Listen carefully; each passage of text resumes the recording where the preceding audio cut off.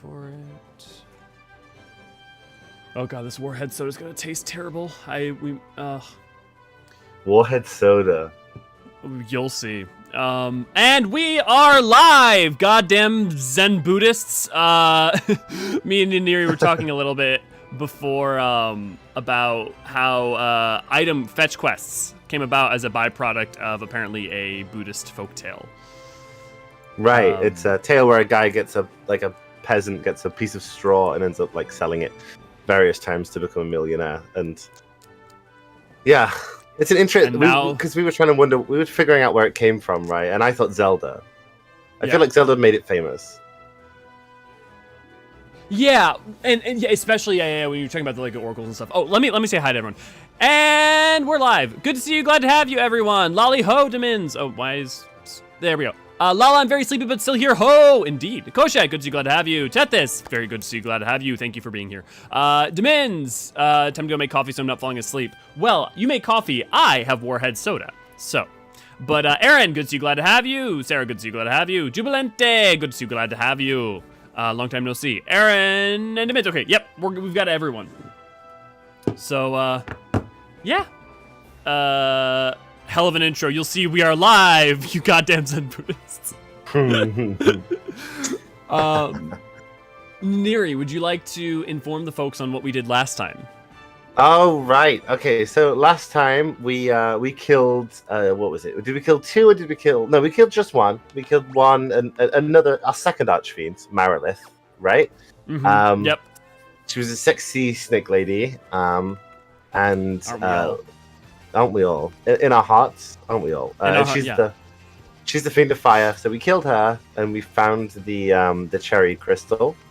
Then we beat what might be the easiest boss we've ever fought. Sort of a real Cape Westwind fellow.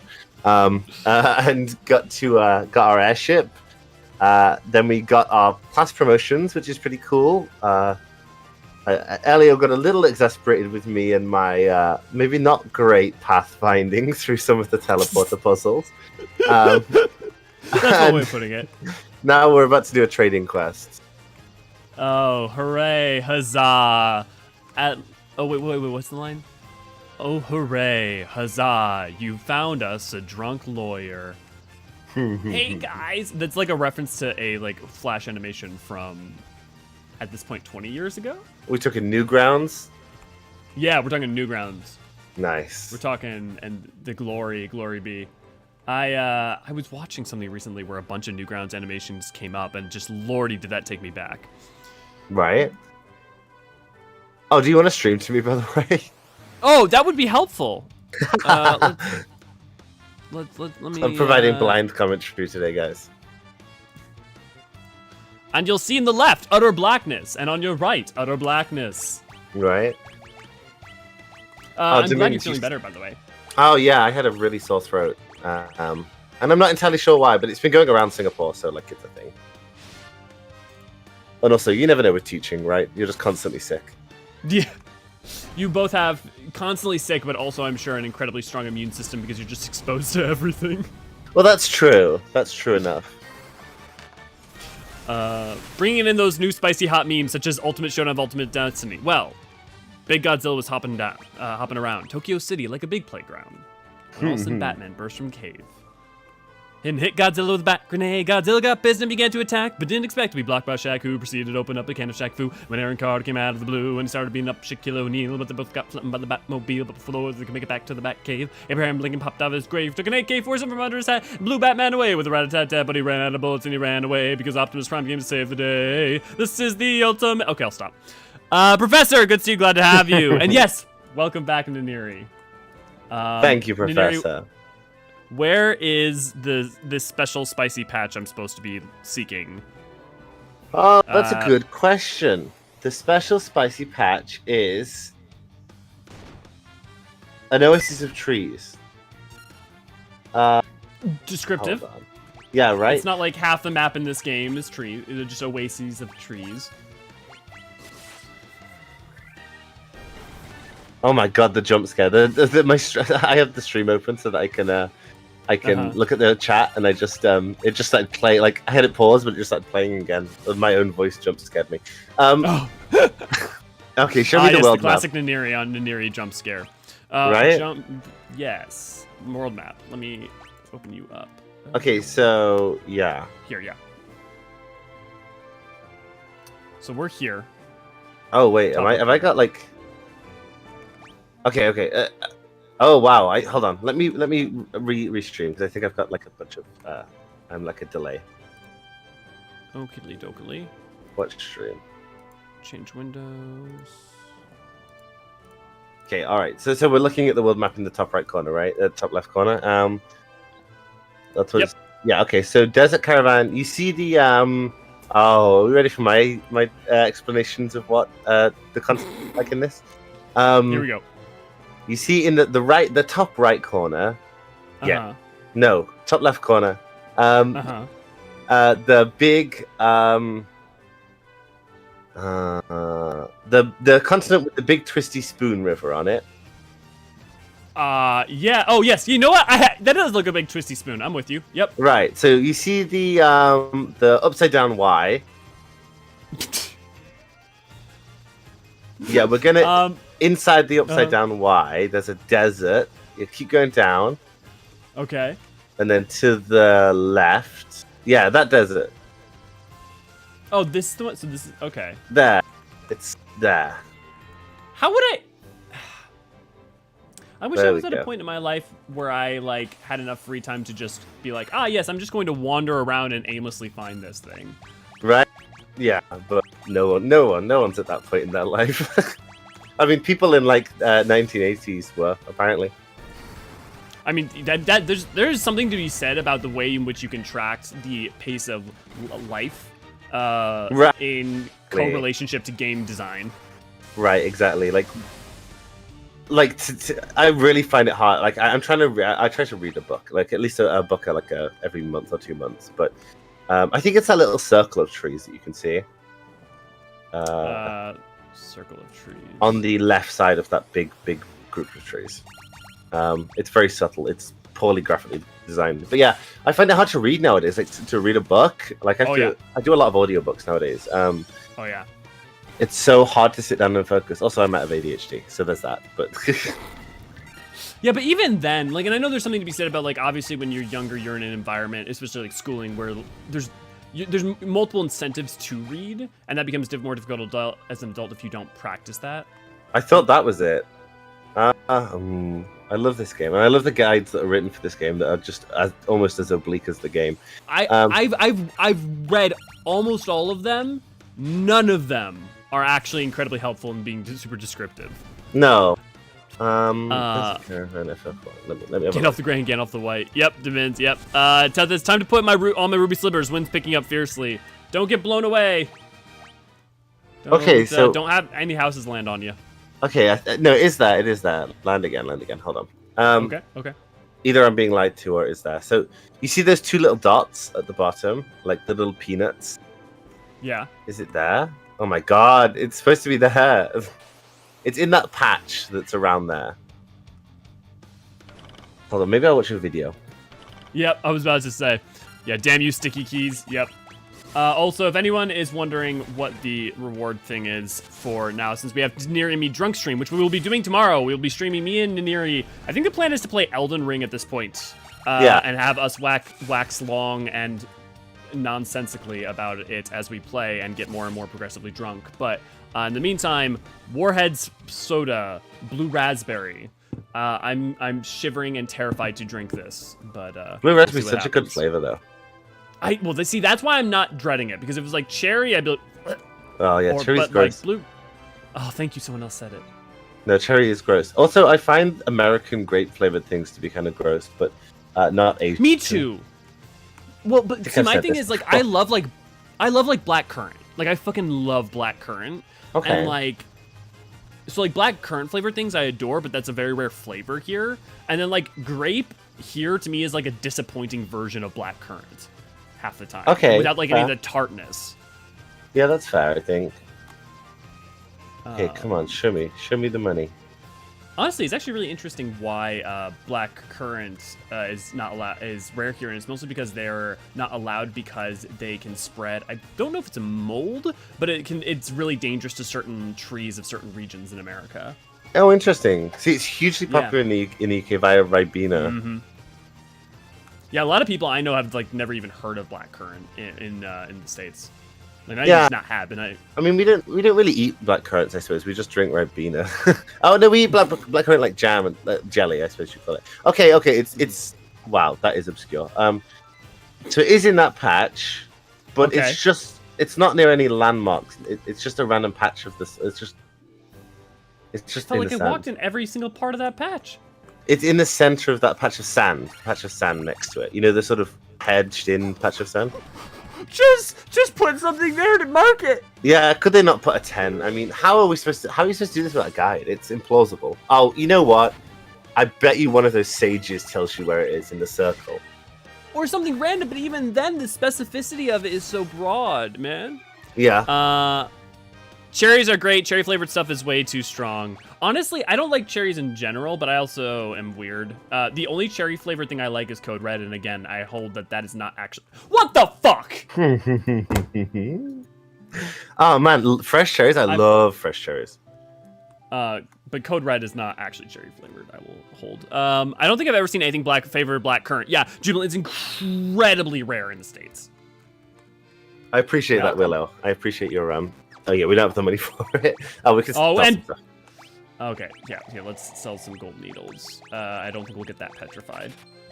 No, Phoenix, not that petrified. Cottages we'll keep just in case. 10 stone aren't going to sell that much, but honestly, oh no, we're at 40,000. We got it. Current meat. Oh, that does sound delicious, Cal. You're right. Oh my god, that's so random. Why is this random one guy? Like, why is there no symbol for the caravan? Why is there there is a story-sensitive item? It's just nothing. I kind of like the design, though. Like, the design of the little camp. It's cute. I love it, but what if there was just, like, a little like, tent symbol, like, right there in the middle? Then it's like, oh, at least I'll explore the world, and I'll come across it, and I'll be like, what's that? And I'll figure it out. But this, like, we crossed over that spot, and we still missed it. God damn it, Final Fantasy 1. By the way, yeah, Cal, black currant mead is delicious, you're right. I once tried to... The first time that I ever drank mead, I just necked it. Like I... That's how to translate. Like, I chugged it. It's not good for chugging. No, I'm not surprised. Okay, I love black currant Gaia now. Yes, we're all the way back across. Actually, we can just sail this way. Yeah, so random. Code Red is red flavored. No one can tell me otherwise. No, I'm with you. I think you're absolutely correct. Actually, speaking of, I think thanks to Cal, I have a Code Red upstairs. But I will wait to drink that. Perhaps he's just a Bedouin and really good at desert camouflage. That's fine. He's allowed to have justifications for why he's hard to find. The programmers and game designers are not allowed the same justification. Yeah, I mean, you might be right, Simmons. Oh, what the fuck? Okay. The fairy in the bottle's doing something. Oh, okay. Oh, yeah, it's leading us. Oh my god, could the game not do that more often? What if we got that fairy in a bottle at the very beginning? Just a thought, and the fairy helped. Look, I'm just saying FF1 could benefit from a Navi. That's all I'm saying. Silent Navi. Is that Edward? That guy's got the same model as Edward, the spoony bard. I was thinking he looked just like Edward. Legends say the sky people could soar through the sky and build castles above the clouds. Cool. Dope. So, there's a lake in this town that we're going to. And I'm sure that we've been there by accident before. Yeah, the one up north. Up to north. What did Will say? Look, lol, like grape soda is purple flavor because that's not grape. Yeah, it's purple drink, man. You gotta love purple drink. But then, like, grapes don't really have a distinct flavor. They just sort of taste sweet, right? Mm-hmm. I like grapes. Well, it's interesting, like, because with grape flavor, I wonder if there's something kind of like with the Gros Michel. Like the whole banana flavor being not tasting like bananas because it's from a different banana strain. Yeah. Oh, God, I hate banana-flavored things. I like it. I like it as much as I like normal bananas, which is like, oh, I'm fine with them. Are we going to be called a little branch here? A precious little branch? Yeah, well, that's a good. Well, we're going to get to that. But one question I actually want to have, I wonder if you can find it in the same way you found the Buddhist thing. What's up with fairies in a bottle with Japanese games, like in Legend of Zelda? a good question. I wonder if it's a reference to catching insects as a child in Japan. Oh, that's a good question. We'll have to investigate that. However, fairies on you. Okay. I'm gonna use the same voice that I used to tell the I don't want to go to bed story to my kids in class today. You're the one who rescued me from that bottle. No, I need to go higher. Something more. I'm sorry about running away, but I was just so scared. I'm veering dangerously towards TikTok cringe waifu. I think that's what the people want. You might be right. I'll get you some oxy ale from the bottom of the spring to make up for it. Okay. What's oxy ale? Okay. It's not just me then. I was like, what the fuck is oxy? Actually, almighty Google, speak to me. Tell me of what this thing is, or if it's utter horseshit. Oh, it's poorly translated. It means water of air. Kuki no mizu. Yes, kuki no mizu. Why? Because it's oxygen 8. I don't know. That's what I'm trying. Like, what does Yale have to do it? Yeah, ale, oxy. Etymology. Interesting. Okay, because the oxy I get, right? But Yale, Yep, nope, I got nothing. If anyone in the chat has any ideas.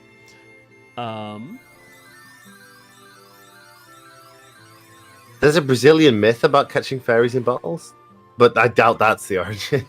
No. Although you have to wonder. I mean, think about like Ocarina of Time. Well, no, I know ocarinas were developed in multiple nations completely isolated from each other, but I was just thinking about like, well, catching fairies in bottles is Ocarina of Time, and there's an Ocarina of Time, and ocarinas can also exist in, South America, but then I also realized like catching fairies in a bottle, I think existed in like Link to the Past. You obtained Oxyale. That's a terrible name. All you. Air that water for as long as you have it. Well, that's okay. We have unlimited air. I'm just gonna Demins' line, which is, wow, didn't expect a fairy to be dealing oxy. But really, did you not? Because like, let's think about it. Of the species, fae species, I don't thinking that fairies are the drug dealers is the weirdest thing. I mean, just think about what Fae-Ul does for us in 14. Yeah, that's possible.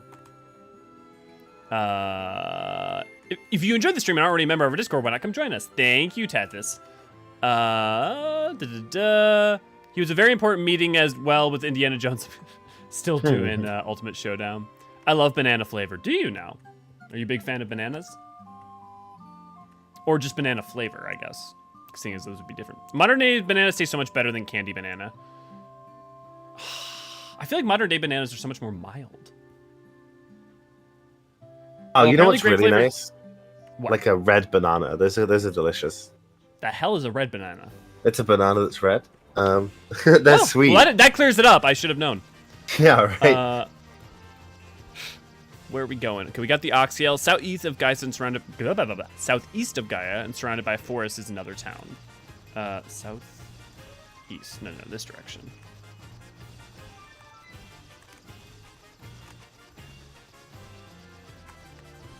I'm gonna have to say that it's probably a Zelda thing. Like this one actually does come from Zelda, I think. Maybe the fact that fairies go in balls. Well, we know that like Pokemon, right, came about from like insect collecting and stuff like that. So yeah, I think that definitely holds. I mean, hell, didn't like also Miyazaki even do stuff like that? Oh, I think it's like especially back in the day. I think even now, but especially back in the day, it's a very common thing to do in your childhood and adolescence as a Japanese child. Fascinating. I want something to. I live in America. The most successful drug dealers here are corporate executives. I think that's every country, Demins. Oh, I've got some bad news about Big Pharma around the world. I like bananas well enough. Love banana bread and muffins and such. Oh, my one of the partners I live with loves making banana bread. Yeah, I love bread. Like that's the one like banana. I feel like a cake that has something baked into it isn't something flavored. You know, like that's a separate category. A cake that. It's liquid air, right? Perhaps Oxyale, like drink the Oxyale, like a drink, though I doubt it has any alcohol content. That's it, Green Caps. That's good to see you. Glad to have you, by the way. And that's an interesting proposition. Yeah. Anyways, what were you saying, Neri? I don't think that banana bread is banana flavored. I think it's a different thing. I think it's banana tinged. Do you even feel like? No, it has the flavor of banana. I'm saying it doesn't fit into the category of banana flavored things. Like coffee cake isn't coffee flavored. I think that's an absurd point, and I totally agree. Right? Lupa gamrido. Uh-huh. Well, you don't say. Yeah, you're right, Cal. Banana bread, you shouldn't be making it with fresh bananas. It's like fried rice. Never make fried rice with rice that is any less than a day old after being cooked.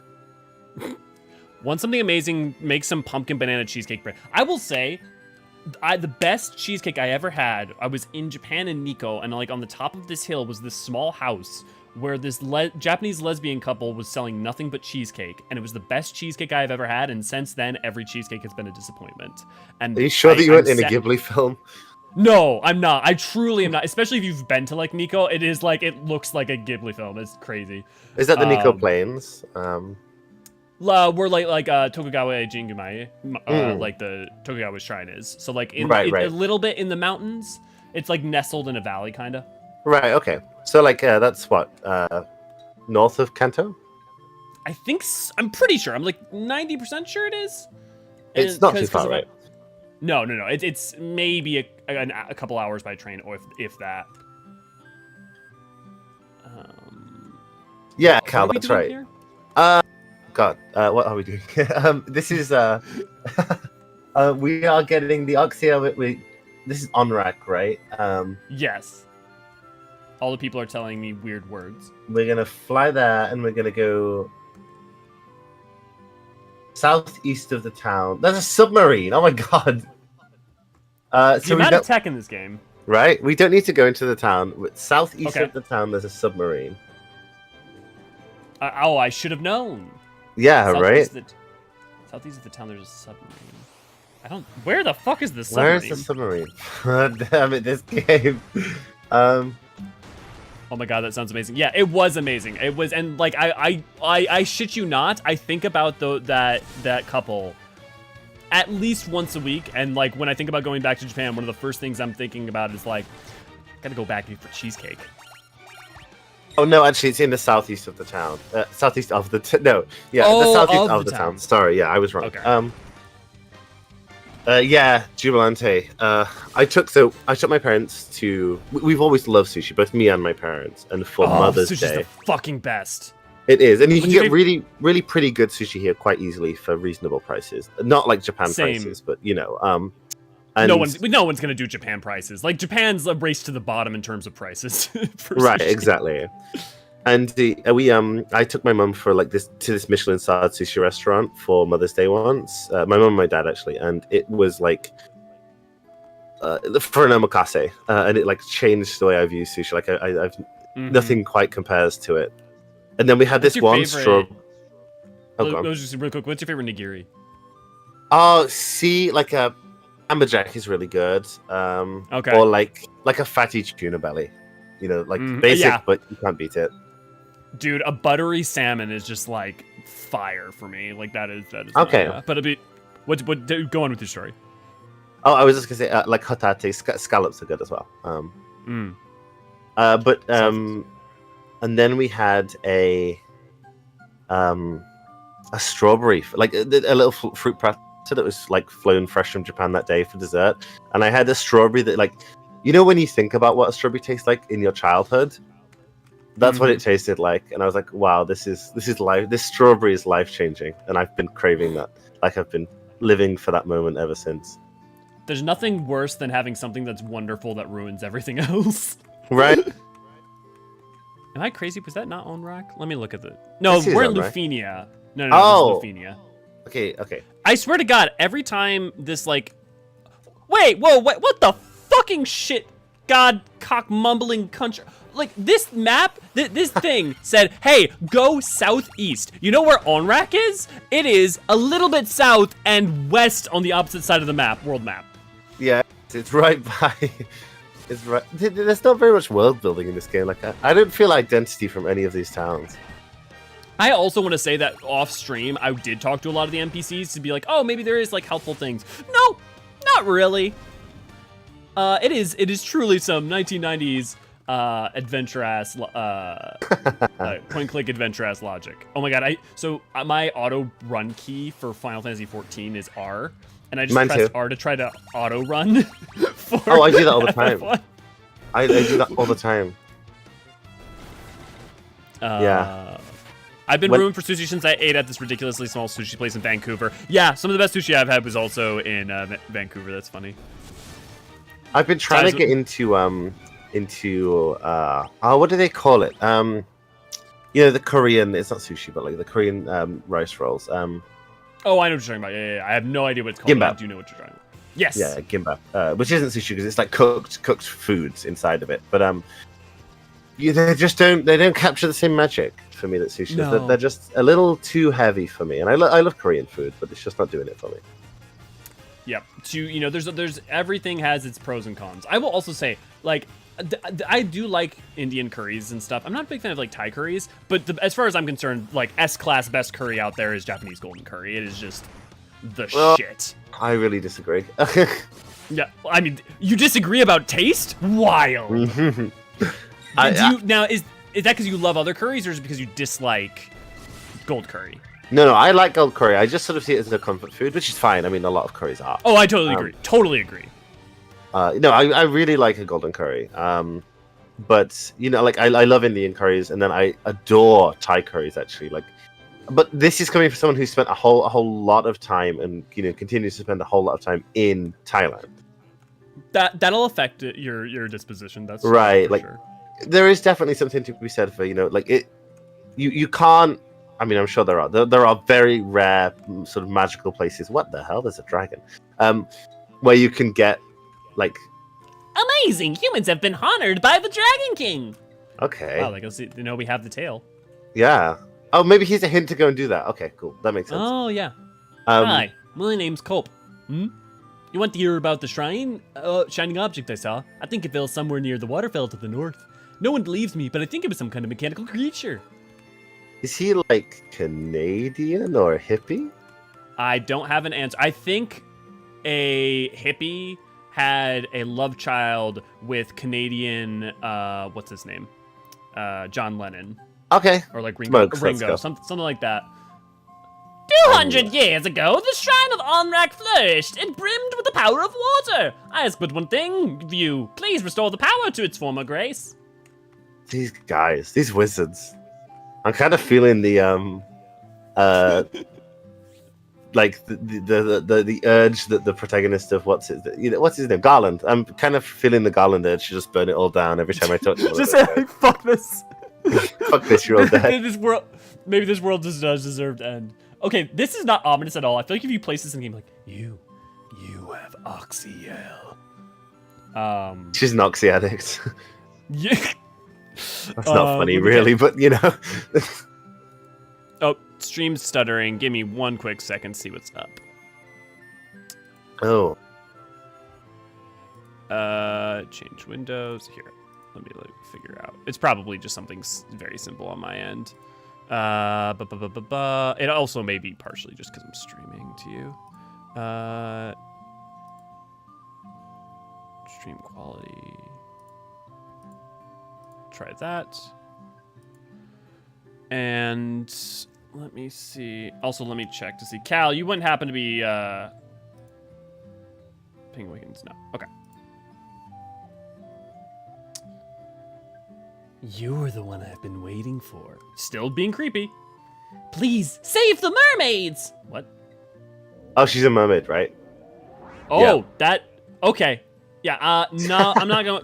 That's definitely a ghost. She's a mermaid ghost. While we wait, give the stream a second to try and catch up. I'm going to read people's chats real quick. Since it's YouTube, we're contractually obligated to say like, share, subscribe, comment, and join. Thank you, Tethys. And then you will also get this. These people speaking the language in The Sims. Yarbaduchi Day.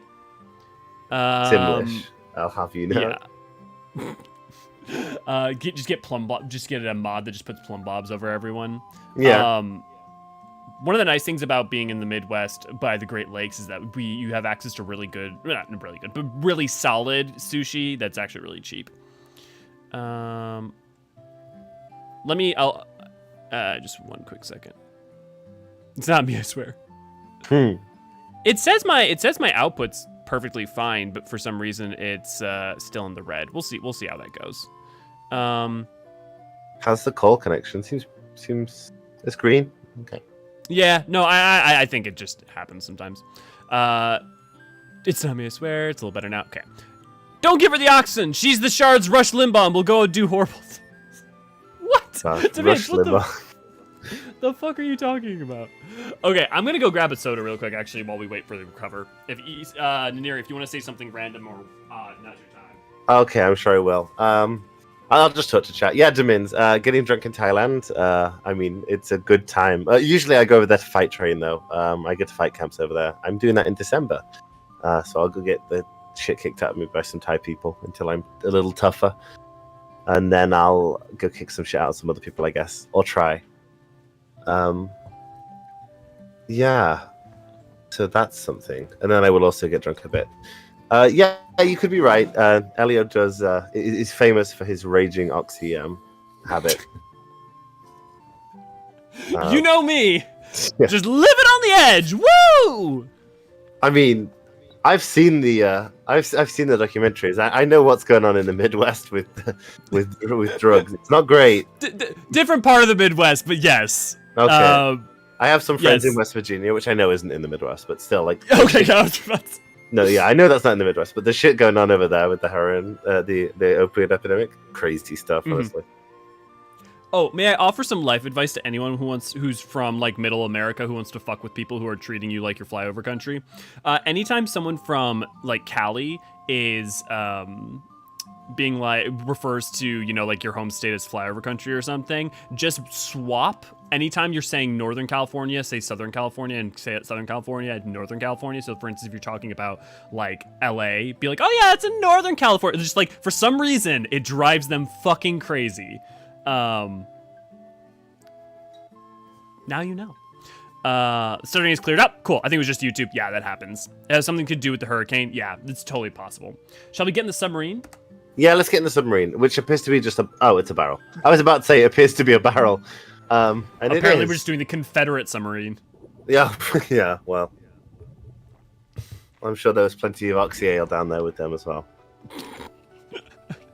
Look, if it's anything like the meth dealing Nazis who were flying planes, you know, like, history is rife with that bullshit.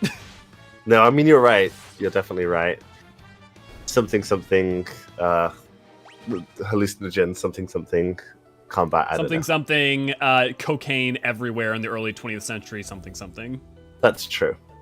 Oh, I really love this music. For some reason, I'm not getting audio from the game. Oh, you're not? No. Let me see if it's because I'm in streamer mode. I'm going to try that, see if that changes anything.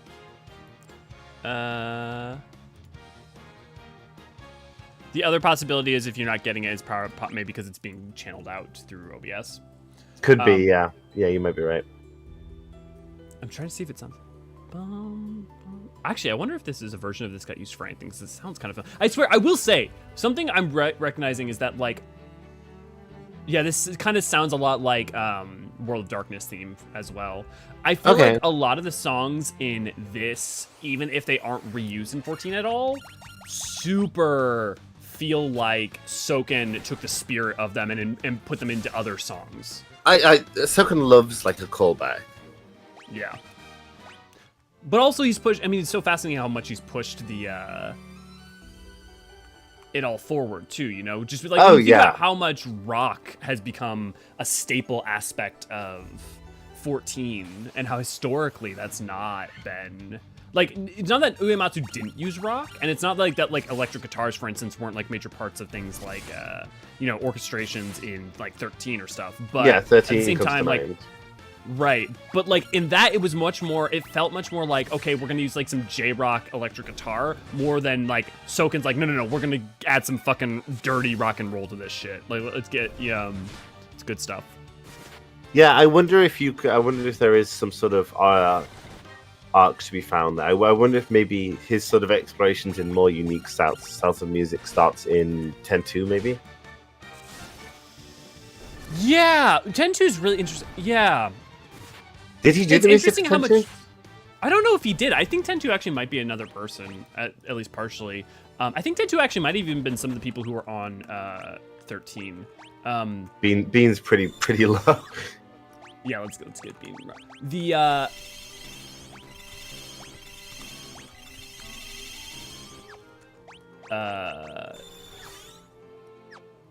it's interesting how much, like, because you have, like, it's so, it even, like, it's majorly orchestral synth, right? Like, even in, like, you got your 9s, your 8s, and even 7s trying to do stuff like that. But, like, 10 is the first one that, like, really starts to get fully orchestral. Like, it's still a lot of synth, but it like, PS2 is the first time they're really pushing that bound. Yeah, that's true. That's definitely true. They do start to push a little further there. And I mean, 7, oh my god, did you see people on Twitter were claiming that FF7 isn't Cyberpunk?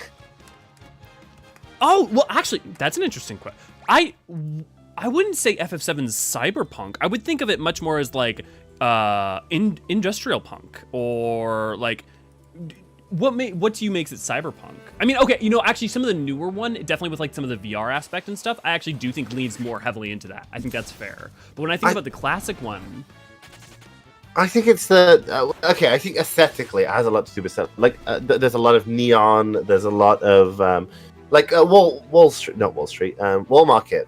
Like, that feels like fundamentally in its design, like Cyberpunk influenced. But I mean, there's definitely a lot to be said for industrial punk. But industrial punk, as I see it, is often a subset of other punk styles. I guess to me, like, such a fundamental aspect of Cyberpunk is the, like, cyber aspect of it, or the existential exploration or contending with things that, like, I realize it can be, like, Cyberpunk could be a thing, like, in design alone, right? Like, you can abstract Cyberpunk as a design aesthetic removed from thematic elements, but at the same time, to me, there's none of the digital, and when there is the elements of things like the neon, right? I think of that more as taking from the same place that Cyberpunk took from when you think about, like, Tokyo, when you think about, like, not Shibuya, but, like, Akihabara, or, like, stuff like that. And so, like, in my mind, it's a different branch, especially when, like, how, if you think about it, I feel like as a whole with that game, it's this dichotomy of industrialization and the natural world, as opposed to the intersection of the digital and industrialization and modernity into the natural world, right? Like, it's not so much like a dichotomy of the two. It's like when the self and the body is so in sync and in, like, not even corrupted. Corrupt's not necessarily the right word, but affected by the modernity. Whereas, like, I feel like you have like Midgard is like an aesthetic and is shown as, like, a dichotomous to the ancients and to the Mako and to organic, and I don't know. But I wonder if obviously, as we both know, the concept of transhumanism and how altering one's body changes or doesn't change a person is key to Cyberpunk, and how, especially how that interacts with corporatism and stuff like that. And I just think there's a lot of that to be found in Sephiroth, particularly as a character. Definitely a commentary on that, and maybe even to a lesser degree Barrett. I mean, his arm is a product of conflict. No, that's super fair.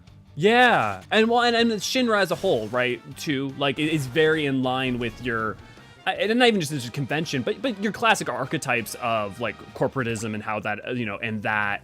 Yeah, I'll tell you what is and removing Cyberpunk. Dirge of Cerberus is Cyberpunk. Yeah, no, and I think as I think the further the games have gone, the more it's leaned into that. I think that's fair. I mean, 13 has definitely got a Cyberpunk aesthetic to it. Wow, I would say almost. Okay, actually, it's gonna be a fun conversation. Let me catch up on chat real quick.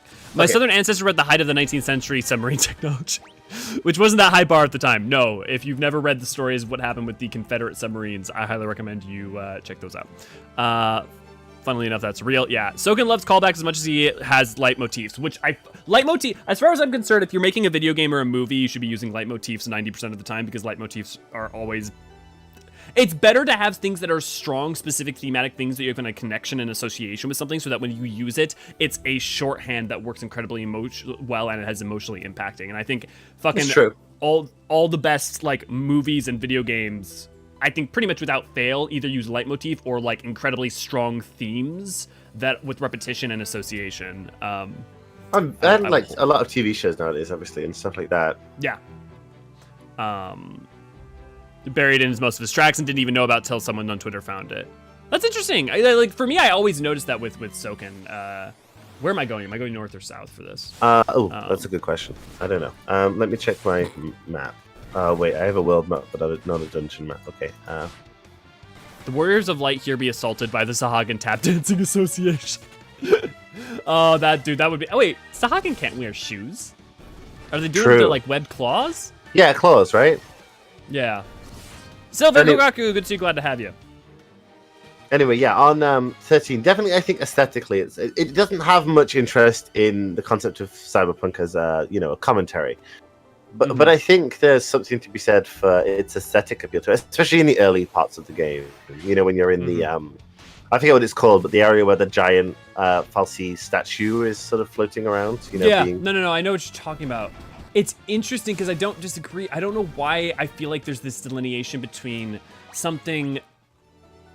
You know what I think part of it is? I think part of it is that while it is technically a dystopia, ultimately, Pulse is coded so much more utopian. Whereas when I think of things like Ghost in the Shell, Blade Runner, like a lot of conventional things, there's a dirt and a grime to cyberpunk, as opposed to just digital or, and like, I think that's where, I think there's like this like flavor difference that I'm thinking of.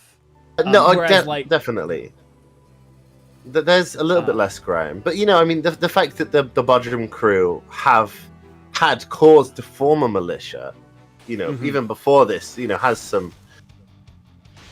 I don't think that the game is very interested in the commentary that is offered by cyberpunk as a genre. I just think aesthetically the early sections are quite. Yeah, I think you're probably right. I think my scope of what I would define as aesthetically cyberpunk is probably more narrow than is actually apt. No, you might be right, to be honest. I mean, and it depends on, it's a very personal thing, right? Mm-hmm. It's a super interesting thing, because I would have never... Like I said, I would have thought of, like, there's a way, in a sense, almost, in which 7 is almost diesel punk if you just treat Mako as diesel. Oh, yeah, 7... I think there's something to be said for 7 being diesel punk, actually. And also, I think 7 has, a pretty wide array of... of that kind of aesthetic. It has that, but then, as soon as you leave Midgar, there's none of that, right? Like, almost none of it. I mean, until you get into, like, where it interjects itself into the world again with, I'm forgetting the cities, but, like, when you get to the, like, water city, right? The one with, like, the dolphin minigame thing, where there's industrialization again for a second. Right, and even then, it's sort of almost more subdued.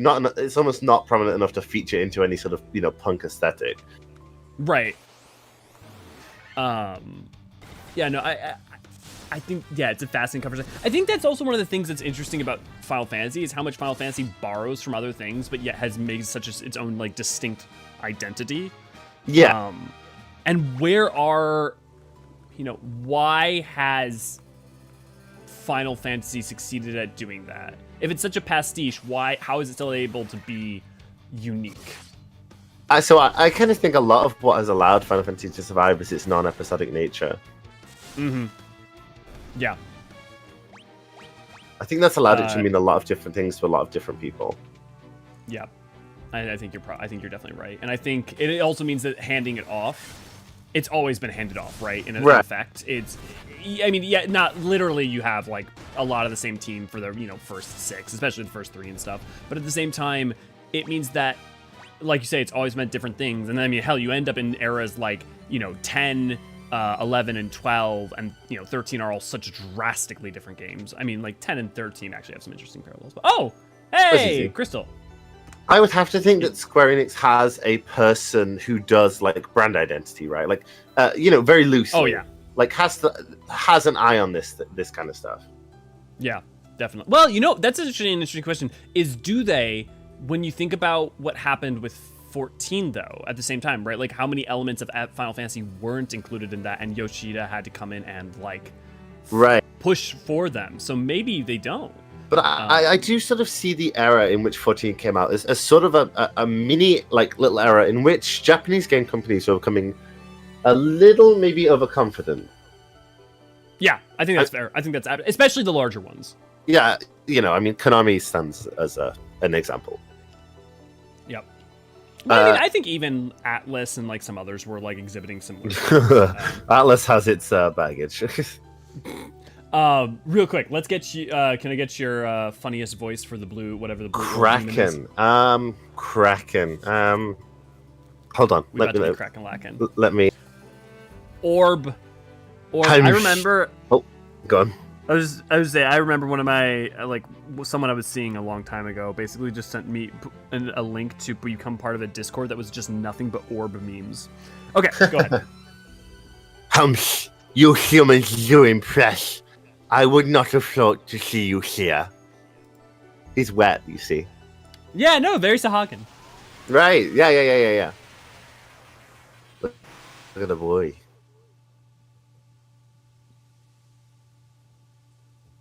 All you. Okay. Sorry, the stream lagged for a second. But do you really think you can defeat the Fiend of Water here in my own domain? The answer will not surprise you. This guy looks kind of cool. Yeah! I like the Sahagan dimensions. I always knew Nier was secretly a Sahagan nerd. Yeah, Sahagan are pretty good. Other than the Sahagan, are there any tribal groups that have show up in, let's think, Sahagan, Ixal, Kobold, Sylph, the Amalja? I don't think so for any of those. No, I mean, like, outside of Mughals and Sahagan, there's not... the Beast Tribes aren't, like, super ubiquitous Final Fantasy groups, are they? No, I mean, like, you get the dwarves, obviously, but that's not, like, till 4. And they're never a huge thing in any of the games, really, are they? No, Pixies, Kakern... Do the Kakern even exist in... No. Anything else? No, the Kakern are Evilis. Aren't they? Are they? Aren't they? They look like an Evilis design.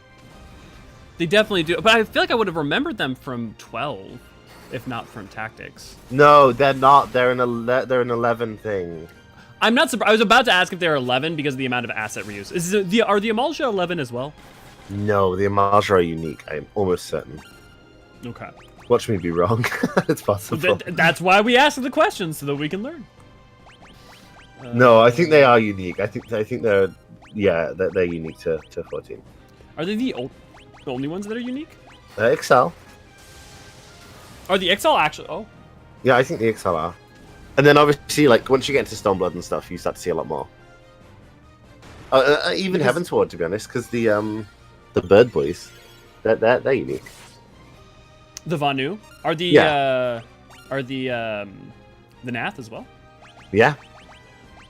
Oh wow, man! There's a lot of one-offs. Yeah, obviously the Ananta are sort of spiritual successors of Naga and stuff. Well, and you also have the Lamia too, which are even more the mid ground between those 2 points of the Naga and the Ananta. Yeah, it's interesting. You can see sort of a phase. So early Final Fantasy, you see the Lamia and the Naga.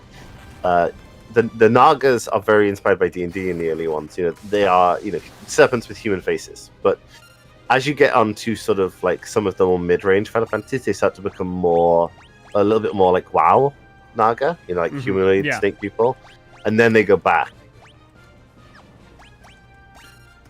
Well, and that's what's so fascinating, right? Do you have I feel like I have this thing where you think about a chocobo, right? And you have an idea of a chocobo. And I don't just mean the first chocobo you saw was the thing that defined chocobo to you, but you have an idea of what a chocobo is. But then the reality is that every chocobo is wildly different, and yet you can always look at a chocobo that's a chocobo. Yeah. The same with Mughals. Yeah. Yeah. Maybe the Evilist Mughal. No, even then, the palm is enough, right? I was just about to say, even with the Evilisian Mughals, you can still look at that and be that's a Mughal. Even though, the difference between a Kingdom Hearts Mughal and an Evilisian Mughal is, simultaneously night and day, and yet. And I just think that's fascinating. It is fascinating. Do you know the first Nagas that we see in 14 are Araman? I don't know why they called Really? Araman Nagas. Yeah, they make no sense to me. That's weird. This is the altar of water from which the power of water flows forth. No shit! I was thinking it was the power of wind flowed forth, but man, look at, I don't know. Maybe I'm just crazy. The Moombas. What's a Moomba demons? I seem to have forgotten what Moombas are. Are they evil Moogles? Because if so, that sounds amazing. They might be. FF8. Oh, they're from FF8. Oh, it's like a little furry man. That's why nobody, well, that sounds like an evil Moogle, but also that's why nobody remembers them, because nobody remembers FF8. They're like this, you know, the little slave furries from 8?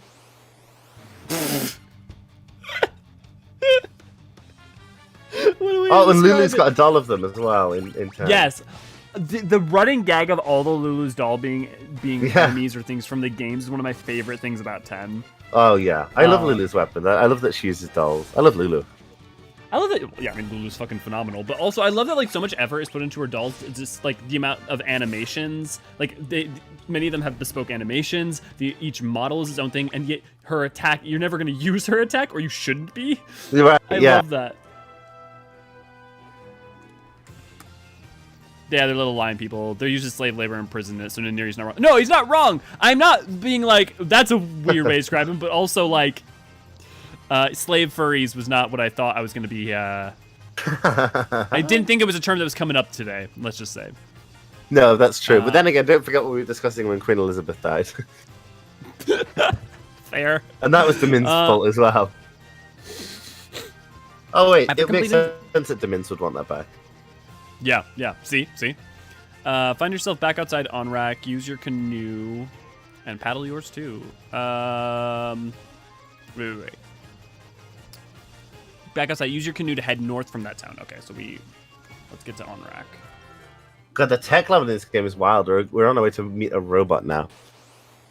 I know, like, you know, the thing is, I've been thinking about, like, you think about there being an airship in this game, you think about all the, like, tech and stuff that shows up in this game, it makes that juxtaposition of, like, pre-industrialization magic and the intersection of, like, modernity or, like, some form of, like, modernity, like, and how that's a repeated thing in Final Fantasy makes so much more sense. Because I feel like a lot of people tend to, in my experience, think about it more like, oh, that became a major thing with like 6 and 7, but like it's totally an aspect of 4, it's totally an aspect of 2 and 3, and like it's fascinating. I wonder if it's like a Ghibli Miyazaki thing as well, right? Because you know, the contrast between the contrast between tech and nature and spirituality is such a huge part of all of his work, or almost all of his work. I wonder if there's something to be said for the Japanese backdrop there, and if that engenders people to make that kind of stuff. I also How did we get onto what to do again? We just walk onto a thing where it can be used. I also have to wonder though too, how much of that is also a byproduct of anyone raised in the 20th century. Right. That's such an inextricably linked part of it. The same way that anyone who's going to grow up in the 21st, especially like the early part of the 21st so far, is inextricably the fears and worries and aspects of digital, like the digital revolution is linked into so many aspects of storytelling. True. That's true. Yeah, you've got a good point there. I wonder if perhaps that there's something to be said for that. And not to like be overly reductive and say like, oh, it's like, oh, if you're born in the 20th, that's what's gonna happen. But at the same time, you know, we are byproducts of our time. Yeah. I wonder if maybe Shintoism plays a role as well. It can't not. You think about how it passively just shows up. I mean, the same way that, like, even if you're someone who's, like, a non-theist or whatever in Japan, it's, you know, a cultural part of just so many aspects of, daily life. Right. There's something to be said for animism as a religion. You know, the way that it shapes differently than, you know, an Abrahamic religion might, for example. Mm-hmm. Definitely. I mean, you just think about the way in which, like, even as someone like me as a non-theist, the way that, like, Christianity passively affects, just the symbolism that I tend to think about, or, all sorts of things like that. You can't remove yourself from your cultural context, or if you pretend to, you're, ignoring what that, how that does shape things. Exactly, yeah. I mean, just even, you think about the way in which, like, while there are universal themes of, like, ideas like dark and light, right? Mm-hmm. The way those manifest in something like made it into the waterfall. The way those manifest in something, oh god, mummies. Oh, petrification, right? Mummy. Well, good thing we sold all those gold needles in the area. We don't need no Mikola. Quick, get rid of the outer gods. Yeah, right? Oh god, the Mikola discourse that we're gonna have when we're drunk. Okay. Do you, I don't want to say put it off-putting, but like the specificity of Mikola is eternally a child, and also mode. Oh my god. Mode. Yeah. Is wants to be his king consort is like, okay. Seems, that's interesting. Yeah, it's, is it in service of making Moog seem more awful? Have you seen him? Do you have to do anything in service? Have you seen what he did to Mikola? I mean, like, I don't need to know. You need to push that further. Right. But I wonder do they want to push it further anyway? Yeah. Maybe because there are people who do try to humanize Moog. I look, you know what? It's the internet. You're right. It's the internet. Right. But I have a hard time believing that person exists. No, there are unabashed Moog Mikola shippers. Please tell me you're joking. I'm telling you. No, I've seen them on Twitter. Oh no. No. They're like woobified Moog. I don't know. How do you even ship a thing? Motherfucker's asleep in Okay. Yep, sure. Willful ignorance, Elio. Willful ignorance. Aaron, don't worry. We all feel the same way, Elio. No, please, no. Yep. Do you like what we do? Consider showing your support and sign up for our Patreon. Thank you, Tethys. Right. How about Twitch, though? Twitch has been doing some interesting things with revenue. Oh, yeah. Twitch is an interesting place. I honestly, if it weren't for the one thing that I don't like about YouTube streaming is I wish that we could like do a point system like they have on like stuff like that. I wish there were more tools for that. Mostly because you guys help me actually drink water when we stream on Twitch, and also get me to do exercise. Oh, I'm drinking my big like 2-liter bottle of water right now. I force myself to drink water, but I hate its flavor. Archive of Our Own will find a way to ship that. Yeah, but okay, but Archive of Our Own will find a way to ship anything. That's true. The amount of Grahatia smut I have recently been sent, thanks to Archive of Our Own, is... been sent. Yeah, okay. Oh, yes, we both know I'm definitely searching out all that Graha smut. I wouldn't be surprised.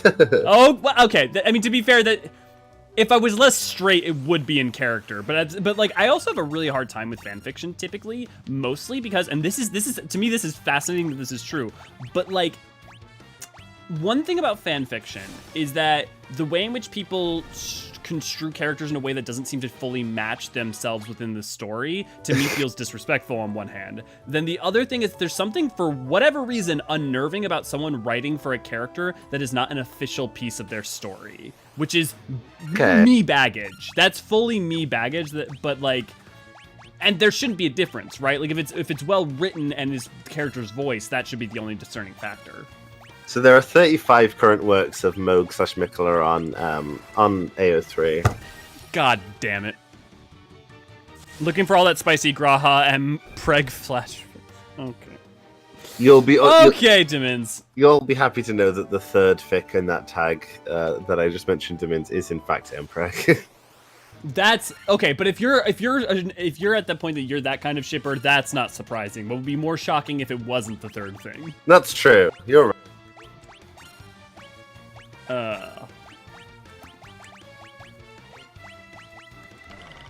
God, look at my long, flowing red hair. So beautiful. I know, it's glorious. Powerful red mane. I totally feel that if it's not canon, what's the point? You know, I wouldn't say if it's not canon, what's the point? I would say there's a differentiation between my discomfort with reading fanfiction because the other thing about, here's what I'll say, if it's not canon, what's the point, leads you down a really dangerous path to an extent where you obsess over canonicity to the point that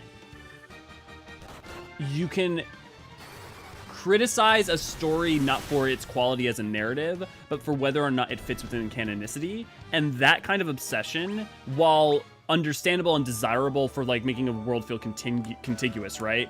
I think the problem is in this era, we find that canonicity becomes such an obsession that it actively restricts like the kind of stories that can be told. So yeah. Just to spin off of that, we're law YouTubers, right? You know, like we love. I have been waiting. Okay, calm down. Oh, it's a robot. Take this cube. Tee up my flying fortress, please. I mean, look. What year did Laputa come out? It's got to be. It's 80s, right? Yeah, it is definitely 80s, but I don't know what year it is because this robot and the flying fortress. He's good to see you, glad to have you. It's 86. So that's around this time, right? Yeah, it's slightly before. Okay, that makes sense. And also, isn't it based on something? I don't know if Laputa is. It probably is. I mean, like, that idea comes up in a whole bunch. But also, I mean, the thing is that aspects of it show up in 14. Miyazaki did an anime called Future Boy Conan that's apparently very similar to Laputa. Right. The other thing I will say is, based on like little bits of snippets that we got from 16, I'm holding solid that like not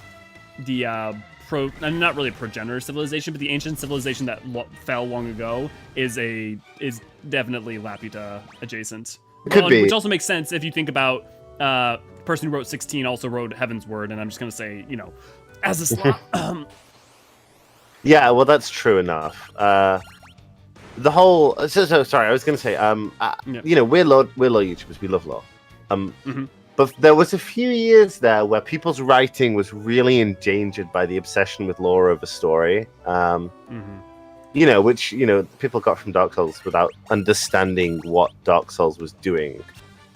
Right.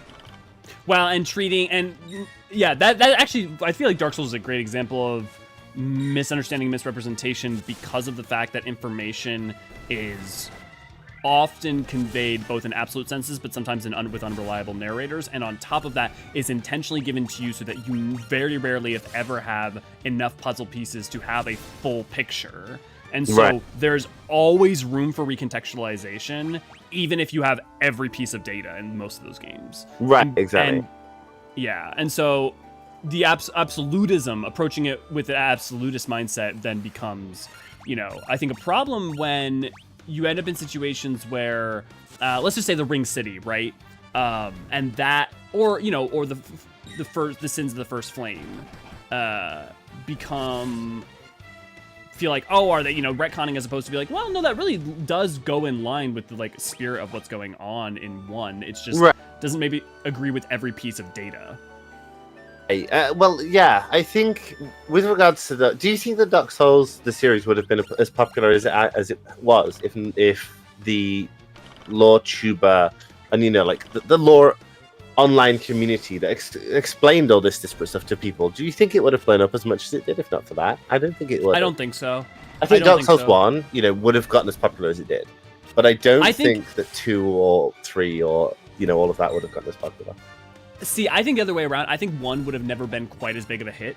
And I think to an extent it would have, because I think the whole prepare to die thing would have still happened. And that's kind of but at the same time, I think the reason that, and I think to your point, I think the reason that 2 and everything ends up being, you know, continuing to be propelled on and on, is that 1 has a life beyond its initial release because of like lore YouTubers and stuff. But I think I do think there's a large segment of the population that wouldn't have engaged with 1 as much as it did had they not had resources to like go check out Vadi or go check out those things, or like feel like they could start to make sense of it beyond just what they were experiencing. Hi Isa. I'm still tired, but I want to say hello. We always love you being here. We do. The Indian food is still deep in my heart and my gut and my memory, so thank you very much for that. What did I eat today? I don't know. What did you eat today? I had yakitori skewers today for lunch. Ooh, that sounds good. Then I had some sushi for dinner. Oh, man. That sounds fantastic. Green Caps. Oh, sure, there can be canonicity contained within the story itself. Take KOTOR, for example. It's not canon anymore, but it's internally consistent in its own timeline and still has value of itself. Yeah, Green Caps, that's a phenomenal example. And also, that's why, like, for me, the Legends canon split doesn't bother me. I mean, there's a couple reasons in Star Wars why the Legend canon split doesn't bother me, and that's because if you're someone who's actually read a lot of Legends, you know that A, the quality, and B, the canonicity of Legends varied wildly. So, to me, like, yeah... treating Legends as sacrosanct to me was always a little bit funny. It's an inch. It doesn't bother me, but it does kind of bother me that there's no more Legends content being made a little bit. But I guess to me, well, I mean, you end up with interesting things where, I mean, technically, like, there's the Old Republic. But the thing is that, like, to me, like, so much, you get things like the High Republic currently, right? It's like, yeah, Legends content might be made, but, like, new forms of Legend content with just different types of story and different ideas and different concepts, and so often retooling old ideas are being made. And in a way that is often a little bit more holistic. And because of that, even though, like, there's still, like, you know, errors or continuity problems or whatever, current canon feels a little bit more semi-contiguous at the least compared to just true. Yeah.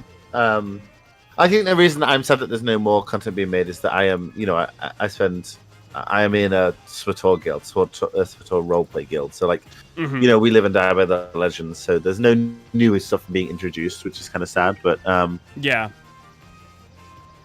we do all right. But also, like, you think about, like, the Rakata Empire. You think about, like, the way in which so much of the Legends timeline was explored to an extent that, like, unless you're just telling small stories, which you guys at some point can just do yourselves, like, you know. Yeah, I think it's how the hell do we get to the Sky Castle? Oh, we need to go to Lufinia. Yep, I'm on my way. I guess my question is, let's say in a world in which, you know, stories were still being told for Legends, what is it that you want from that you wouldn't be able to give yourself? I mean, I feel like we're in the age where we could get series in the Old Republic era, like tackling some of the stuff that is directly Legends content. Mm-hmm.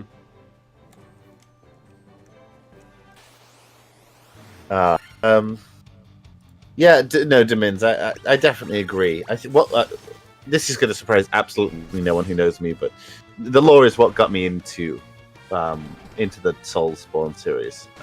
Same. Which is not to say that I don't like the gameplay. I do like the gameplay, but you know. I love the gameplay. You know, I love the music. The two main things, though, that really got me to stick around was world design, and I don't mean just aesthetically, but I mean, like, the interconnectivity and feeling of, like, actual exploration, and, like, the Souls games, including, like, Elden Ring stuff, are some of the few times in gaming that, despite knowing a ton about game development and usually being able to see the seams, I have genuinely felt like anything is possible. Like, I do not know what is coming around this next corner. You know, we've talked about this, right? But when you go, what is it, Sidofri? The, like, Sephora well? Like, the first time you go down below... Yeah. Siofra, into that region, and, like, the stars are out underground, but it's still underground. Like, you just don't, like...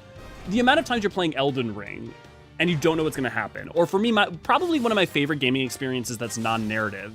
I mean, not that it isn't, like, world narrative, but the moment that I accidentally found Ash Lake.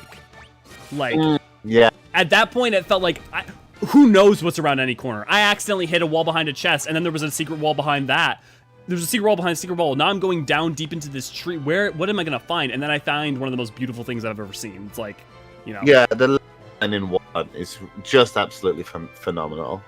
Not to take away from the other games, but still.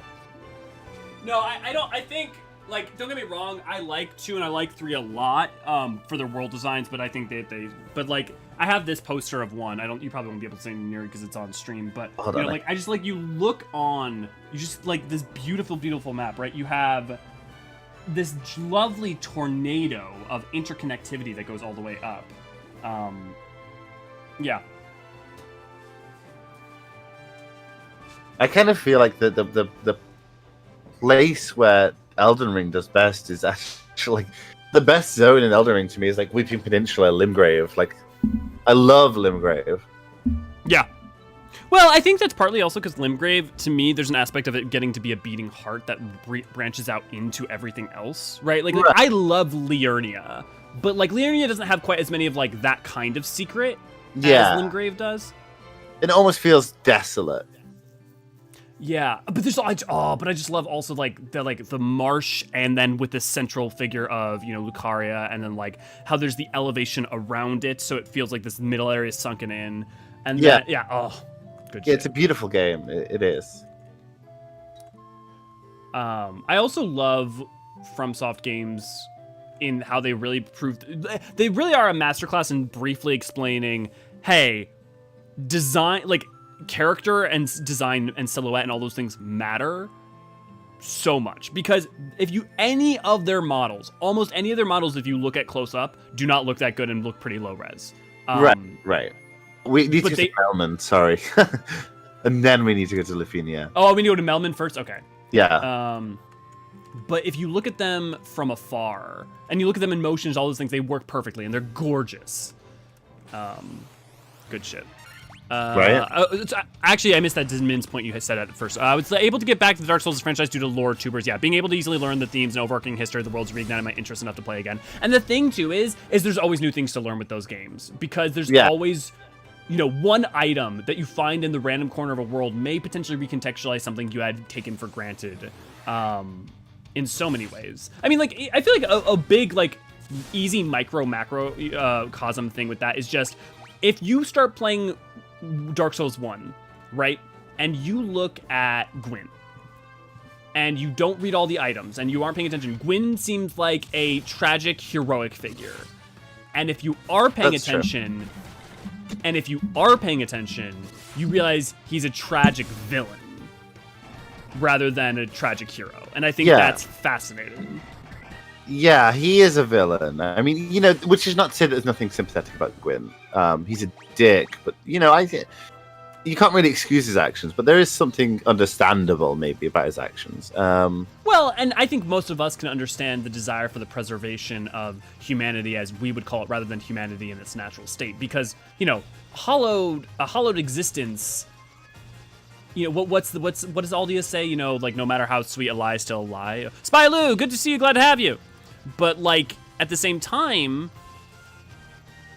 hollowing sucks. I mean, not just being a hollow. Well, I guess being a hollow isn't anything, but hollowing sucks. Right. Well, there's that whole thing as well, where it seems like if you're hollowing versus if you're hollowing in the way that the hollows of Londor hollow, it seems to be a slightly different experience. Well, that's really something, right? The fact that hollows could have a world, an organization, a community with that, it throws a lot into question. Right, and there's the argument to be made that certain sources in the game seem to indicate that before Gwyn shackled the Dark Soul, the Abyss and all of that was not nearly as hostile as it is now. Well, and I have a way that I tend to position that, which is that I think you look at things like Manus, and what I say that to me, that's rampant darkness, the same way that chaos is rampant light. And so I definitely think that is pretty emphatic, that dark naturally should not be that kind of, it shouldn't hold that nature, right? Or it can hold that nature, but it isn't quite, it is supposed to be, dark and gentle and cold rather than tempestuous and exactly. lawful. While light in its in its prosperous non over exasperating form is shown as an age of prosperity and all of that, whereas darkness is shown as almost a comfortable restive state in its proper form. So that's the thing. Someone's going to give us the codex north by the graveyard.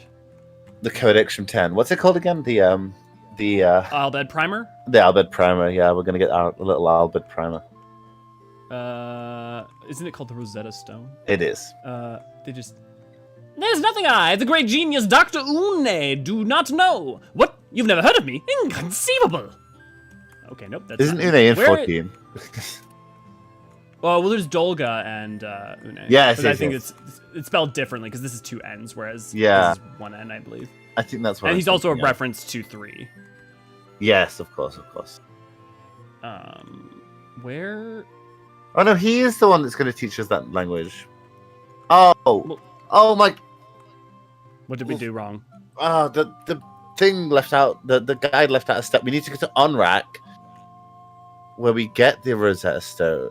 Whoa. Yeah. Okay. You just couldn't. No, because we went into the waterfall dungeon and got the warp cube. Yeah. In Onrak, there's this guy's brother's there, and he's going to give us. He's going to tell us. The warp cube. Where did we get the Rosetta Stone? There's some solid treasure in the dungeon, but keep it up. You'll find a wallet. Talk to get warp cube and other key item. You'll need to blah, blah, blah. Make your way across the world and back to the town of Melmond. Hand over the. Where did the Rosetta Stone go? The Rosetta Stone's in the sunken shrine. Son of a cock munch. Okay, well, you're gonna lead me through the shrine. Okay. Directly to the stone. The sunken shrine is the. Oh, that's where the Kraken was. Yep. Oh, lame. This is why you're leading me through. Okay. I believe it's right by Onrak. Yeah. Yes. Yeah, it is.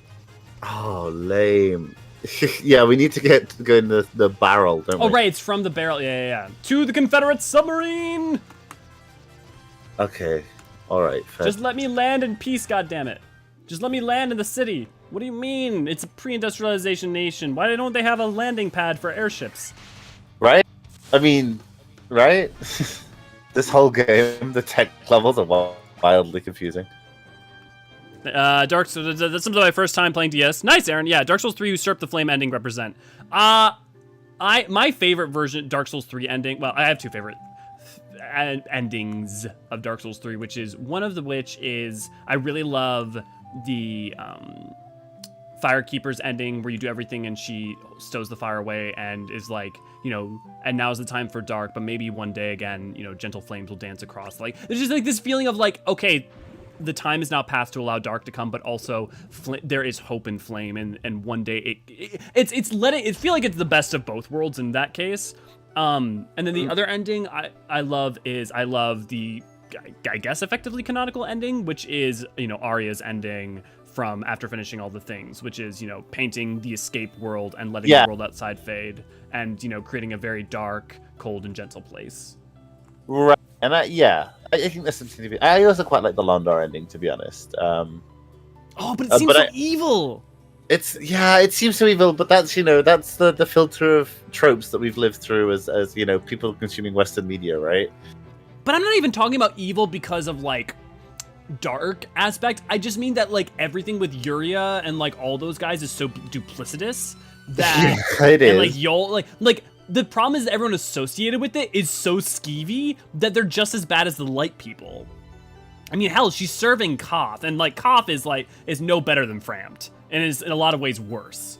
I mean, think about what he did to not Londor, Londo. Yeah, right. Londo. This is the Sunken Shrine that we're in, right? Sunken Shrine. Yes. Where are we going to get the Rosetta Stone? The maps in this. Okay, I'm gonna have to go find another walkthrough because the maps are not particularly useful here. All good. Sunken Shrine. New Londo, yeah. I've been saying that for like New Londo ruins, right? You think about how the Dark Wraiths are, and giving them soul steel, and how that made everything, and the Four Kings, and how that fell apart thanks to Frampt. Like, even if he was like, well, it's because I want Dark to succeed, that's all well and good, but there's also hints that Ulasil was him too, and like, do I need to remind you how bad Ulasil went? Yeah, I mean, that's true, but how much of Ulasil was intentional, Yeah, but regardless of whether or not it's intentional, every time he intervenes, it makes shit worse for everyone. Yeah, who is that not true of? Okay, Sea Shrine. Is it a Sea Shrine? No, it's a Sunken Shrine. That's Sea Shrine. Manus is when you poke the abyss and the abyss pokes back. Yeah. And when you say I've been saying that for so long, are you talking, Aaron? Were you talking about when I was talking about Gwyn and about understanding Gwyn, or what was that? Which part were you referring to with that? I love that we're doing our preemptive, apparently like Soulsian stream before tomorrow. Right. Okay, so we need to go down to floor 5. So we just need to keep making our way down, essentially. Okay. There is no well-made map. They don't exist. Woo! That's what I like to hear. The Abyss being bad, bad of dark and chaos being the rampant light. Yeah. I do think that if you think about the souls, especially, and how there's a soul of life, there's a soul of death, there's a soul of light, and there's a soul of dark with like the four lords and stuff. And I think if you look at the way in which, well, it's interesting, right? Because like chaos is primordial life gone rampant. And yet also the byproducts of it, like the things like demons, right, can still have their own culture, their own civilization. Exactly. I also think, right? Yeah. Like, I was watching one of Vati's old prepared to cries about the Abyss. Yeah. Like, and the way he really lays it out there is that was it a bad thing what happened in Izalith? Like, outside of this ain't good. Like, people lived there happily. It seemed like a pretty peaceful, prosperous nation outside of what Gwyn was kind of doing to it. But like, it seems like they did. It was successful, ish. Like it was a culture. They had culture. They had art. They innovated their own art after that point. They had presumably an economy. Well, and the thing that's interesting, right, is that part of why you would suspect it's not that is partly by Quilana, right? And her lines, except for Quilana ran after everything happened. So she has like a very different bent on the events and what happened compared to what the reality of the situation actually was. Right. Quilana sort of has to lie to herself to cope with herself, to manage the implications of what she did, of her flight. Yeah. I will say there's part of me that is like more partial to the idea that what happened in Izalith was more of a tragedy, if only because of how good the tragedy porn of it all is.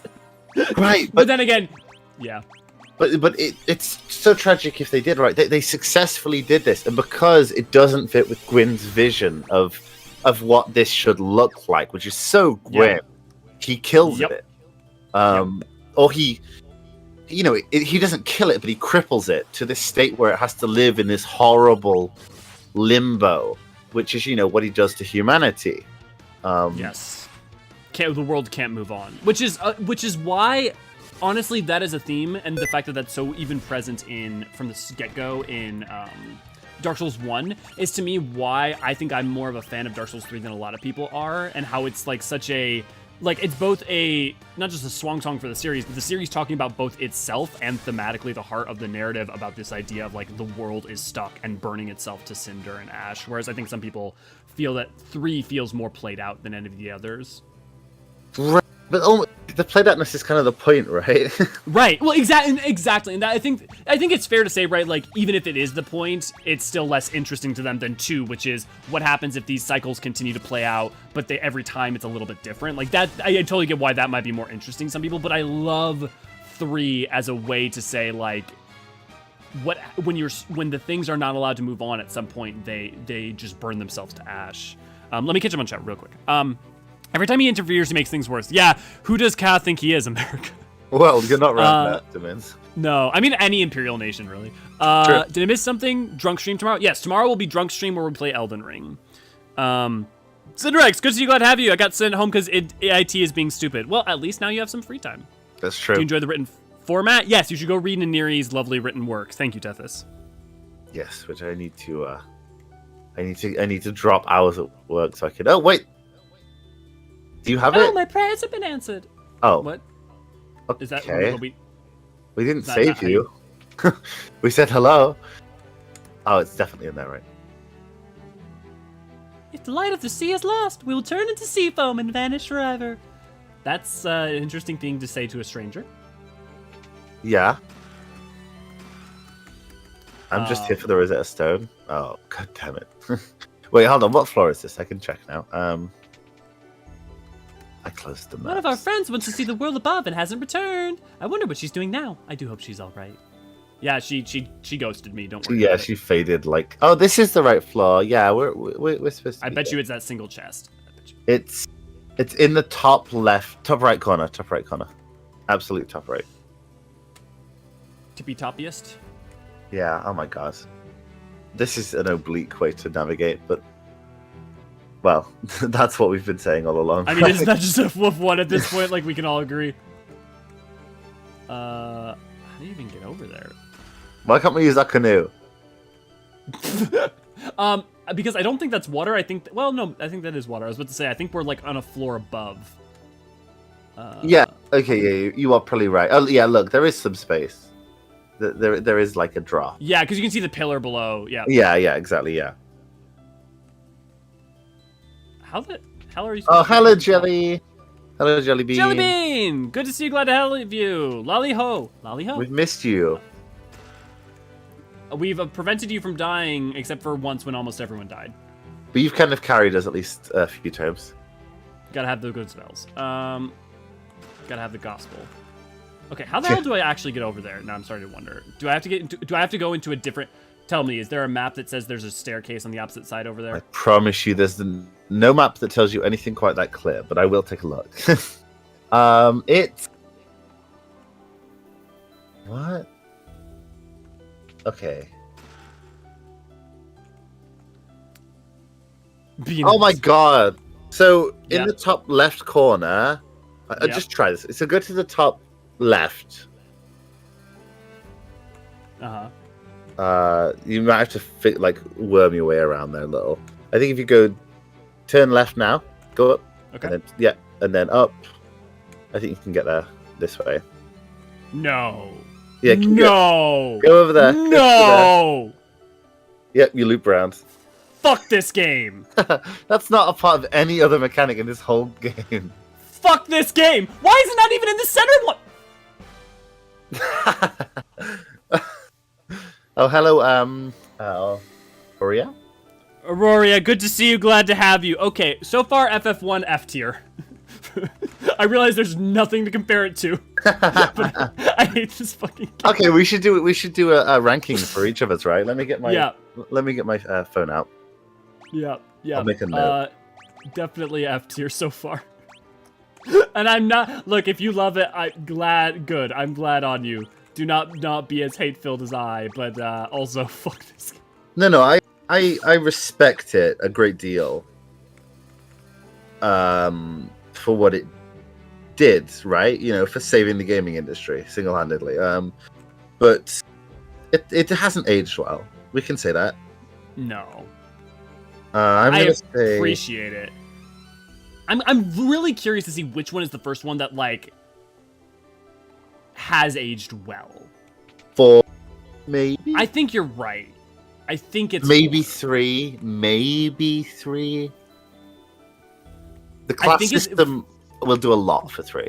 That's exactly what I was about to say. It's like, that's what's going to determine it, is whether or not the class system is enough to save it on. And also, it's a little bit more linear and clear-cut in where you're supposed to go. A little bit. And so... I can also imagine that would help. That's gonna be a little bit helpful in terms of not being like, okay, at least there's not horse shit in terms of navigating the open world. Yeah, FF1 F for fuck your couch. I'm gonna put it in D. I'm gonna put FF1 in D. Okay. Because I think it's actually quite a pretty game. Yeah, F is for me saved for something like Lightning Returns. Okay. Which is not, because Lightning Returns, like, combat-wise, is more fun than FF1, don't get me wrong. But F is saved for things that truly hurt my soul and that actively made me wish I hadn't played. So you're putting this in F or D, then? This is D. We're putting it in D. Okay. D is a special hell. Rip FF1 saving Square off in a tough time, yeah. And again, like, different world, right, in terms of, like, expectations for game design. Yeah, and also, like, we're all kind of, like, starved for, like, we don't like to wait for things nowadays. We're like, oh, gimme right now. Instant gratification, please. But back then, I didn't think there was quite that expectation. So maybe the game felt better. I think the other thing for me, at least, is that part of it is not even about instant gratification. It's more about... Gratification at all. Gratification at all? No, but it's like also like Dark Souls, right? It's not like I want a challenge, but I want to feel like I'm being given a challenge to improve on and improve myself, whereas this feels like bullshit half the time. Like, I don't feel challenged at any point with this. I just feel like, oh, come the fucking on. It's like when you figure out answers for, point-and-click adventure games that are poorly designed. I know I keep going back to that, but it really is what it reminds me of. And I'm like, if you're playing Myst or Riven, right? There's a way in which, sometimes it's horseshit, but you're like, okay, I'm thinking through this. I'm coming up with solutions. I'm trying things. Or, a better example would be you look at something like Breath of the Wild, and you are allowed to use the tools in your arsenal to come up with wild solutions to puzzles that are not what maybe you were even supposed to do. Like, you've seen some of the wild ways people have completed shrines, right? Whereas this is rigid and horseshit. So on the topic of point-and-click adventure games, like the LucasArts adventure games are some of my favorite games ever. Like Grim Fandango. Yeah. Yeah, I'm sure that I've said before, like, Day of Tentacle, Day of Tentacle, stuff like that. Monkey Island. I love those games, but there is such a difference between playing a game like that respects the player and one that, a point-and-click adventure game that relies on bullshit to prolong game time. What's so fascinating too about the LucasArts games, having replayed them semi-recently, like a couple years back, is what's fascinating to me about those is that they respect your time so much more than its contemporaries, but still comparatively to modern game design are obtuse. I think it depends on the game. I think Grim Fandango isn't obtuse, I would say. Is or isn't? Sorry, I broke up a little bit there. Isn't. I don't think Grim Fandango is obtuse. I think there's moments where it can be, but I think because it limits. Well, I will just say from personal experience, there were puzzles I'm like, I have no idea what it wants me to do. Okay. But at the same time, I do think that by limiting its scope and usually offering at least some kind of solutions, and also being incredibly witty and fun in the interim, it's much improved. And the ambiance and the art direction in that game is beautiful. I love it. It's so good. What an idea, comparing, crossing, Mesoamerican underworld, right, with Art Deco. Yeah, Art Deco, jazz, that kind of vibe. Yeah, so good. Where are we going? Oh yeah, we're gonna go speak to Une in Melman. Oh, right. Melman, yeah. The thing to me, I think that's also FF1 doesn't respect your time. I guess the thing is, FF1 doesn't respect your time because respecting time was not a game design priority, right? It's not that. I don't think FF1 was poorly designed in the context of its time. I think it's just didn't prioritize something that wasn't as important. In fact, wasting your time was kind of important. Yeah, it was filling up time. Exactly. And you see that even up to the PS1 games. I think, and I don't mean Final Fantasy specifically, but I think, I know that I've mentioned it before, but Digimon World 1 and stuff like that, it was just considered valid that you do that. that you sort of put your player through their paces in a very different way than Dark Souls does, for example. Yeah. Just a moment, let me see that tablet. Oh, this is the Rosetta Stone. I don't know how you got it out of. Where did they find? Was it Egypt? Yeah, it was Egypt. Yeah. This makes it possible to decipher Lufenian. So wait, so if it's the Rosetta, I'm trying to understand in world how that bad. Does it have English and then Lufenian on it? Are we speaking English or are we speaking Cornelian? Yeah, there you go. Yes, of course, that's what that was. It all makes sense. Here, allow me to express my gratitude by teaching you Lufenian. Oh man, I wish it was that easy to learn a language.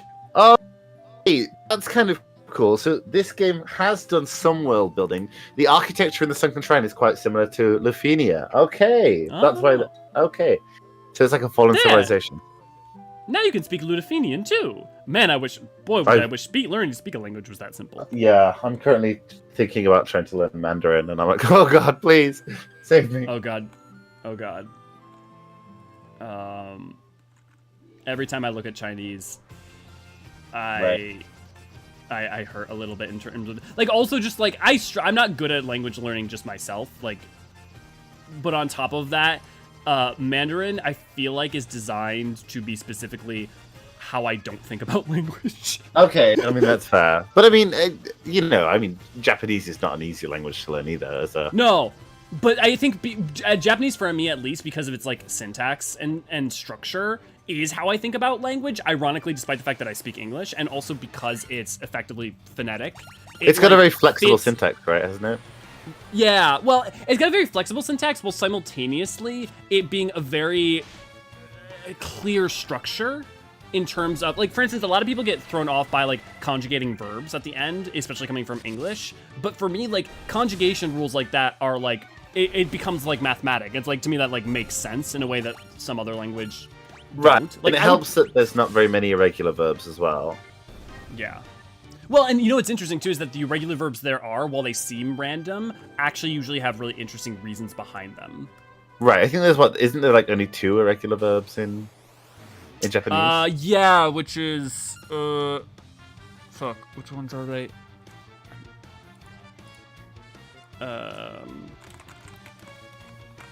Regular verbs. I want to check because I'm afraid I'm gonna say something dumb, stupid. Yeah, it's aru. Yeah, it's aru, and what was the other one? I think it's not. Is it sleep or is it to go? Or is it like no, it's kuru, right? Yeah, yep, kuru. Okay, yep, it's aru and kuru, which makes sense. Elio, I need to get you with Meowth from Lore Lines. They love 13 series and maybe converting me. They love 13 series. Like 13, like Final Fantasy 13? Yeah. Well, if they like 1 and 2, I love 13 and 13 too. I just think Lightning Returns is garbage. But yeah, I would definitely talk to them.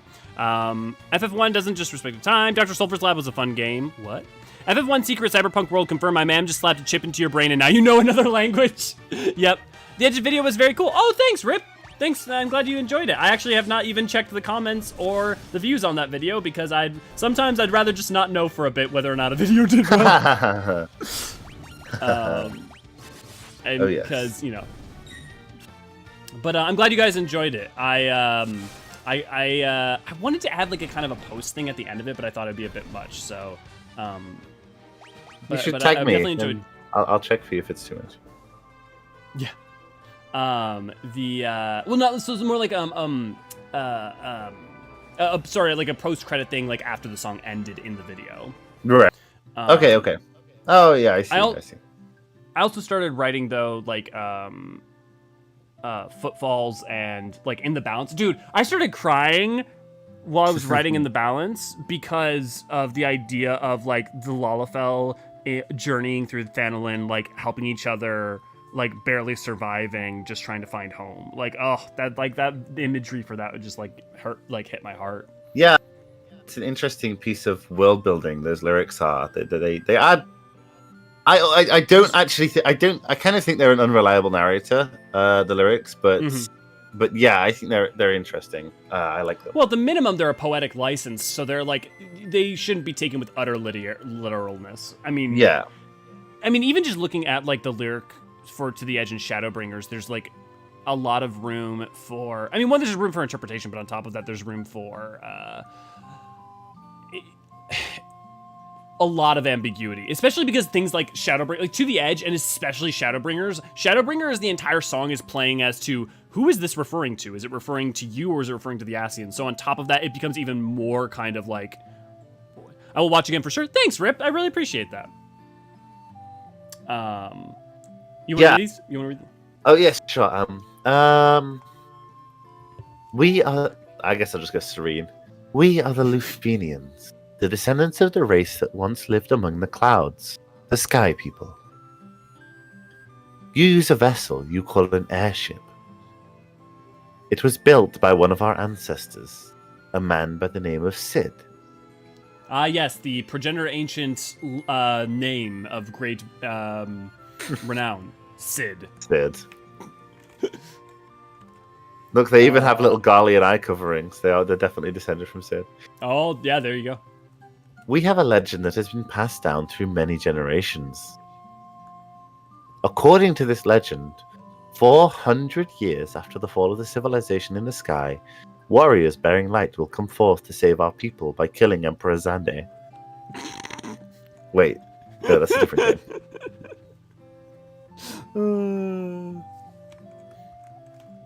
The light bearers. Then the legend is true. Yep. Which one of these guys has what we need? One of them has a bell. Descriptive. Yeah. Oh no, it's the item I believe is called Bell. Woo! Oh, it's doing well. Good to know you. So thank you. Maybe I'll actually check it. One of these days. Wow, yeah, I try to do sooner rather than later because especially when people leave comments, I like to try and read them, or at least engage with them somewhat. Find yourself on rack. Use your canoe. Warp cube. Zone. Language spoken in the town of Ludifania. Here's the Ludifania map. Ludifania is on the eastern side of the world, a small peninsula. Blah blah blah blah. Hold on, Elio. Let me stop you there. The way that it describes finding the bell is that chat to every NPC you can find in Lithuania, and one will eventually hand over the bell. Which is not helpful, actually. That's bad. That's bad. Mm-hmm. It's bad guide writing. It's bad. The flying castle floats on a blue sea of stars beyond the sky. Okay. Oh, hey, Sea of Stars. Yeah, I know that's like a term that exists, but also it's interesting to see that being used as a yeah, it is. term. Now, which one of you has the bell? Please. Could the mechanical beings our ancestors created still function? The world is composed of 4 forces: fire, earth, water, and wind. You're missing one. See, I was going to make an Avatar joke there. Oh, right. Of these, we showed greatest prowess with the power of wind. High in the sky, we set a castle afloat in that azure sea of stars. But there's no wind in space, though. Solar wind. Solar winds, yeah. Is that fire? Though? Or winds of Dynamis. It's described as winds of Dynamis. Oh, okay. It's what carries. That's true. It's what carries the Entelechies, right? Yeah. The Meteons. Yeah. The Sky People would pass on their memories from one generation to the next through rituals. Oh my god, they're Asians. But 400 years is a very long time, and those memories have begun to fade. Okay, but that's actually partially the story of the Unsundered. It is. I'm genuinely curious as to whether or not any of these elements were like known by any of the writers or like Ishikawa, or if there's just happenstance of their like a repetitional motif, like whether or not they're aware of them. I bet they played this game as kids. I don't know how much actually like they remember, but you know. Mm-hmm. We came to believe there was another entity controlling the 4 fiends. Scarlet, good to see you. Glad to have you. To ascertain its location, we sent out 5 warriors, but much time has passed since we heard from them. I hope no harm has befallen them. I mean, you sent them out like 400 years ago, right? Probably not great. They just went out for a pack of cigarettes, okay? Right? We placed our last hope in the 5 warriors we sent out. You told us that. It's been said that they fell... Oh! Okay. Yep. It's been said that they fell victim to the curse of the fiends and were turned into bats. Don't make us go back. Tiamat blocks the power of wind, the source of the Sky People's strength. I'm pretty sure Wait, Tiamat... Is this why she's on Aziz La? That she's on the Flying City? Yeah. Interesting. Yeah. We struggled for our very lives with Tiamat, the Fiend of Wind. But her power was not enough. To this day, her lair remains in the castle in the sky, the Flying Fortress. Finally. Before you leave, legendary warriors, take this chime with you. It will grant you passage into the Mirage Tower. I genuinely think, especially because of how that guy was written and how there was like a procession to that information, that each one just furthers the chain. And Or that you maybe have to just talk to all of them. Oh, because yes. Because think about it, you know, that was like in sequence. That's like the worst way to impart lore to people, actually. It turns out surprise, surprise, FF1 yet again coming in with non-good modern execution. Yeah. So we're going to the really big desert. You know, the one that's shaped like Hokkaido? Oh, I hadn't thought about that, but yeah. Yeah, you didn't mention much, Scarlet. We got the blueberry gem powered up. We have blueberry soda ready for when that's ready, when we get $50, and then we've just basically been we got an entire language downloaded into our brain. We found one of the robots that fell from the castle in the sky. Also, there's a castle in the sky. You know, usual. Lifrenarians are major players in the Dissidia lore, if I remember correctly. Yeah, Dissidia is Dissidia lore. A wild ride. Yeah. Remember that one of the major driving aspects of the first 2 games is Shinryu, and Shinryu isn't even a thing. It's like Shinryu only showed up as a 2D sprite in the games. I mean, like, Dissidia, and I don't mean this discouragingly or, like, disparagingly, but, like, Dissidia is fan fiction. It's official fan fiction, but it's fan fiction. I kind of, like, love it, though. I kind of think it's like yeah, absolutely, me too. It's just got that oeuvre to it. Yeah. It does. Yeah, there you go. That's right there. That big tower. I can't land sadly in desert, okay. Even though the airship was founded in desert. Right, we did find it in a desert. Look at these Berettas. Are they named after the guns? Are they what? Are they named after guns? Berettas? I don't know. I don't know if is it spelled the same? I don't know. Maybe.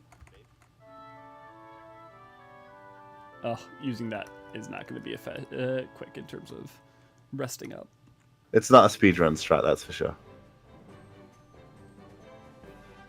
Unless you like are able to do like program manipulation with it or something. You probably are. With these old games. What a lovely way to start. Right? Sabretooth. Sabretooth and Were-Tiger, but which one's which? I'm going with Were-Tiger is the one with... Yep. These are obviously Leomon from Digimon. They totally are! Also, I'm looking at this background and I'm like oscillating between Egyptian and like someone actually took stills from the Laputa movie. Very Laputa, yeah. Very Laputa. Man, Laputa's good. Man, Ghibli's good. Ghibli is good. I rewatched Nausicaa recently. I want to read Nausicaa because I really want to like, because I know the story goes much further, and I've actually never sat down to read it. Yeah, but finding time to read, right? I'm gonna start the Lock Tomb series and read that soon. It's supposed to be really good. I will say, at least like manga, I have an easier time reading. Not an easier time reading necessarily, but it's like the thing about a manga series is that I can sit down for a weekend and be like, this is all I'm doing, and hardcore just go through the whole goddamn thing. Yeah, I feel the same. I did that. I did that a few months ago with Jujutsu Kaisen. Oh yeah, pretty good series, I'd say. My friend wanted me to watch the anime with him, so I've only seen the anime so far. I mean, the thing I would say about Jujutsu Kaisen is Jujutsu Kaisen, to me, is like, it's good. Like, don't get me wrong, it's good, but it's absolutely just like that kind of shonen for this era of that kind of shonen, if you know what I mean. Like the same, like how like early 2000s you had your like Naruto, Fullmetal Alchemist, like you had like the like high-ranking, like popular, well-known shonen. Jujutsu Kaisen is just it's like Demon Slayer, right? It's just that, but for this period of time. But it is better written than Demon Slayer.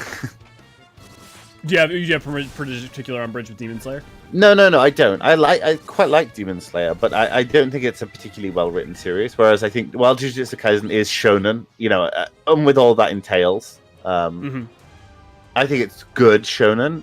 Well, that's too harsh, right? I don't think that Demon Slayer is bad. It's kind of like... It's simple-ass shonen. Like, it's not dealing with anything beyond the personal struggle. Like, Jujutsu Kaisen is having kind of an interesting discussion on not just like the intersection of, and I guess I've been talking about this a lot, but like modernity and the spiritual and the natural world, and also, you know, what does it mean to not only be a hero, but to not when you can't be a hero, what does it mean to try to be a hero? And also, it also has a lot of seinen aspects to it, which, you know, definitely makes it more. Yeah, that usually the same helps. way that the way that FMA has seinen aspects to it. Compared, you think about a certain Chimera, for instance. Right, yeah. Compared to like Naruto and stuff like that, it's definitely got. I think Jujutsu Kaisen does sort of almost straddle the line between seinen and shonen. Yeah. And I also Master, we have waited so long. Okay, sorry. Go ahead. No worries. I also think that it's got stuff like fight choreography, which is slightly more advanced than some of the other stuff like Demon Slayer, which is adds something to it. More layered fight choreography. Mm-hmm.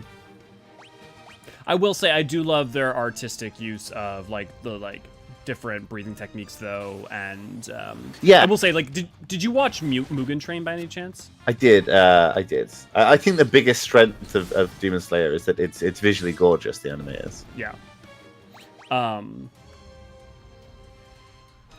Yeah. Yeah. I like. I don't know. I quite like. I think that the general average quality of popular shonen has increased actually over the years. Mm-hmm.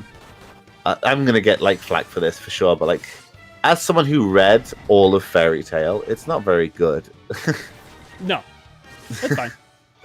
But I do think Naruto is good. But it's very, very, very, very shonen.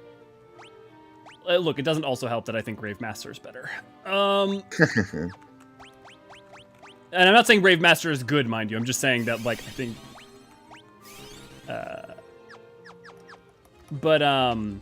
No, I think part of that, is a byproduct of just, there's allowed to be more kinds of shonen, even if they're still stuck within their genre. Right. Just, as a byproduct of there are more anime being made.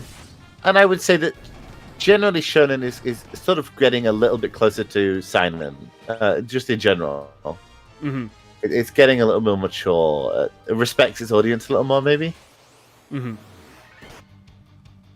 I would say. I mean, I think if you even compare to... I think if broadly you would, comparatively say something like Demon Slayer holds a similar space to, what Naruto would have at its, in the early aughts, right? You look at those comparatively, while Naruto has, struggles with the ideas of death and, there's melancholy around that, it's much more visceral and gut churning throughout something like Demon Slayer, even though I would say Demon Slayer is one of the, ironically, in some ways more soft, popular shonen out there. But despite that, it's still very, can be very visceral. Yeah, I would say that the strongest hitting narrative moment in Demon Slayer is unfortunately already animated, which would be the Mugen Train thing. Not to spoil, but you know what it is. If you've watched the film or watched that part of the anime, you know what it is. I would say that's when the narrative peaks, to be honest. And the last arc feels extremely rushed, actually. Oh, it did in the manga. There's no reason to assume that it will be in the anime. I hadn't read in the manga, so that'll be interesting to see. Yeah, I won't spoil.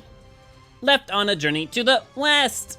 We took the warp cube and went to see our master. Interesting. The west? There's a story to be the had. West of the tower? No, he means the sunken chamber, the sunken shrine. Oh, so I guess if I had come here first, I would have known to look for that. We can't get here without it. Oh no, we can. We just can't. It would just require us to backtrack to the whole thing and then come back. Yeah, but also we can't get here without the Rosetta. Well, no, we could go in without the Rosetta. Yeah, but okay. Leomon is always condemned to die, no exceptions. Fairy Tail doesn't have the opening by Real Big Fish. Point to Rave Master. I much prefer Rave Master over Fairy Tail, though not a lot of no Rave Master. Yeah. Just the amount of things that got reused from Fairy Tail to Rave Master is partly what makes me laugh, and I don't not even just characters, but yeah. Oh god, that author, Happy the cat is in every series that he's ever made. Yeah, a lot of his stuff is very same face. I would say, or maybe he just recycles designs through series. Maybe isn't the same thing as same face, but you know what I mean. Mm-hmm. It's interesting we talk about that seinen aspect though. But what about when we look at something like Yu Yu Hakusho? Where does that reside when you're talking about, especially 90s anime? Because of the way it deals with the tragedy and sorrow around death, and the way in which it's there's a lot of inevitability in that series. What, I think that's more an individual thing to Toriyama, and not Toriyama. Sorry.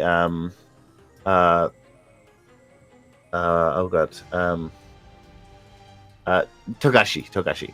Mm-hmm. I would say that's because HXH, Hunter x Hunter does the same thing, right?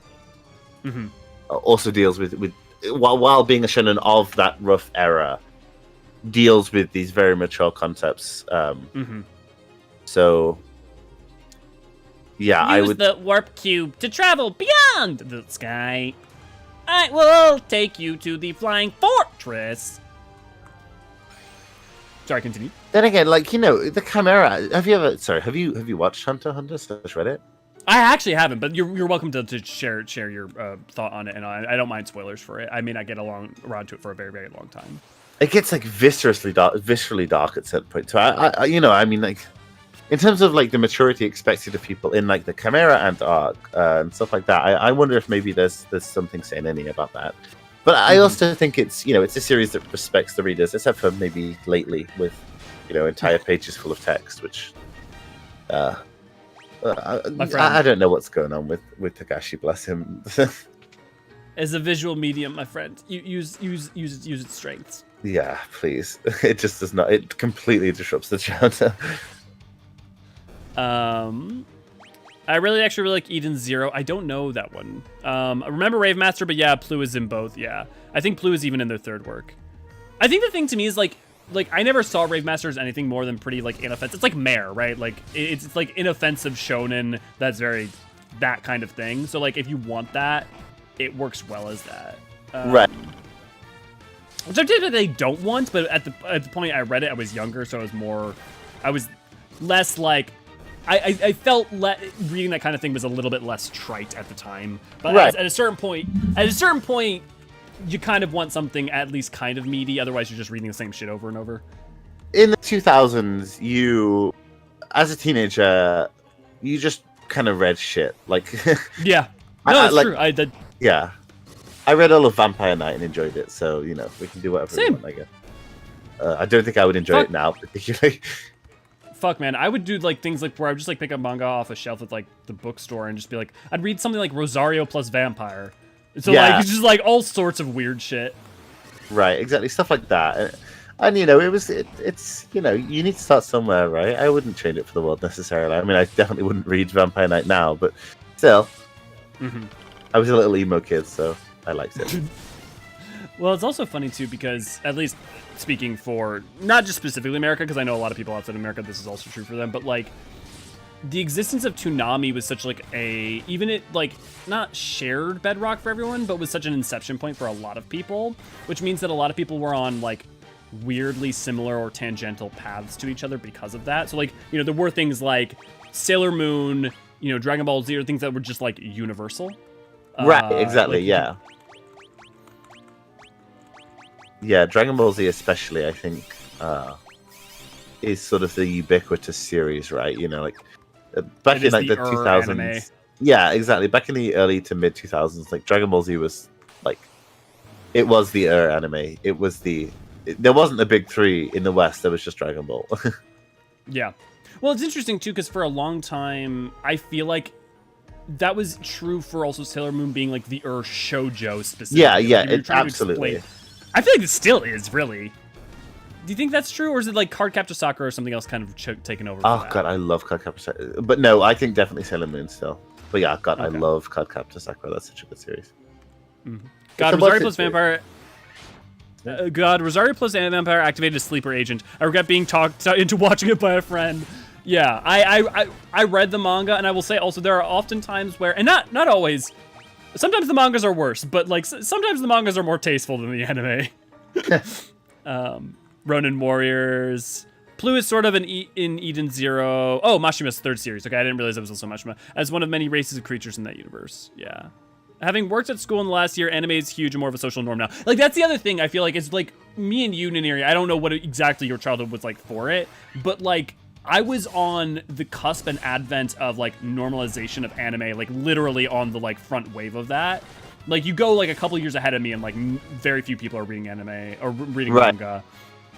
And so that's fascinating now because it was, you know, there were earlier in my life, like there was still like bullying for being a geek. Like pop culture wasn't ascendant, like geekdom pop culture wasn't ascendant in the same way.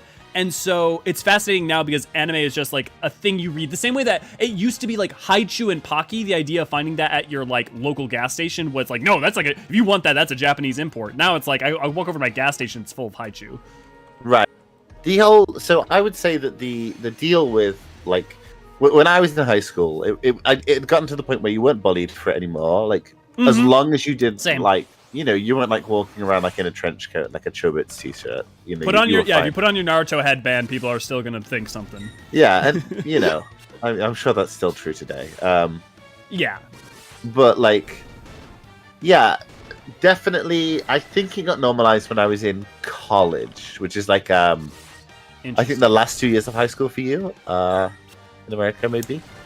Yeah, for me it was much more. The normalization came in circa 2008, somewhere between like 2006 2008-ish, because 2006 where like anime had become like really popular and ascendant, and 2008 you get these things like Iron Man, so it's somewhere in between like 2006 and like 2010 that a lot of that stuff, and because by the time I get around to like to Avengers in 2012, it's it like at that point it's very normal. Oh, Saber, good to see you, glad to have you, and thank you for the $5. We are now $5 closer to me drinking and potentially chugging this Warhead sour soda, which that'll be interesting. Yeah, being Chobits, like, God. Chobits. Do you remember that, like, the 90s to like mid 2000, Clamp just ruled, say, shoujo. Like, that's also because Clamp's the shit. Well, I'm not gonna say Clamp's the shit, but I do love things like Code Geass. For all that story is kind of a mess. Clamp did Code Geass? What? They did the art. Yeah. Oh, okay, they did the art. Okay. I don't know if they wrote it. No, I think they did like Tsubasa, XXX College. I was about to say Tsubasa Chronicles is awesome. I remember reading the manga for that, and that like someone handed me the manga for that, and I read the first one, totally forgot what the name was, and like for years was like obsessed with what was that, what did I read, and I could never find it. I don't think I've actually gone back and read the rest of it, but I love that idea of like, just like, okay, let's have an overarching narrative and let's do like a world and a world and a world, like just like let ourselves explore a concept and then run out, like on to the next thing. And it's very self-referential as well, obviously. Yeah. Man, for some reason I was convinced that Elfen Lied was done by Clamp, even though it's nothing like any of their other series. I know that feel though, yeah. I just went on an emotional roller coaster about student loan debt news. I went from the deepest despair and hopelessness to a relief so profound I can't put into words. What is there new news, Demins? Did they put out new news? Chobits was my first manga. Oh, you could do worse than Chobits. BRB, realizing how long that was and crawling into a grave. I think my first manga was probably Dragon Ball Z, maybe One Piece. My first one, I think, was Inuyasha. Oh, good shout. Oh, wait, Paralyzation. Yeah. I feel like Inuyasha, it saddens me how much it's fallen by the wayside. Yeah, but everyone loves Inuyasha, right? Like, so many people I know I've never heard of it who like if like under a certain age at this point, like I'll still mention like Ronin Kenshin or Yu Yu Hakusho, and like there'll be like some people who know, but if like I mentioned Inuyasha to someone at like who's like 14 or 13, they're like no idea what I'm talking about. Kenshin has its baggage, right? Oh no, do tell. It's been a long time since I've engaged with that. I've never engaged with it with others who like have particularly watched it. What's its baggage? The creator was found with enough child porn on his computer that it was thought that he was distributing it. Sorry, ruining your childhood there. Okay, well, that's lovely to know. Yeah, my heart. Right, sad stuff. Good series. Yeah. Rurouni Kenshin has a new anime coming out, however, do not support that officially. Yes. Well, it depends. If any proceeds go to him. It is. He still works for Jump. How the fuck is he not in prison? I don't know. Like, even Oda, like, the writer, the manga for One Piece, like, supported him publicly, and I'm like, yucky. Lovely. Time to sail the seas. Lone part of the field program are no longer qualified for relief. Yeah! Stafford was participating in the program. They also serviced my loan, so I was terrified I wouldn't be going relief. Nice! I'm glad you're getting some relief, Demins. Kenshin is getting a remake, 2023. My first manga was Bastard, I think. You have Yashihime. Yasashihime now, though. I'm not sure what that is. Oh my god, talking about Tsubasa Reservoir Chronicles and Triple X Holic all night. Like, even when then it became even more of a social norm when I got out of high school in 2013. Like, I saw all the weird stuff stuff of reading manga even back in the 5th grade in, like, 2005. Yeah, and, like, that's the other thing is you think about, and I don't know for what it was like for you, but in the States, like, con culture exploded circa, like, 2005 onwards. Yeah, definitely. It went from like a very small conventions, local conventions run by like primarily female fans to this like large commercialized co-opted scene, which sort of coincided with the rise of comic cons as well. I mean, I would have to say that like the big comic cons are like the most soulless events you've ever been to, anyway. Absolutely. Which is not to say you don't enjoy them. Please enjoy them, but Well, if you also like, how do I put this? It depends on what you enjoy. Because if the idea of spending $80 and getting like a photo with like a creator or something, right, sounds good to you, then fuck yeah, go for it.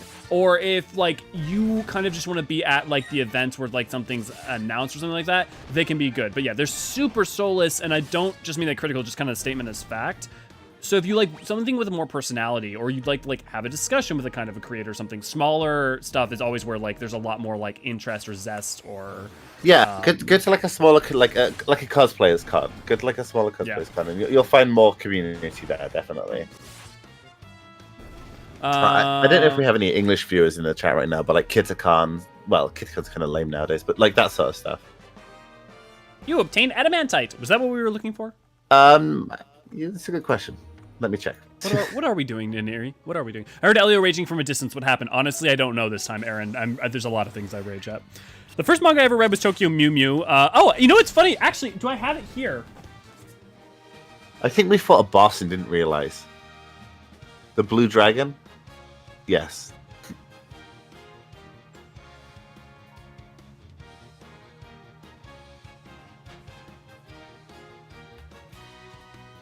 So this is my prototype version. The actual version that I made, I actually sold to my friend who I made it for. But I actually 3D printed and made a full set of weapons from Tokyo Mew Mew.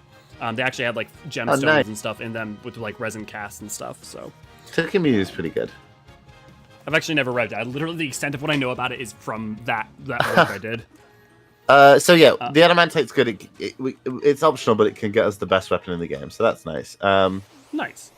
We're here to fight Tiamat. And on the same floor as Tiamat is the war mech, the legendary war mech. So if we fight that, we'll die, but whatever. Cool. Actually, in that case, can I even save right now? No, I can't. But I'm gonna quick save. Right. Yeah. Am I going south to go up, or am I going north? What floor are we on? Do we know? I couldn't tell you if I tried. Let me look. Like Orlando has MegaCon everywhere. Yeah, like the thing too is that I've been to a lot of different kinds of cons, and the smaller ones are always fun. Honestly, I haven't been to a lot of cons lately, partially because I haven't had groups to go with. So like honestly, if people want to like form groups to go or meet up somewhere, I'd like to go back to doing cons. I just need to like. It's not fun if it's not a social experience. There's nothing worse than being surrounded by people when you want to socialize and not like have any group to like go do fun things. So like the idea of like going out, like I'm not someone who tends to like go out drinking, but the idea of going out drinking with a bunch of friends at a con does sound like a lot of fun. It did. Speaking of, I'll be at NecoCon if anyone's going. I have no idea where NecoCon is, but I will say that's one of the reasons I'm really, really, really, really excited for FanFest and getting to go with at least Issa. Although I would love it if like Ninir, I doubt you're going to travel across the pond just for that, but one day. Yeah, or we'll come to you or something. But especially Ray Ray's also in across the pond. But we have, like Tethys and Jubilante are on our side, so I bet we could get them. Yeah, for sure, of course. This floor, this is what, floor 3? This is floor 3 that we're getting so trash for Issa. I'm really looking forward to that. Like, genuinely, that's something that my 20s have been kind of a nightmare, and I have not had a chance to like have those kinds of experiences. So I'm definitely looking forward to that. You want to head left on this floor? Left, cool. Hey, Rory's going to NecoCon. Awesome. Maybe you should meet up with Issa. You definitely should. Welcome to our anime manga stream where we sometimes play Final Fantasy games. To be fair, I have not stopped playing FF1 this whole time. That's true. To be fair. But you're not wrong, Tethys. No, you're not entirely wrong. Normal Weems took over my MechaCon. Oh, sorry, Scarlet. Unless that's a good thing for you, in which case, Congratulations, Scarlett. Yeah. I will say that. Okay, here's a question, because I already have an answer to this, so this is partly loaded. But if you were told you could no longer do anything that you do for work, and you had to pick like a random ass hobby that's not like associated with what you currently do, and that is you have to retire right now, everything's all paid for, and you have unlimited resources for this hobby, what would you do? Like an entirely new hobby. It's you see down there, down. Yes. Yeah. Oh God. Because I know so all of my current hobbies are gone, right? Yeah. It has to be something new, like maybe something you couldn't have afforded to do in the past because it like cost a lot of money, and just like, I'll set that aside or whatever. For me, Gunpla. Just like dive headlong into Gunpla, just buy all the kits, just go hard on it. I do not let myself buy Gunpla because I do not have money, and that is and Gunpla is expensive. Yeah, so good. Hold on. So where you are now? You want to go?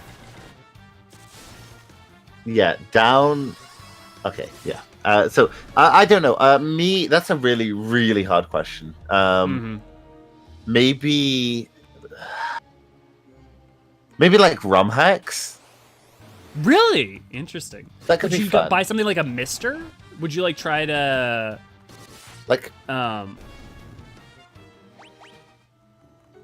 kind of feel like that would be fun, like game dev. Yeah. But like 2D. I don't know. Maybe. But like I kind of feel like if you want to get started in that, you want to be like, you want to start like in 2000 and like 2004, 2005, 2006. There's certain truth to that. At the same time, the tools have become more ubiquitous.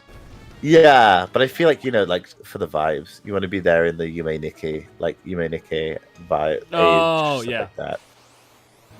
I thought you meant more like getting onboarded, but no, I see what you're saying. No.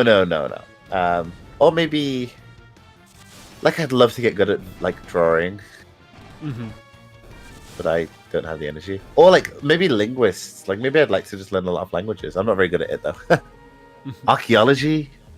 Is that a hobby? Not really. That's okay, but like that's also not that far off from what you like. What would be your job if you could? Exactly, like, that would be my ideal job. Yeah. So, like I feel like the spirit of the question is something that you would not necessarily have thought to have done if you weren't given this specific so opportunity. hard though. Yeah. Oh, hey, Ray! Good to see you. Glad to have you. I'm glad that you're feeling well, not feeling better, but I'm sorry that you're still feeling a little bit sick. But thanks for joining us. Yeah, we'll have lunch or something. If there are a lot of people, maybe we can treat the group to have a meetup.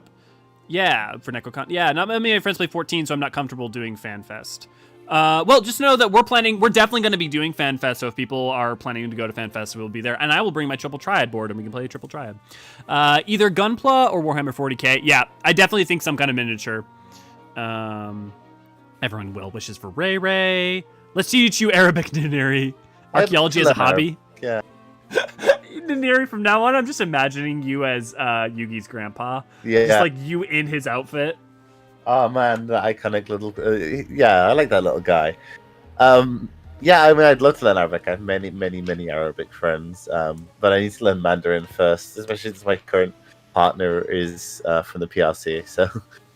Well, at least you have that benefit, right? Is that you have someone who you trust, who you can like consistently do some kind of practice with if you want to. Right. That will be a huge boon, I think. Yeah. Shall we do Tiamat? Let's do Tiamat. I don't think she's going to be very hard. Okay. Oh god, I wish that I was fluent in Dragon Speak, so I could just translate this. Yeah, right. The Lich, Marilith, the Kraken. You have defeated 3 fiends and reached my lofty perch.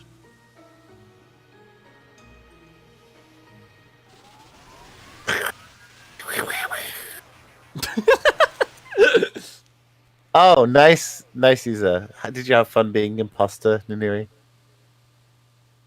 I'm just imagining it's Niniri, but you have like Red Mage Niniri. Yeah, or something like that, or just like a pair of like mustache and glasses. Yeah. All the better.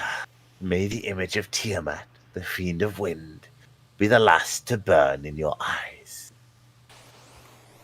Okay.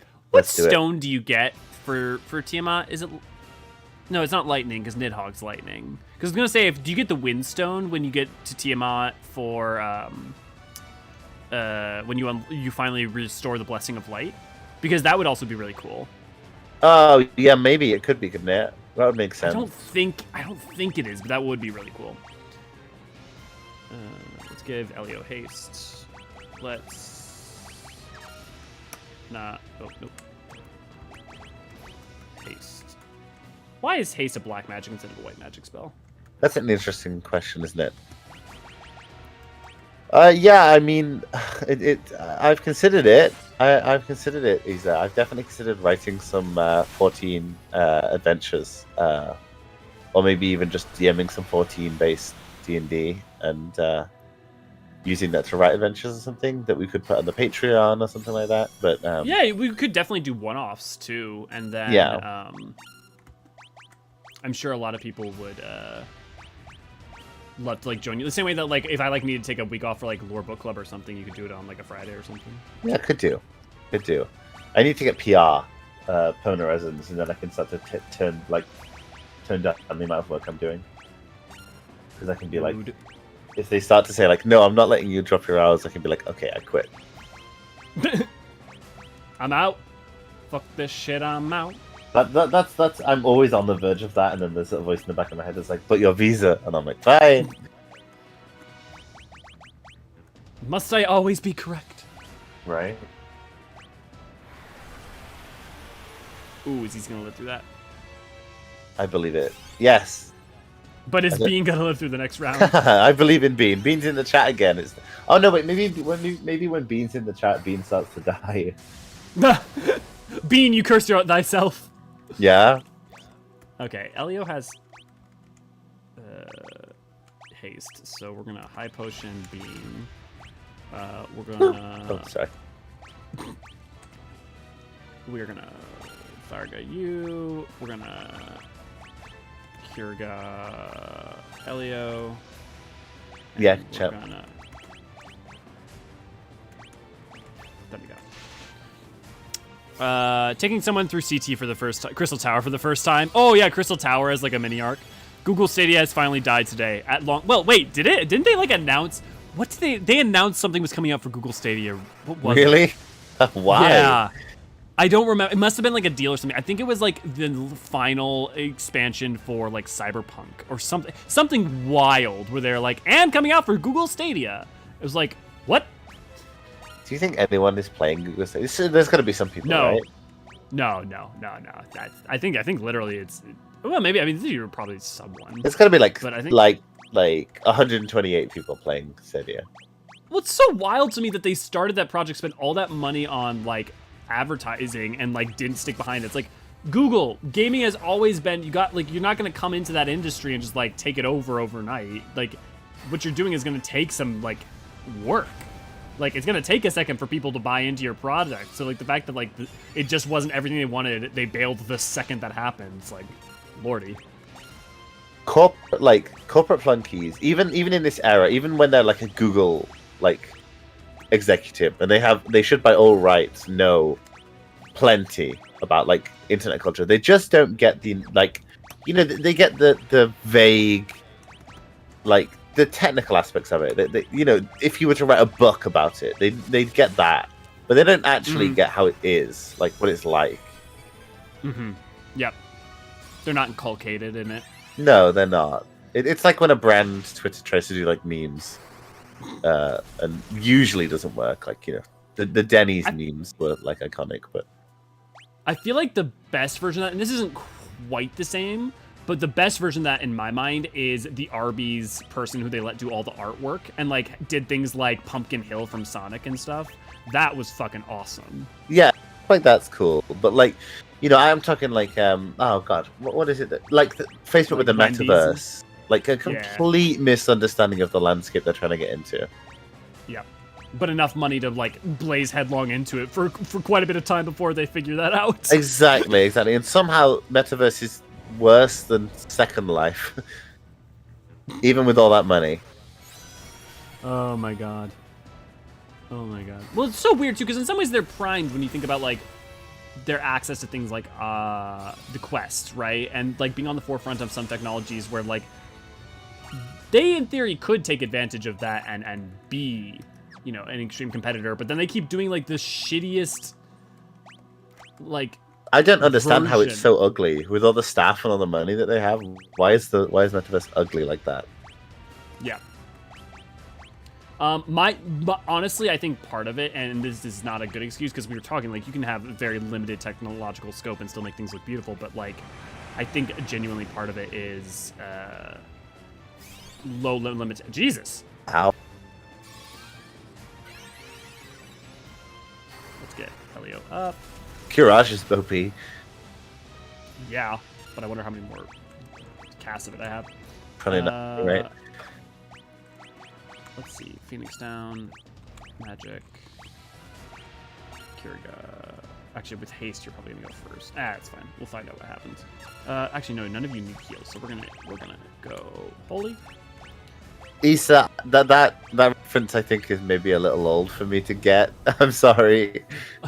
Here, I'll let me catch up. I can format do stat blocks and stuff. Sounds like something I would do, honestly. It's officially died, they're shutting it down. Yep, Cyberpunk 2 has expansions in store, just like 20 diehard Stadia fans. Google kills services like Anakin kills you. Oh, nice. Hey, we got it. They tried to get into cloud gaming during the time where it's basically going to be dog water no matter what you try. Yeah, which is not there. Well, and also the internet infrastructure in America is also shit. I mean, like it's nice in some places if you got fiber, but that's about it. Well, SL is better than Metaverse for the same reason VHS was better than Betamax.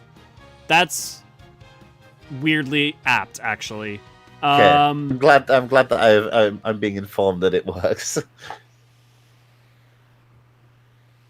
I remember VHS. Like I was around for the tapes, for the VHS tapes, but like. Oh, I super remember VHS. I mean, we're roughly the same age, and like VHS was super a part of. It was like the old Disney film well, not even old at the time, like current Disney film VHSs and stuff like that. Yeah. I'm trying to think about like when I really started to fade, because I always remember using VHSs up until I want to say like 03, 04, somewhere in there. I see. Like, not that I don't think I ever didn't use it, but so Betamax was a no porn format. My dad was like one of those guys that was like big into burning CDs when they first came around. Well, not when they first came around, but you know when like they got like big. You know, it's so weird, isn't it, to talk about it nowadays? Yep. And then kids who are like, there are kids who are of decent age now who don't even really know much about CDs. I got you two I can do better. One of which is the anachronism of the saving symbol being a floppy disk. But better yet, my favorite, and I don't think you're gonna have to look at the stream to see this, but if kids are trying to like pretend to talk on the phone, right? Like historically, if you were you do like the thumb and the pinky and ring, whatever. They do this. They hold it like a C grip for like a smartphone. Really? And hold that to their completely different hand sign. Oh, I'm gonna have to try that at school on Tuesday and see if the kids do that. That you gotta let me know how that goes. But they still do banana phones, so there's still that. Like, right, there's still hope. If you give them a toy banana, they will still try and make a phone out of it. So there's that. Ancestral memories or something. I remember digitizing my ancestral. I remember digitizing my VHS collection. Hot damn, that quality of that must have been garbo. Right.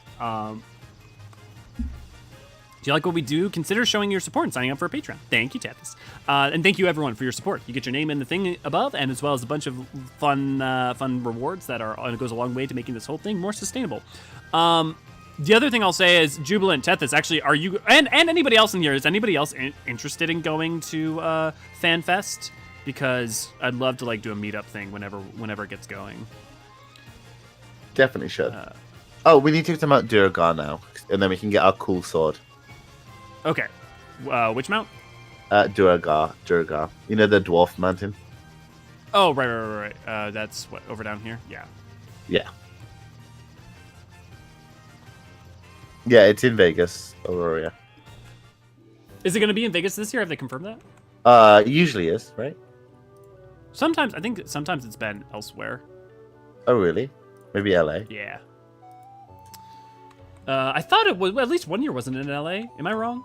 Yeah, maybe. Which one's the Let's get Excalibur! Yeah, oh, there he is. Hello, my dude. Oh, I didn't even talk to him, just... Oh, give me that. Give me that. What the fuck? Oh, I use this adamantite!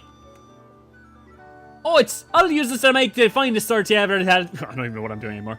I use this to make the finest sword you ever wielded. I love that adamantite looks like crystal. Yeah, well, it's sort of like, it straddles the gap a little bit. This is definitely how forging a sword goes. Yeah, you just hammer crystals. Oh my god, can I tell you the amount of times I go, like, look, I'm not like I'm gonna give criticism for it, but I also, like, am driven mad by every example of, like, forging weapons in film, because, like, I've worked on and made armor and swords and stuff. It's like, the wildest things is when they do things like cast swords, like in, like, it makes sense for things like what they do with the Uruk-hai thing in Lord of the Rings, but, like, you have the, like, in Game of Thrones, they had, and I know it's Valyrian steel, so it's a special thing, and maybe the process for it need to be different because, Valyrian steel is all special and blah, blah, blah, and whatever, but, like, pouring a sword into a mold is just, like, in that way, is just the most, especially because they, like, also heat up the metal with just, like, an open fire. It's like, there's no way that gets hot enough to, anyways. Right. Yeah. Yeah. So I'm not a really crafty person. I never had like the hand dexterity to do it because like I have dyspraxia and stuff. But like my character in Total that I roleplay is a blacksmith, so I've done some research into it and stuff like that. Nice.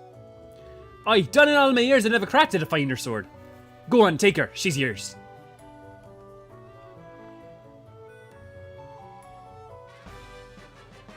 You obtain It's very bum.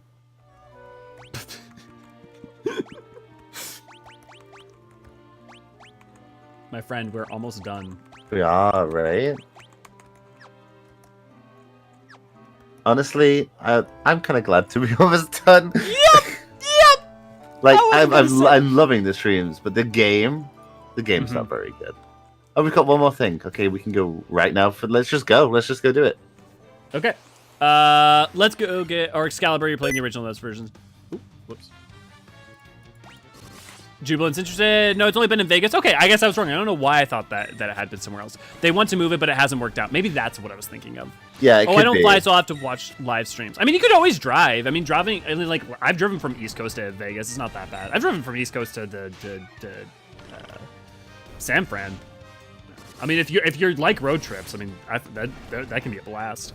God, like the idea of the American road trip is paralyzing to me. Because of its length, or yeah, so long. I hate being in the car. I get travel sick though. Oh yeah, that'll affect it. So let's actually, what is Charlotte to San Francisco? Actually, while you do that, I'm just gonna quickly be able to tell it. Yeah, go do that. It is a 40-hour drive, and that's basically pretty much one coast to another. I mean, like, Charlotte is literally like. The main thing is that Charlotte is like in the middle of North Carolina rather than like on the coast, but like effectively, if you go from one coast to the other, long ways of the U.S., that's about 40 hours.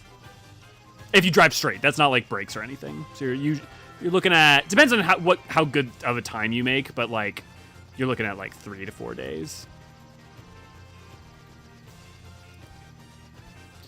So what you're saying is I can't forge a blade from my blood. Well, it depends on what you mean. Do you mean can you pull the iron out of your blood and forge a blade from it? Do it like what? Are you reducing your blood to the point that there's enough iron content? Like what? I mean, you could quench a blade in blood. You can do anything as long as you put your mind to it. I don't think I could become a train. Not with that attitude. Oh yeah, Karsic would not be fun. Yeah, no. If Sir Terry Pratchett can forge a sword from a meteorite, I believe in you. Neri, I'll take you on one if you ever come. I do short trips with plenty of stops. There you go. Get you some anti-nausea bracelets, Neri. My family is driven from Phoenix to New Orleans in 24-hour minus breaks. Yeah, Phoenix to New Orleans in 24 hours? Yeah. That totally seems doable. Okay, I'm back. Let's go kill chaos. Welcome back. Let's go kill chaos. Where are we going? To Cornelia, and then just north of Cornelia. Oh, right, of course. We end where we began. Right, basically. Although there are several floors in here. But they don't branch. It's not like where there's floor 1A, 1B, thankfully, in this one. Unlike in most of us. Do we have to do anything before we initiate that? Nope. Which is, of course, just north of Cornelia. But no one said to, like, go to... Was I supposed to, like, go to the, I think Wise Men, they tell me to yeah, do this? Almost certainly the Wise Men, right? Oh, that's what. Oh wait, this is the Toys Cave. I mean, I can voice Matoya again if you want, but I will always be a fan of you voicing Matoya. No, that's the elf thing. We're gonna have speaking playable characters next game. Oh wait, next game? Really? Oh yes, sorry, Yeah. like player characters. Yeah. I thought you meant like voice acting for a second. I was like, what? No, God, no. Wait, how long have we got into that? That's That's 10? 10. No, Yeah. even 10. Yeah, 10 has some voice Yeah. acting. Oh yeah. 10's majorly voice acting. 10 is yeah. like 10 holds up in terms of its voice acting to a degree that I find astonishing. Yeah. Don't get people started on Titus. I think Titus is incredible. I know. People misrepresent the same. Grumble. Where is Okay, it? I think it's near. Is it where Garland is? Is it where we fought Garland? Yeah, but where the fuck did we fight Garland? That's that little. Yeah, just like up. It's just right Is it? there. I thought that was where we fought the Elf King. No. No, Chaos Shrine. Yep, totally. Oh, okay. These are the 5 warriors, I guess. Oh, there you go. Oh wait, are these the side characters from? That's what I was wondering. I don't know enough about that game. I'm kind of laughing that I don't. I'm kind of also excited to at some point play that and be like, what? Oh, okay. Yeah, I think that having played this game will actually be a benefit for that game. Yep. You focus on the light of the 4 shining crystals: fire, earth, water, and wind. On the black crystal, the flow of time surges and space begins to warp. Just one step forward and you will travel back 2,000 years in time. What? Okay. 44 hours coast to coast, by the way. Yeah, I'm not surprised by that. See, time travel has always been a part of Final Fantasy. Right. Okay. Purple worm. Oh, classic. Very, very classic D&D. Chaos? Chaos is there. Ha ha ha! Yeah. You laugh all you want about Titus. Which Titus laugh do you like better? Ha ha ha ha or Crow laugh Japanese Titus? Definitely a ha ha ha. Especially because that scene is genuinely moving. Elio's gonna come in here. The whole point is that it sounds stupid. It's literally 2 people forcing laugh because they're going on a suicide mission. He's trying to cheer up. God damn it! Ah! Okay. There we go. I'm still mad about something that hasn't been a prevailing thing on the internet for the better part of a decade. Oh, people don't let it die, though. People don't let it die fully. They love to talk about it. We're here to kill chaos. It's true. We are here to kill chaos. Kathra, good to see you. Glad to have you. I'm about as late as a person can be without actually making it. Hey, but you made it, and also you can always watch later. So, and thank you for coming. Yeah. We are actually looking to finish FF1 today. We are. You're here to see us kill chaos. Maybe? Nope. Maybe. Oh my god, That's not an orientation we've seen before. Right? There's a lot of golems there. Oh, don't slow us. That's a dweeb What if you move. just didn't? We can play multiplayer Stranger Paradise, by the way. Well, okay, multiplayer Stranger Paradise would be hysterical. It has multiplayer? Apparently. Wait, can you do up to like 3 or 4 or whatever? Because if we do, we could do a full party, and that would also be a hilarious drunk stream at some point. That's true. We do consider it for a drunk stream. Yeah. I've grown soft spot for Titus over the years. He's fun. I still think his dad is way cooler, though. His dad... his dad is shit. I mean, he's definitely... Look, don't get me wrong. I like Jack as a character. He's also a terrible father. You just he's also kind of a... You just think Jack's hot, Scarlet. Admit it. And he is hot. Scarlet says. Up to 3? Well, okay. That's me, you, and Neri. That works. Yeah, that's not too bad. Man. The whole... My dad's a giant evil whale thing. It's a pretty cool story. It is. I also love how many times 10 has plot elements that remain primary elements without overshadowing other elements. Like the fact that Titus's story and his struggles with Jecht like constantly interweave throughout the entire narrative, but they like commingle with the story of Yuna and her relationship with Braska. And so like to me, a lot of like it's not just like a bunch of separate things, it's a bunch of different elements that end up commingling in ways that I think are really wonderful. And then Seymour's in the corner being a Rick and Morty character. Basically. Right? I mean, there's also wonderful, though, like, parallels between Seymour and Titus when you think about it. Like, in their relationship with their fathers, their relationship with, you know, truth and the world and how they handled it. I mean, the parents are both... I guess, you know, in the loosest possible of terms, you could consider Sin a summon. Absolutely. I mean, like, it is. Because Sin is just the final Aeon possessed. So it absolutely is a summon. So, yeah, you know, it's there's just a parallel to be made there. Mm-hmm. Oh, yeah, between his mother, both a parent that became and a final. Yeah. Yeah, exactly. Let's go. Is this right? We'll find out. How far back did we go? Was it 2000 or 200? 2,000 years. Because 400 years ago, things went to shit. So, like, this is back even further. I was about to say, 200 years is not very long ago. Unless you're an American, in which case 200 years is ancient. That's true. Although, there's that whole thing with... Have you seen the Lizzo thing? No, which one? Lizzo, you know, like... well, I don't know if you know, because I wouldn't know. But I don't know if this is a thing that Americans know about. Do you know James Madison's flute? What? He had like a famous flute, and Lizzo played it. No. And people are mad because she played it. Oh, fuck. I know, right? People will be mad about anything. They will be. They really will be. You know what I always tend to think about when I think about like relationship with antiquity and like age and stuff is that the UK is the elves, right? And we're man, if you think of like in Lord of the Rings sense, like we're the like young upstart get shit done race. And like Britain's like the like come to accept the nature of the world and their natural state of decline. Well, yeah, I mean there is that. But if you think about it from an empire standpoint, yeah, specifically. But I mean, if you go to Europe, I mean, like England is you know, it's not young, it's ancient, but comparatively to like to you know, to the Middle East, to the Fertile Crescent, to Mesoamerica, to I mean, even aspects of like parts of Cambodia, right, would be relatively far. Southeast Asia to a degree, yeah, but you know, if you go really, really old, you're looking at China, India, the Andes, and the Fertile Crescent as the great, you know, India specifically being sort of like far Western India / Afghanistan, as you know, the cradles of civilization. We going all the way back to baby.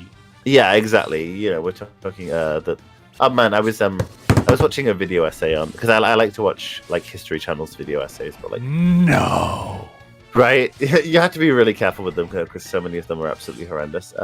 I did not learn till far too late in life how horrendous many of them are. Oh, really bad. If any of y'all watch Kings and Generals, do yourself a favor and find a better one. And it came across them. So the people of when fell, they wrote a lament on a stone tablet in the city, and it's just like the most beautiful piece of literature you can find, talking just a grief for how this great city of them and their forebears has fallen completely fallow. It's very, very sort of Asian. I was about to reference that. I was also about to say, like, yes, the real life Ozymandias story. I mean, like, literally it's different. Obviously, Ozymandias is different, but like that same idea of exactly grief and lament, imbued in like a tablet. Let me get you a bunch of real quick. Literal flute, Elio, not a euphemism. Hey, you don't know, Lizzo. Lizzo likes all kind of boys. Lizzo likes all kind of flutes. That's all I'm saying. I'm an elf now. Ray, you've always been an elf. Don't lie. Stellar Wolf, good to see you. Glad to have you. Now I start playing Stranger of Paradise. Nice. Bought it, but I've been hooked on Final Fantasy 11 to play. I think we're gonna have to play 11 at some point, aren't we? Oh my God. Yeah, I guess so. The despair in your voice. Last time I tried it nearly killed me. Well, you won't have to play it, okay? Yeah, but last time I tried, I was watching someone else stream it and trying to guide them through it with a guide. And that was too much! It's oblique. Like, it's FF1. It's worse than FF1 now. It's like classic WoW, but worse. Like EverQuest. Yep, it's that era of design. Yeah. As long as I don't have a French accent. No, this is completely off topic of this game, but how many times can you do leveling roulette in 14? I can't seem to go to 48 to save myself. Leveling roulette, you can do. I mean, you can do it leveling roulette as much as you want. You only get a bonus from it once a day. Yeah. So it's only worth doing like once a day. But after that, it's literally you can do it. You get the bonus every day. You can also do any dungeon that's level. You could do Orm Vale, would get you a decent amount of XP because that's 47. Alternatively, you could do, obviously can't do 50 roulette. You could do front lines, even if you don't like PV, that'll get you a bit of XP. Yeah, there's a lot of different things you could do. It's neat though, people throw a fit about anything. The Library of Congress even made a tweet thread about how a lot of those instruments are donated with the caveat that they will be played. Yeah. Maybe get Brian to help. Brian to help with what? Oh, 11. Yes, that's not a bad idea. They've gotten so much mileage out of the time travel aspect of FF1. Yeah. Anyway, started a paragraph, fell down a bit of a rabbit hole yesterday. No, Jellybean, thank you for that information. That's really cool. Yeah, I always appreciate it. Where am I going? Okay, hold on. What are we at? Level 3? Sounds good, Aurora. Enjoy your food. Level 2. Crystalline Conflict is good for XP too. Yes, Crystalline Conflict is, though the thing I'll say about Crystalline Conflict is that if you stress out about even doing dungeons, Crystalline Conflict may not be a good time. Okay, head up here, head north. In there. Well, that solved that. I'll keep the maps up for now. Death Eye. It's just a beholder, right? Without the tentacles. Well, did you see? So, have you seen the original design for it? Yes, that's right. Straight Originally up was a beholder. Yeah. Dry ether. What on earth could that be? I'm guessing it fully restores all your spells. Oh yeah, maybe. Why is it dry?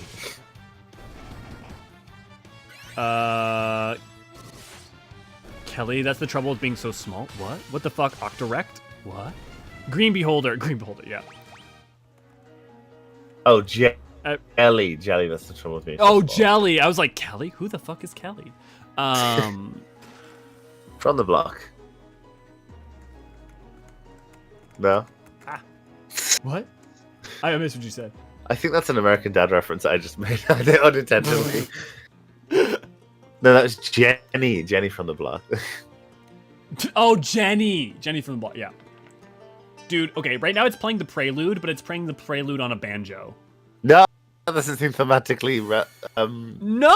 potent. Ew. A ladder? Really? Is that a grand? Well, okay. We are in it. Wait, hey. We're in a chaos shrine. Chaos is a ladder. I'm just okay. Oh man, is anyone watching House of the Dragon? That show is so it's so good. So much better than Game of Thrones ever was. Well, I would say I have, as someone who literally this past week has been rewatching all of Game of Thrones. I hold out with season 1 through 4 so far. I haven't gotten past back through 5 and 8, which is where you really start to get the dips. So far, 1 through 4 is just as good as far as I'm concerned. Rewatching it. Yeah, maybe there are certain better parts, but I think the character work in this game in this series is much better than Game of Thrones ever was. See, I think the character work is more deep, but also it's focused on a much more tight and limited cast and scope. That's true. So to me, I think it's as good. It's just they're doing different things, and so I'm not like comparing them just on the matter of like, oh, is Tyrion just as good as Rhaenyra, right? Because no. You know, top left. Also, fuck Kristen Cole. Fuck him. I love that Kristen Cole is just cartoonishly evil. He is cartoon. Like I'm actually frustrated because of how fucking cartoonishly evil he is at this point. Like he's just such an asshat. Yeah, he's just a dick. It's hilarious to me. And it makes me so angry. Laris Strong is just creeping around, just being like... He's just fucking Littlefinger mixed with Rima Wormtongue. Yeah, he's like, chaos isn't a ladder, it's a fire, and I'm an arsonist. Thank you.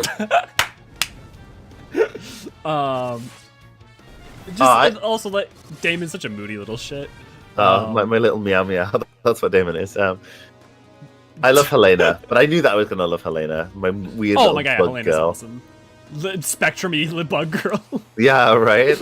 And her little dragon dreams, where she was like talking about she was prophesizing by talking about the centipede. Mm-hmm. I fucking also Varys. I just fucking adore Varys' character. Oh, you're big on Varys? Okay. Oh yeah, I'm huge on Varys. Like, not to say like faultless or flawless, but like he's one of my favorite characters. It's a shame that they completely dogged him in season 8.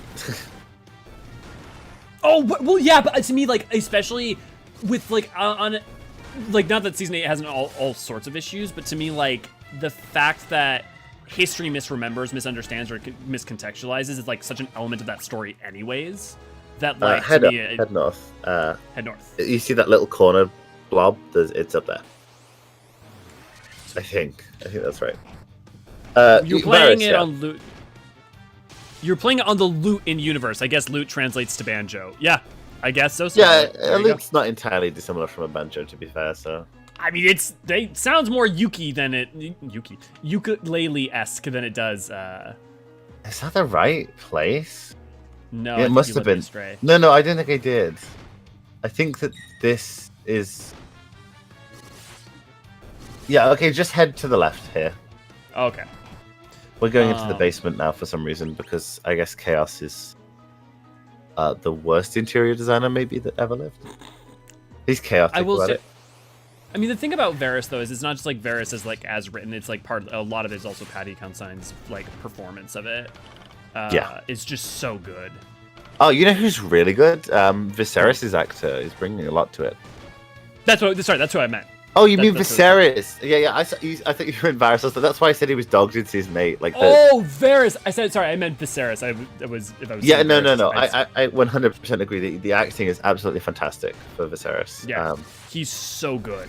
Yeah, I read GRM had come out and said that because the Fire and Blood book is kind of dry. Oh yeah. And he'd come out and said how because Viserys is essentially a plot device in that book. But he had praised the actor for bringing new dimension to the character. Yeah, I love like even I'm forgetting Miguel, the two showrunners too, like praise that same element. I just love that he feels like a Targaryen, he feels noble, he feels tragic, and also has all the elements from the historical record of like Fire and Blood as well. So it's like it doesn't feel like it's just like a complete removal from it, but it feels more like the actual person compared to how history might have remembered them. Yeah, right. The so I'm a stringent black in terms of oh my god, yeah, of course. But fuck the high towers. Right, but Alicent's pretty sympathetic in the show, I think, so far. Like, I think young Alicent's sympathetic. I think, like, after this past episode, I'm having less and less sympathy for her. She's definitely arcing in that direction, but at the same time, everything she does is an internalized and very desperate struggle against the prison that she's found herself in. It's up. This is up in that little corner bit. Yeah. To me, that's fair, but like examples when like Rhaenyra is trying to reach out multiple times and trying to offer olive branches in every way possible, and like not accepting them or taking them or dealing with them, like to me just makes like 100%. The blacks are in. Well, no side is in the right in the Dance of Dragons. That's kind of the point. But the blacks are, in the right as far as you can go. But Alicent will never be happy again, right? No. Alicent's life is functionally over the moment that Otto gets his claws in her and marries her to Viserys. As much as Viserys is not the worst husband, but but it's not. It's the byproduct of that position, right? It's not has nothing to do with whether he's a good or bad person. The story they've built with these initial few seasons is that of social stations as prisons. For Daemon, for Rhaenyra, for Alicent, and then eventually for Viserys, and then for Aegon being pressured into it by his mother, who is essentially just repeating her father's crimes against her. Yep. It's interesting. So I find Otto. So the other thing I'll say is not to say that the Greens don't. I have like zero sympathy for them. Not to say that like I don't have like an understanding. Not to say like when I'm like hardcore black, I'm not like and fuck every Green and they're of all the monsters and blah blah blah blah. Well, but that's actually what I was gonna say. Is I think I have more sympathy for Otto than you do. That's interesting. Because of how he's portrayed in the show, as not that he's not like scheming to like put his family first, but also at the same time he's shown to have I think a lot more deep empathy for Viserys. Like for instance, conveying the information about what happens with Rhaenyra and Daemon, but also like you have scenes like that moment before he goes in, like he clearly does not want to do this, right? But not, and like I feel like there's a lot more room for Otto, or the fact like there's the scenes, for instance, when Alicent leaves, or when he's leaving in like episode 5, right? Or there clearly he cares for Alicent and does not know how to communicate it. And none of the High Towers know how to communicate with each other in like earnest ways. Yeah, well, he's still a human, right? Yeah. In the show. But the reason I have empathy for him, right, is I have far more empathy for someone like Otto than I do for Kristen Cole at this point. Or, because like sadistically malicious and cruel frustrates me and angers me far more than prioritizing self and family over others. Like, not that I don't dislike it. No, I understand what you mean. I mean, Kristen is functionally an incel at this point. Fuck, Christian. Jesus Christ. Like, and I really liked Christian, but like, I mean, fucking, just the shit he even says in, like when him and Alicent are walking in episode 6. It's like, oh, for fuck's sake, man. Most of this, not only were you not a willing participant in, but like, the second, like, oh my god. It's even worse, right? Because Rhaenyra didn't even in episode 5 like be like, no, I refuse your request and you're out of my life. Bye. He fucking runs off and like she says no, and right away he runs off and is like upset and frustrated. Doesn't even like attempt any kind of reconciliation, and then goes fucking ham with Joffrey, which is just fuck him for that. It's just yeah, the whole I love that scene where Alicent turns it, because you can so obviously see that she loves Rhaenyra. Like, as much as she has come to this point, she loves Rhaenyra. She sees Rhaenyra. She sees Rhaenyra as a person who has achieved the freedom that she wants without realizing that Rhaenyra is every bit the prisoner that Alicent is. I think there is a read in which you could see that Alicent has certain amounts of romantic feelings for Rhaenyra. I think that's. I absolutely think the show does that, and the actors have all used, both the young actors and the older actors have used similar language. So I think every version of the show's textual reading and acting would agree with you. Right, exactly, and she has this moment where like he says this horrible shit about like he takes a step beyond, right, and she turns and looks at him and like glares at him for a bit, like, okay, I might be allowed to say that. You're not allowed to say that about Rhaenyra. Yeah, but also just like the cruelty to I'm forgetting which son it was, but like and stuff like it's not Joffrey, because Joffrey's the baby. It's Jacaerys. No, I think so. Yeah. That like I have so much more frustration with like cruelty, intentional cruelty, than with selfishness. Yeah, I know what you mean. I definitely do. Yeah, he did try to use power word kill Scarlet, you're right. This boss is kind of hitting us hard. We've got 4 of these, and then we have to fight Chaos. Elio X potion. High potion. We need to drop some ethers on people after this fight, maybe. That's a good idea, yeah. Oh, it's cold in my room. I'm turning down the aircon. How cold is it for you? Currently it's 16 degrees in my room right now. Oh god, what is that for you? Yeah, I was about to get. That's like 60s, right? Yeah, but it's cold for me. Like that's freezing. Yes, cold 60 degrees. Yeah. To be fair, for you, that's got to be a nightmare, because it's like that same temperature for me here, but like I'm not in fucking Singapore. Right, exactly. It's adjusting to it, but outside it's currently 27. Nice. Yeah, for me outside it is 15C, and down here it is like 13 or 14C. Right. And I'm gonna get to a point where it's gonna be like 0C down here before too long. Yeah. See, we're going into like the we don't have winter, we don't have seasons here. We have dry and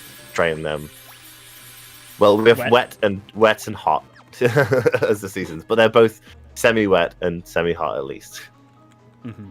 I was just gonna say I'm really happy to talk to you about House of the Dragons. I haven't had anyone who's engaged with it as deeply as I have to not even discuss, right, but just like communicate over it. Yeah, I'm loving House of Dragon. I keep putting off watching Rings of Power as well because I know that it's going to disappoint me deeply. I've been watching it. Huge fan so far. Interesting. I'm very, very big fan. As far as I'm concerned, in every stroke that's important or matters, it's very faithful to. It's very, very, very faithful to the text. I feel like I can't do justice of it without buying some more of the rights, though. Which is not necessarily to put the blame on them. I think maybe I remember reading a theory that the estate will not sell any rights that Tolkien didn't sell when he was alive. So they just won't sell it. So here's the thing, because many aspects of the Silmarillion, like the War of Wrath and stuff, are touched on in the appendices and stuff, they have a lot of things. So like the Valar as a thing are a part of the story. Right. So like the main thing it doesn't have is things like it doesn't reference the Eindalindale. It doesn't show the fall of the trees specifically. Like it shows them and it shows like the shadow of Morgoth and stuff, but it doesn't give you like Ungoliant and all that. Like it doesn't overload that. But actually, in some ways, as much as I was a little bit disappointed with that, it's actually, I think, stronger for it because it's a really big emphasis on focusing on the Second Age and the narrative of the Second Age in the same way that The Lord of the Rings is talking about the Third Age, right? Like yes, you get bits and pieces of things like The Last Alliance, but you're not, or, like you see Sauron did this thing where he forged the Rings of Power, but like you don't get a lot about the Second Age. You don't get a lot of references to things like the War of Wrath, like Arendelle, you get, like, the Vial of Galadriel in Lord of the Rings, right? But you don't get his story, the context of all that. It's kind of a shame that they don't have the rights to Galadriel's brother. Apparently, they had to ask for special permission for that one scene that he shows up in where he dies, and they changed how he dies anyway, but... So that's kind of a shame, considering she's such a prominent part of the story, from what I'm given to understand. Yeah, so I think the main thing that happens from that is that you don't have the full context under which she engaged with the world during the first era. Like, you don't have the kinslaying, you don't have but at the same time, that's like can be like disappointing for someone like me and you, but most people would be like, that's just like overload. A lot of these, like for the layperson, which maybe is a slightly pretentious term to use in this context, but no, I think it's apt. The series is probably absolutely fine. The thing is, I wouldn't say that the series forsakes depth for it. Okay. I mean, I know they've got Pharazôn and stuff, like they changed him from a general to a chancellor. That's fine by me. Like it's whatever. That's the other thing. We have humid and cold here in Louisiana. Yeah, and sometimes you add GTFO to the weather here. The thing I would say is that the thing is that the obsessive adherence to the text is not necessarily in and of itself a bad thing, but the other thing is that I get frustrated when the discourse around it says things like, oh, it can't be this because Tolkien, that's different than what Tolkien said, and then you actually look at letters and stuff, it's no, it's not. It's really not. Things like the Witch version of the Orcs creations. Tolkien had been using 10 different versions and he never finished one. And, Christopher just had to decide on one, and that's what ended up in the Silmarillion. Or things like Dwarven women. He oscillated back and forth on that for forever. And so I'm also a little bit defensive towards the show because of erroneous criticism towards it, and it makes it so I haven't engaged with a lot of other people about it. So, something people often miss about the study of Tolkien and his work is just how much his mortality limited what he was able to do with it. He seeded countless stories that we were going to explore, or that he was going to explore. Even tiny things. That he was going to elaborate what the Mirror of Galadriel was. He was going to elaborate on these things, but unfortunately didn't get the chance to. So you have to sort of fill in some of the stuff yourself. Yeah. Well, and so as someone who was really looking forward to a much more first age oriented editions, and as well as the, obviously couldn't be on Lake of Silmarillion and stuff, but like more of that. I at first, after episodes, the first two episodes, kind of sad that there wasn't, and let down that there wasn't as much of that. But it is there, and the thing is, it continues to be there more and more as it goes along, as opposed to, pulling a, Lord of the Rings films, for instance, let's say, where you get, Last Alliance of Elves and Men, The Forging of the Rings, and then on to the Third Age, and you're focused on the Third Age. There is a continued aspects of, Elrond is a major character, and you get the nuance and relationship of his relationship with Arundel and Elros, but it's not like the first thing you get with him. Instead, you get it as like it expands that relationship, and your knowledge of it and his relationship to it expands as the story goes on. Right. I like I do what was I going to say?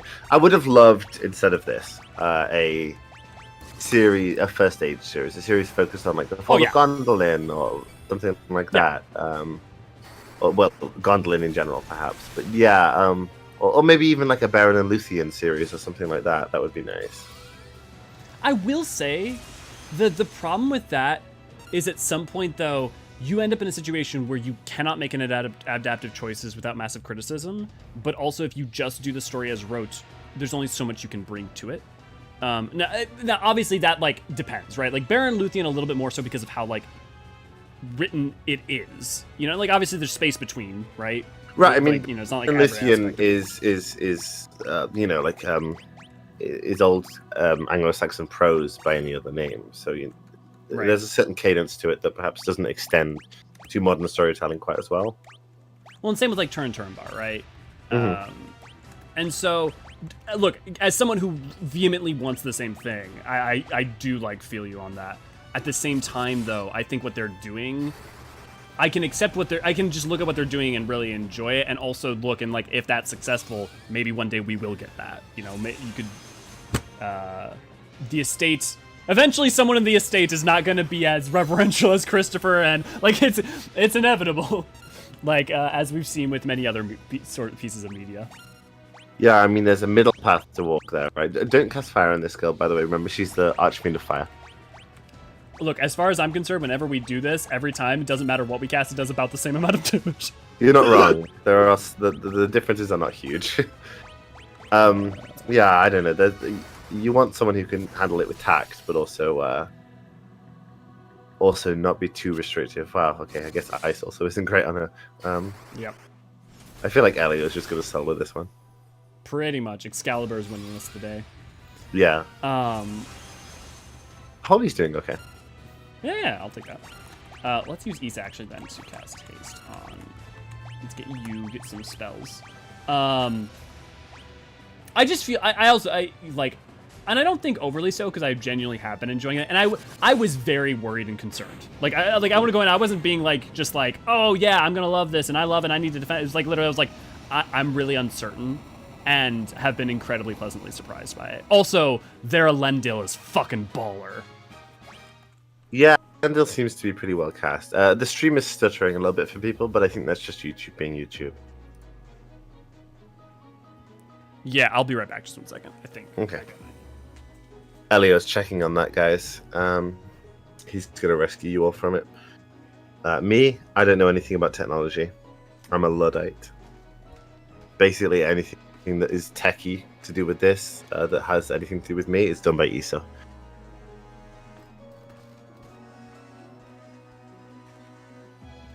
Unless I'm, like, praying to the 12 for it to work.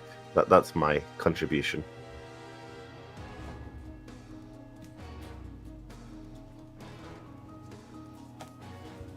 Okay, my roommate is currently streaming to some work stuff, so I'm gonna take a second to. I'm gonna take a second to pause real quick.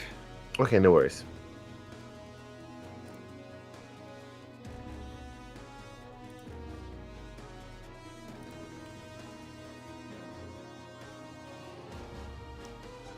We'll be right back in 1 second.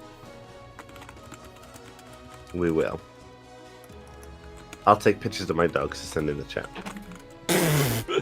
Actually, that's a great idea. Let me go get Deadpool. Yeah, good go.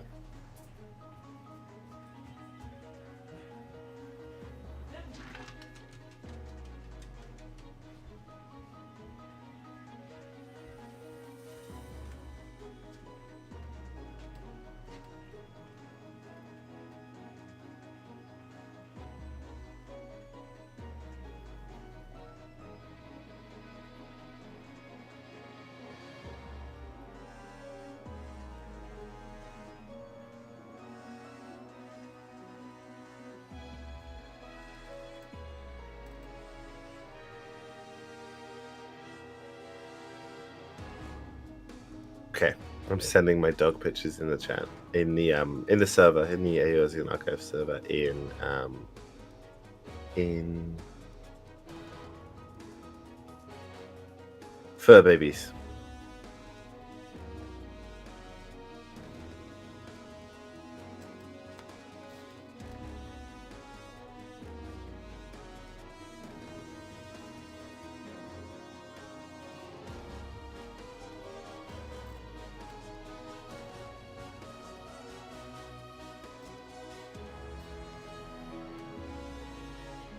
Damn, you see, you don't have a fighter. Do you have a monk, at least?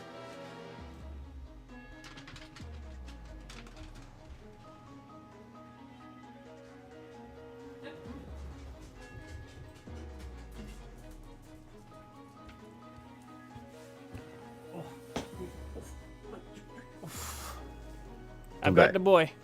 You got the boy? I got the boy. Deadpool? Excellent. You say hi? You need a kiss? You went down? Okay. There you go, bud. Okay. My partner says that they're not going to be off of streaming for their work anytime soon. So we may... We'll see. We'll check if people are... how bad it's still stuttering. Yeah, it might resolve itself. It won't. It's saying that we're getting very low stream. Oh, okay. Do we want to call it and have the conclusion next week? Yeah, that might be what we'll have to do. Okay. Just give me one.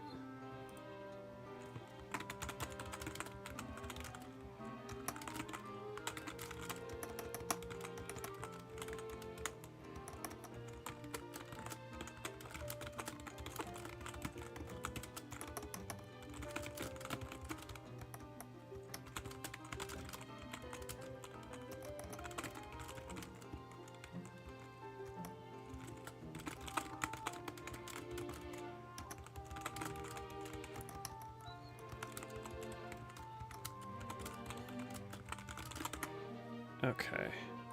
I'm going to cancel your streams, and I'll see if that works at all. If it's not resolving, we'll just call it here then. Okay.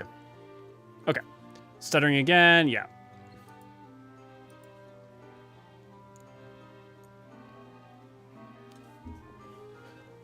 Okay.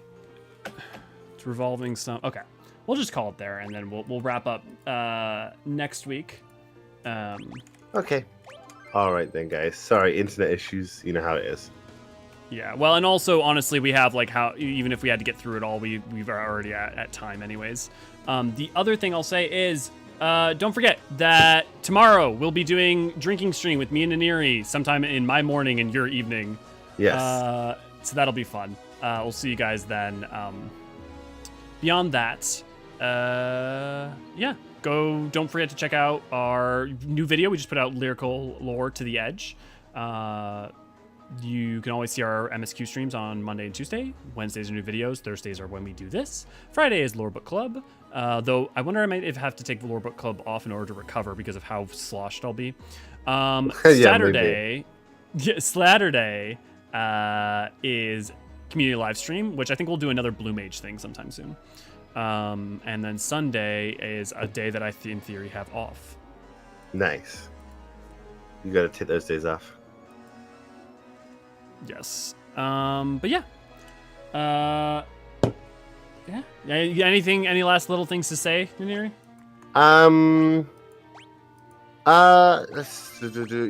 Let's go kill Chaos next time. Let's kill Chaos. Oh, it's cleared up for you. Oh. Well, Aaron, let all of you guys let me know if it's clear. If it's cleared up, we'll try carrying on. We'll see if we can power it. It's cleared up. Okay, if stuttering's cleared up, Naniri, I'm sorry you're gonna have to play blind. I think you're gonna have to watch the stream with everyone else. Let's go ahead and fuck it. We're too close to the end. Let's go. Let's do it. Yeah, let's do it. Go on then. I hope you don't mind that we'll be running a little long. No, I don't mind. Everything I just said, imagine I said that 15 minutes from now. 15 minutes. We'll see. I can dream. Yeah.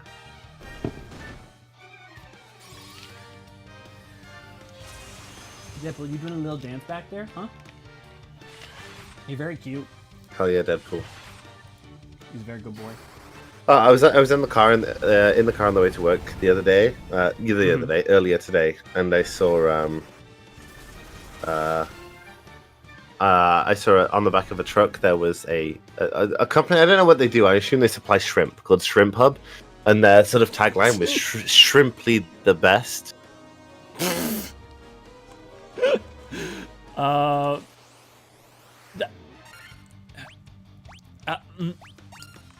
Cool. I'm sure the shrimp are delicious. I mean, shrimp are usually delicious. That's true. That's true. Shrimp are good. Secretly nutritious.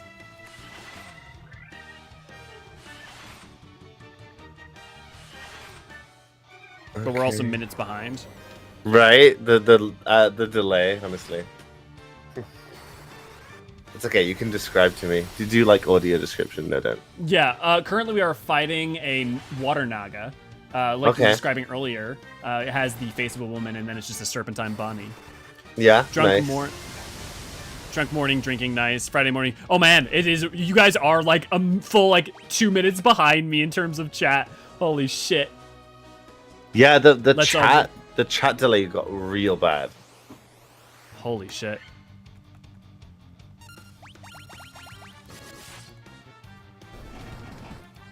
Yeah. Yeah. I've been reading a lot of a webcomic lately. Kill 6 Billion Demons.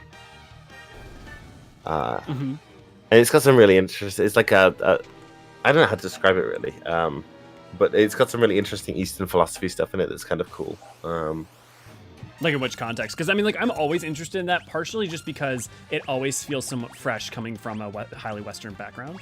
A lot of Indian and Chinese philosophy, I'd say. A lot of Buddhist philosophy in it. And not particularly Zen Buddhist, like a non-Japanese context. So it does draw on Japanese sources and stuff. Yeah, but there's definitely a very distinct flavor between the two. There is definitely. It's really interesting seeing what my current partner thinks of the cultural differences between Japan and China compared to what I've given to understand. Oh, I bet. Do you tell? Well, it's almost seen over there as like an appendage of Chinese culture. And there is a great deal that is sourced from China in Japanese historical culture. Oh my god, yeah. But it's really interesting to see how it's seen as almost like a branch of, and not its own thing. In distinct entity. Yeah, right. Meanwhile, from my experience with both cultures, although there are certainly origins, sort of shared origins. They're very, very different. It's interesting though. At what level is the difference between, I feel like in the West we make a very big distinction between non-denominational Christianity versus Catholicism, right? Right. But what is the difference between talking about a Presbyterian versus a Baptist compared to Catholic versus broadly a Christian, or not a Christian, but you get what I'm getting at. Yeah, we'd say, a Protestant versus a Catholic. Yeah, Protestant, thank you. My brain just wasn't thinking of the word. And so I wonder if it plays any kind of similar relationship in the same way that, your background on whether or not those are, two highly distinct things, or, if you're coming from a non-Western perspective, it's it all seems kind of just like Christianity to me. Or, I mean, it is all Christianity, but it all seems like kind of the same thing to me. Yeah, I mean, that's an interesting thing, right? And it's also interesting as a Brit because Anglicanism, which is, our flavor of Reformed Christian faith, so a Protestant faith, it's somewhat more linked to Catholicism than most of the American Protestant churches. Mm-hmm. But I think as you get to I wouldn't say that there's huge cultural differences. Obviously, in the religions themselves, I would say that there are. But yeah, I don't know. It's hard to quantify, right? Well, it's also one of those things that, like, as much as even when faith is codified, it means such wildly varying things to individuals that unless you're just taking specifically only like a specific subsect of practices and saying this is that and comparing that very specific thing to each other, where lines blur in reality. Yeah, I mean, especially if you go in the East, these things hugely blur. Like if you go to look at them, I mean, in Japan, syncretism and sort of the blending of religions and a lesser, they're not as evangelical, they're not as doctrinal. A lot of them, a lot of the if you're going over there to a Christian church, then yes, you're going to see that kind of stuff. But that's the one time I was about to say that's the only time I've really seen that strongly is typically been Japanese Christians. Yeah, and I mean the same is true of Singaporean Christians, that they're very, very vocal. Which is, I'm not criticizing them necessarily or anything. I don't think this is the place. Yeah, for that. But it's just true. Meanwhile, the the Taoists and the Buddhists over here are generally, more of the Eastern style. Mm-hmm. Which makes sense. I mean, I feel like in the West, pretty much whenever you look at Taoism, Taoism and Buddhism, oftentimes, especially Taoism, I find, is very seen as the lens of philosophy much more than religion. And I think, to an extent, you can argue most religions, if you want to make them make them a purely secular aspect, you could always still look at them as a philosophy. But it seems like there's this abstracted delineation between even Buddhism as a religion versus a philosophy. As it's seen in the West. And I have no idea if that's similar in the East or if it's just not if that delineation is made or. So the interesting thing specifically with Taoism is that I would say so in the West, a lot of people who practice Taoism or know of Taoism think of it as the philosophy of Lao Tzu, right? Mm-hmm. Over here in Singapore, as a part of what is called by certain Chinese people as Great China, which is considered PRC, Taiwan, Hong Kong, Singapore, which is not to say that it's ubiquitously Chinese here. There is, the major groups are Indian, Malay, Chinese, but Chinese are the most common. And Taoism is seen as a collection of both that philosophy and also, the folk gods and the pantheons of China are worshipped as part of Taoism. So it's almost the folk religion and the Taoist, that Lao Tzu's philosophy is sort of blended together in one faith here, in that form. Confucianism isn't even considered that. You wouldn't describe someone as Confucian here. It's just part of Chinese culture. Mm-hmm. A baseline, in fact. I'm trying to think of a similar thing to describe it to in Western thought. It's hard to pick out it's like with learning, with language, right? It's hard for an English person to describe certain grammatical concepts in English. Right. Issa's gone down on my screen. Oh yeah, we just defeated Kraken. Yeah, okay. So I'm not too far behind. Just happened. Yeah. Yeah, and then Buddhism, it's definitely a thing over here. Obviously, huge. It's probably the biggest religion, but I don't feel it's discussed very much. It's sort of a personal thing. Mm-hmm. Most Buddhists also practice Taoism. Mm-hmm. I was going to say I wonder how, obviously, trying to just say, I wonder how applicable it is it 1-to-1 to X is kind of missing the point somewhat. But I do wonder how much that also relates to the way in which many Christians in, let's just say America specifically, are much more culturally or socially Christian or spiritualist more than they are necessarily just Christian. Or I wonder, the way that just because that thing is a passive norm, how that might relate. I think there's something to be said for that. But, at the same time, although they won't go to the temple super frequently usually, but there's definitely still a religious aspect there. a lot of families, Chinese families, will have certain parts of their children's Chinese name chosen by the temple, for example, and or a shrine in a house to a certain god or a certain selection of gods. Yep. But I mean, Singapore's an extraordinarily modern country, so a lot of it is sort of, dulled down the same way that Christmas is for Christians, right? The Mid-Autumn Festival is not necessarily a religious festival for a lot of people over here. It's just a time to eat mooncakes and think about rabbits. It is very interesting at the intersection of where, like, I don't say true faith because that's another, but like where like more traditional or fundamentalist or actualist practicing groups meet the like just more passive cultural, just something that's been a part of the cultural in a more general way. Right, and honestly, you don't really find that not in the public discourse for Taoists and Buddhists here. I'm sure that there are groups that certain groups in like Myanmar, for example, that are doctrinal, really really righteous Buddhists, but in Singapore, not really. It's the Christians, it's the Abrahamic faith. Yeah, I'm also just thinking about. There you go. We've Shinto's just defeated Kraken on my screen. Okay, we just got Masamune. That's on my screen. Okay, nice. Equip. Oh my god, Masamune is more powerful than Excalibur? Yeah, I think Excalibur's the second strongest, so give it to Issa, I guess. Apparently he can't equip it? Oh, really? That's weird.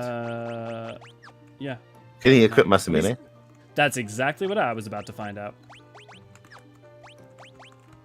Yes, he can. That's nice. That problem. Okay, yeah, we'll do that then. Because Issa's like a pretty good physical attacker anyway. Yeah. Basically, if he runs out of magic, it's fine to just hit things with him. Yeah, it might even be better now that we have Masamune. Man, yeah. So not to wildly switch topic, but to wildly switch topic. I really enjoy Masamune Date as a historical person, as a historical disaster bisexual. That's one of those subjects that I'm like passingly familiar with, but I'm not detailedly familiar. So please do tell. Well, I mean, as I'm sure you know, sexuality as a concept didn't really exist in like Sengoku era Japan. Yeah. There were certain contexts in which you slept with certain sexes and certain contexts in which you slept with other sexes, and that was just that. But I mean, Masamune, who was the leader of what is it? It's not Oshu, Honshu maybe. What was it? Don't treat us with fake real life lore, Naniri. Right. Oh my goodness. It's completely. Anyway, Northern Japan, part of Northern Japan. Mm-hmm. Well, that's not what the Japanese call it, is it? It's Eastern Japan, isn't it? But yeah, over there, a very prominent. Like the islands? No. No. Okay. No. I'm just with like the section of not the section of Japan, not like Kyushu. Yeah, like okay. No, like a province in what was it? Oh, okay. What was it? Tohoku. Okay. Yeah, and he was famously very chaotic and a bit of a disaster bisexual in the more active sense, breaking certain cultural bounds. He was called the Dragon. He was always equated to a dragon, and he's one of the more prominent generals of the Sengoku Jidai. He's just one of my favorite historical characters. I was about to say, do you think, like, especially when you think about how many characters throughout Japanese history, specifically, especially from the Sengoku era, have had a lasting impact in, like, character archetypes into present day? Do you think he's one of those that has inspired a lot of similar? Because you think about that archetype and how that kind of character kind of exists in anime as well, or in like other pop culture Japanese media. In the same way that you have your Nobinagas, your like Toritomi Hideyoshi's, your like there's a lot of like I would have to like think about each character in specific that I'm thinking, but I have this feeling like those, even if not the actual historical figure, but the like the understanding of that figure and the representation ends up being used as grounds. In the same way that you look at, I mean, like obviously you're gonna see that in something like Sengoku Basara, right? Because it's literally using those characters. But like at the same time, you see that play out even further, even in things that are not historical. Right. Well, I think that the most, probably the two most influential in terms of character archetypes are Nobunaga, of course. Mm-hmm. Very ubiquitous sort of character archetype, like the evil, ruthless, but very capable and almost the best man for the job sort of ruler. And then also Usugi Kenshin. As sort of a holy monk warrior, sometimes paired with issues of sort of gender ambiguousness or cross-dressing, stuff like that. Yeah. Fighting Tiamat now. Okay, fighting Tiamat now. So almost there. Almost there,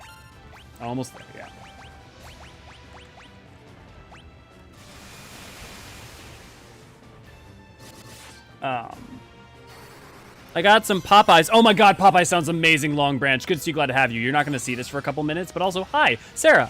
Hi, everyone. Hi. I see your notes. It's hard to talk to you guys when there's such a delay, but no, I love you, and I'm glad to be here with you. Popeyes. What does Popeyes sell? Chicken? Oh my god. Yes, it's Popeye's chicken. It's like Louisiana chicken. I mean, like, it's not really Louisiana chicken, but it's like fast food Louisiana chicken. Okay, I don't know what that means, but I'm sure it's delicious. It's delicious fried crispy chicken with spices and... Sounds good to me. Yeah, it's delicious. It's delicious, and their biscuits are amazing, and they're fuck, what actually? Not like cookies, obviously, but like a country biscuit. What is the term in like British lexicon for like what Americans call a biscuit? Oh, we don't have one. It doesn't exist. Maybe dumpling. Maybe a dumpling. Oh, but a dumpling's like a soft dough. Yeah. Or YouTube might block me for saying the actual word, but just say it.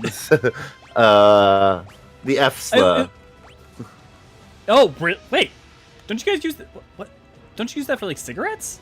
No, that's FAG is cigarettes. FAGGOT is a foodstuff. Oh, duh. I don't know why.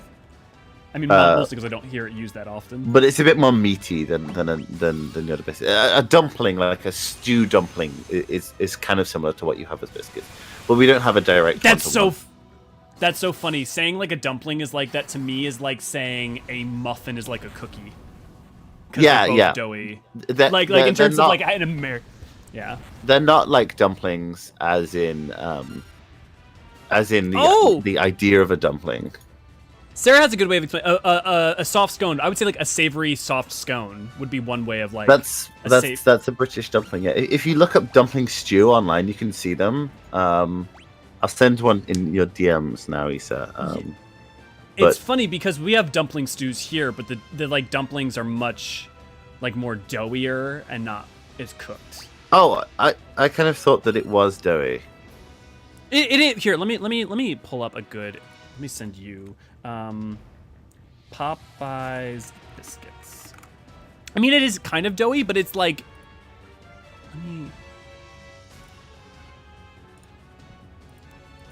It's important to take tangents from fighting your bosses so that you can show your friends Popeyes. Yeah, it's a cultural exchange. I can probably find the Popeyes. Let me see. There's got to be a Popeyes in Singapore. Maybe. Yeah. So what's your? So like that. What you're showing there totally is exactly like a biscuit. But let me show you dumpling soup here. Okay, there is a Popeyes in Singapore, in IMM. Okay, is that the same? Is it actually a Popeyes though? It's called Popeyes Louisiana Chicken. Is that right? The kitchen. Yeah. That would be what it is. I don't know if it tastes the same. Probably. I'll give that a go.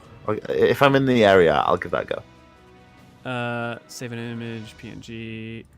Here, and then I'm showing you kind of what. This isn't a great picture, but the thing is that your version of a biscuit is like close to ours, but then when I have dumpling soup here, it's much more like a dough ball than it is a like cooked thing.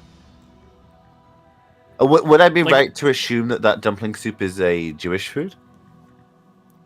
Like matzah? Probably in origin? Is it matzo balls? It's not matzo balls, but it's close. It's not that far off, and that may be its origin. Okay.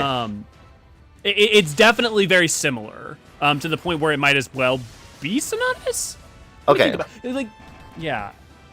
It's hard to explain because now that I think about it, I don't have a good reference point. Matzo balls is basically the closest. Right. And then in Asia, I wouldn't say that Singapore has any sort of one-to-one to that. Like the doughy foods, they're not quite as common. Like dim sum, I guess, if you want to push it. Yeah. Well, and yes, the thing is, I love want Popeyes, you say. Yes. Oh, Issa. Oh my God, you could give me Popeyes. Oh my God, actually, no, just straight up, Issa, please give me Popeyes. I love Popeyes. I'm using my Sugar Archon cards. I beg of you. I'm just saying. Okay. I don't know what the delay is on that. Look, it's not my fault.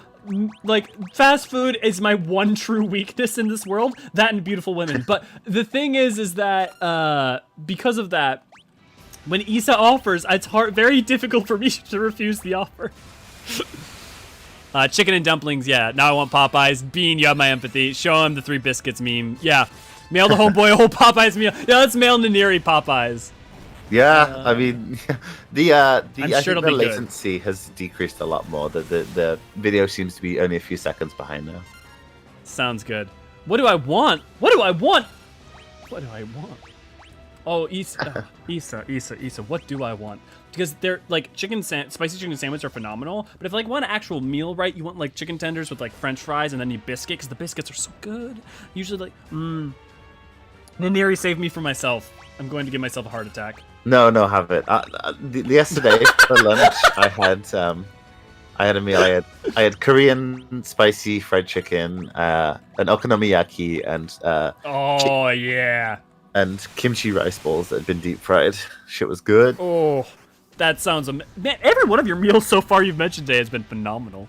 Oh, I living in the East has done so much for the food I eat. Like honestly, it's been revelatory.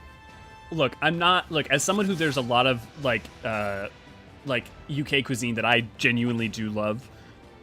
It's not that hard to go up from the UK. That's true. In terms of cuisines. UK food does its best with sort of home cooked stuff that is like savory pies, stuff like that. That's done you eat it in the winter. It warms you up. But yeah, I mean, I'm definitely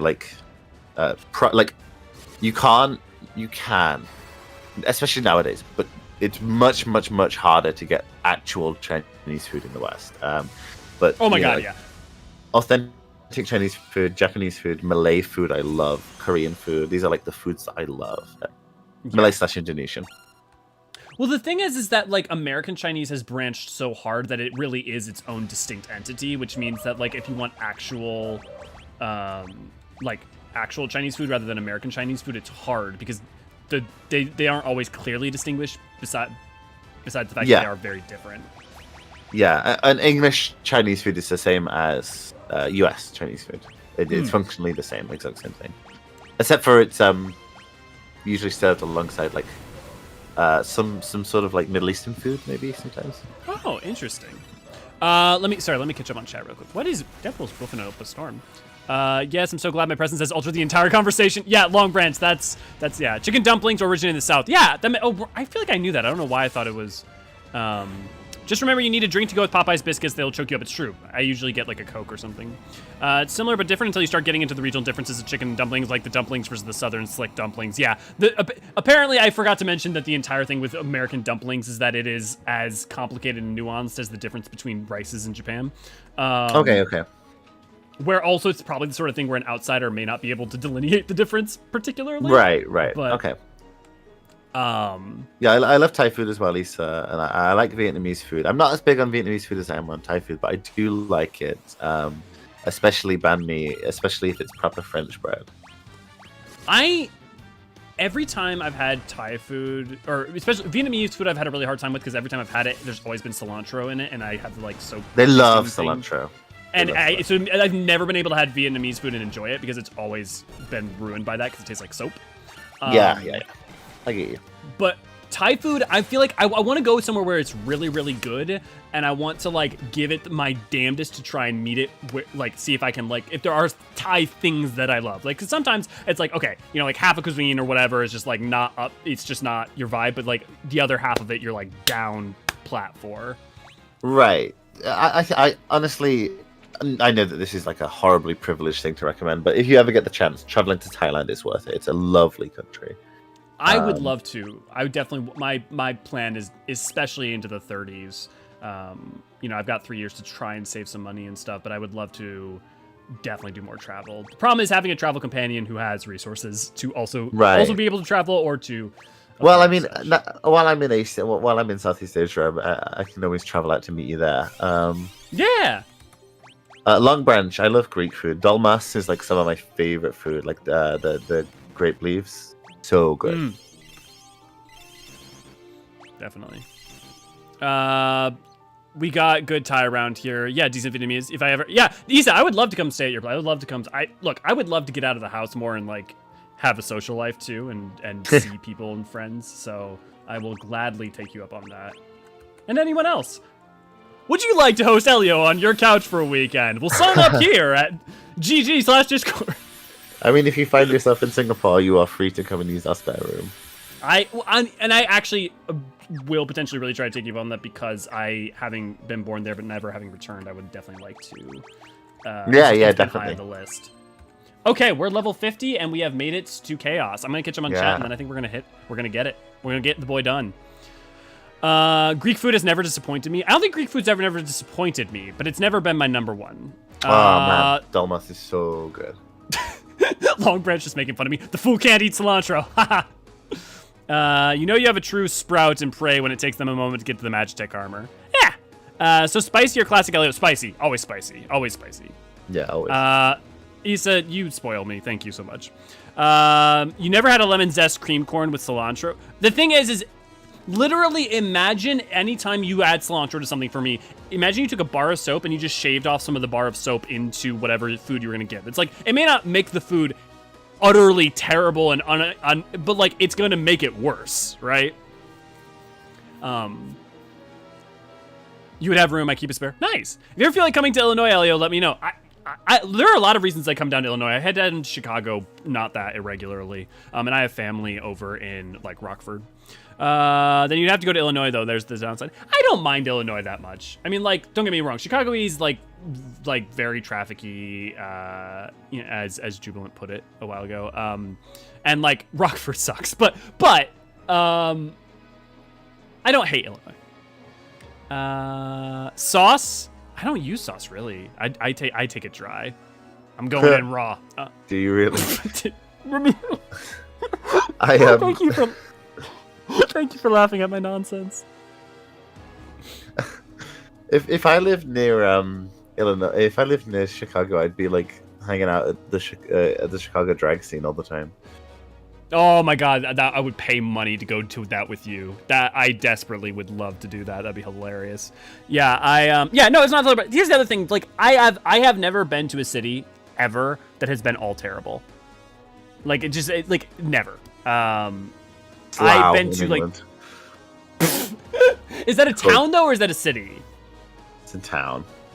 Okay, because towns can suck because they can be small enough that there's like no hope. But the thing is that the ones that suck are small, and therefore you can escape them. Yeah, that's true. That's true. Going in dry. Yeah. Yes. Okay. Shall we kill chaos? Yeah, let's kill chaos. Let's kill chaos. Do you actually? You know what? Fuck it. Do you remember me? I once was the most renowned knight of Cornelia.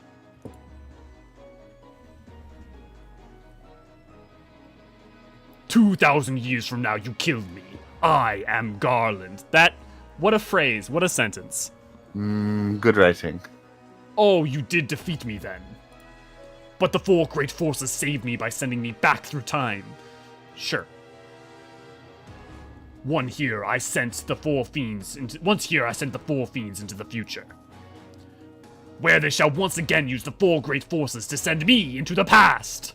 Oh, this is pointless. This is stupid. This is bad writing. In 2,000 years, I will remember none of this.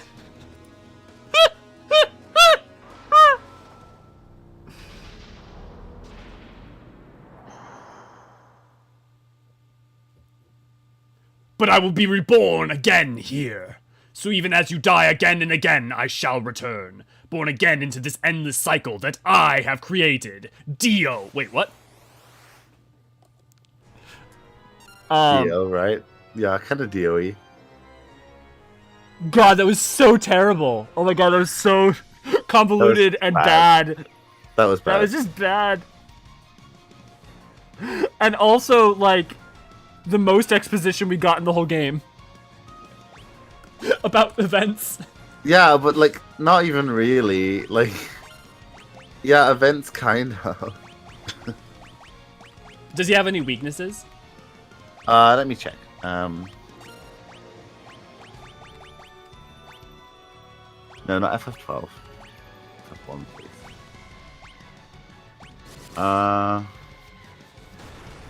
It was me, Dio.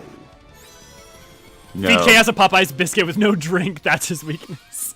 No, he doesn't have any weaknesses, unfortunately. Thank you, Issa. We're here to eat chicken and kill chaos, and we're all out of chicken. Actually, I won't be soon enough. Why are there even weaknesses in a game when most bosses are just, like, mostly immune to shit? Yeah, that's true. This guy is mostly immune to stuff, yeah. It's like... For all that is love and thunder. I hope this fight isn't a pain in the ass. I bet it will be. If it is, then he follows a strict spell order, so technically we can just predict him. Oh, I got a solution to that, too. I got null. Yeah, that's true. Haste is always a good idea, of course. If you want to break a Final Fantasy game, haste is your friend.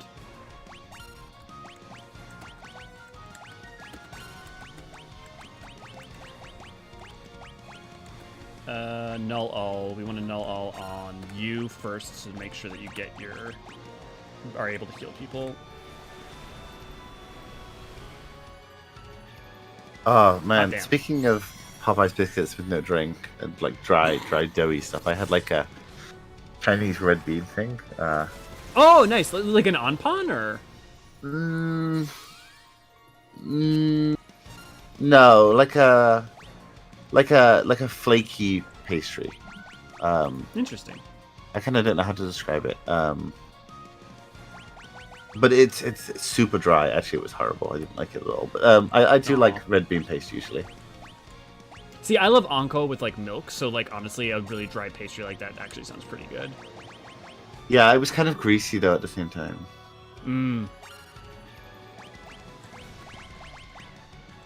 Which wasn't great. No, but I like really? red bean. I mean, I'm not in love with red bean paste. It's not like my favorite flavor. But I quite like it. I really like a really good onpon to me is like phenomenal, but like that's about like the amount that I love red bean. Beyond that, I'm like fine with it. Do you ever think about how like stuff like melon pan was single-handedly popularized even in Japan by anime? I do often. I also think melon pan's gross though. So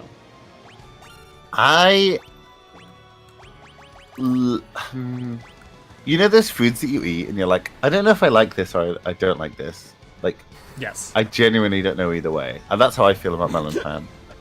My thing is that like I don't like anything that's like honeydew flavored, because like and like most like melon flavored things to me taste like melon rind, not like cantaloupe.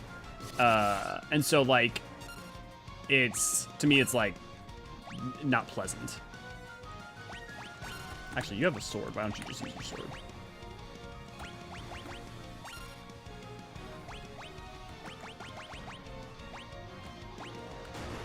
Yeah, just use the swords on this guy, right? I think physical damage is actually the better way to go with the chaos.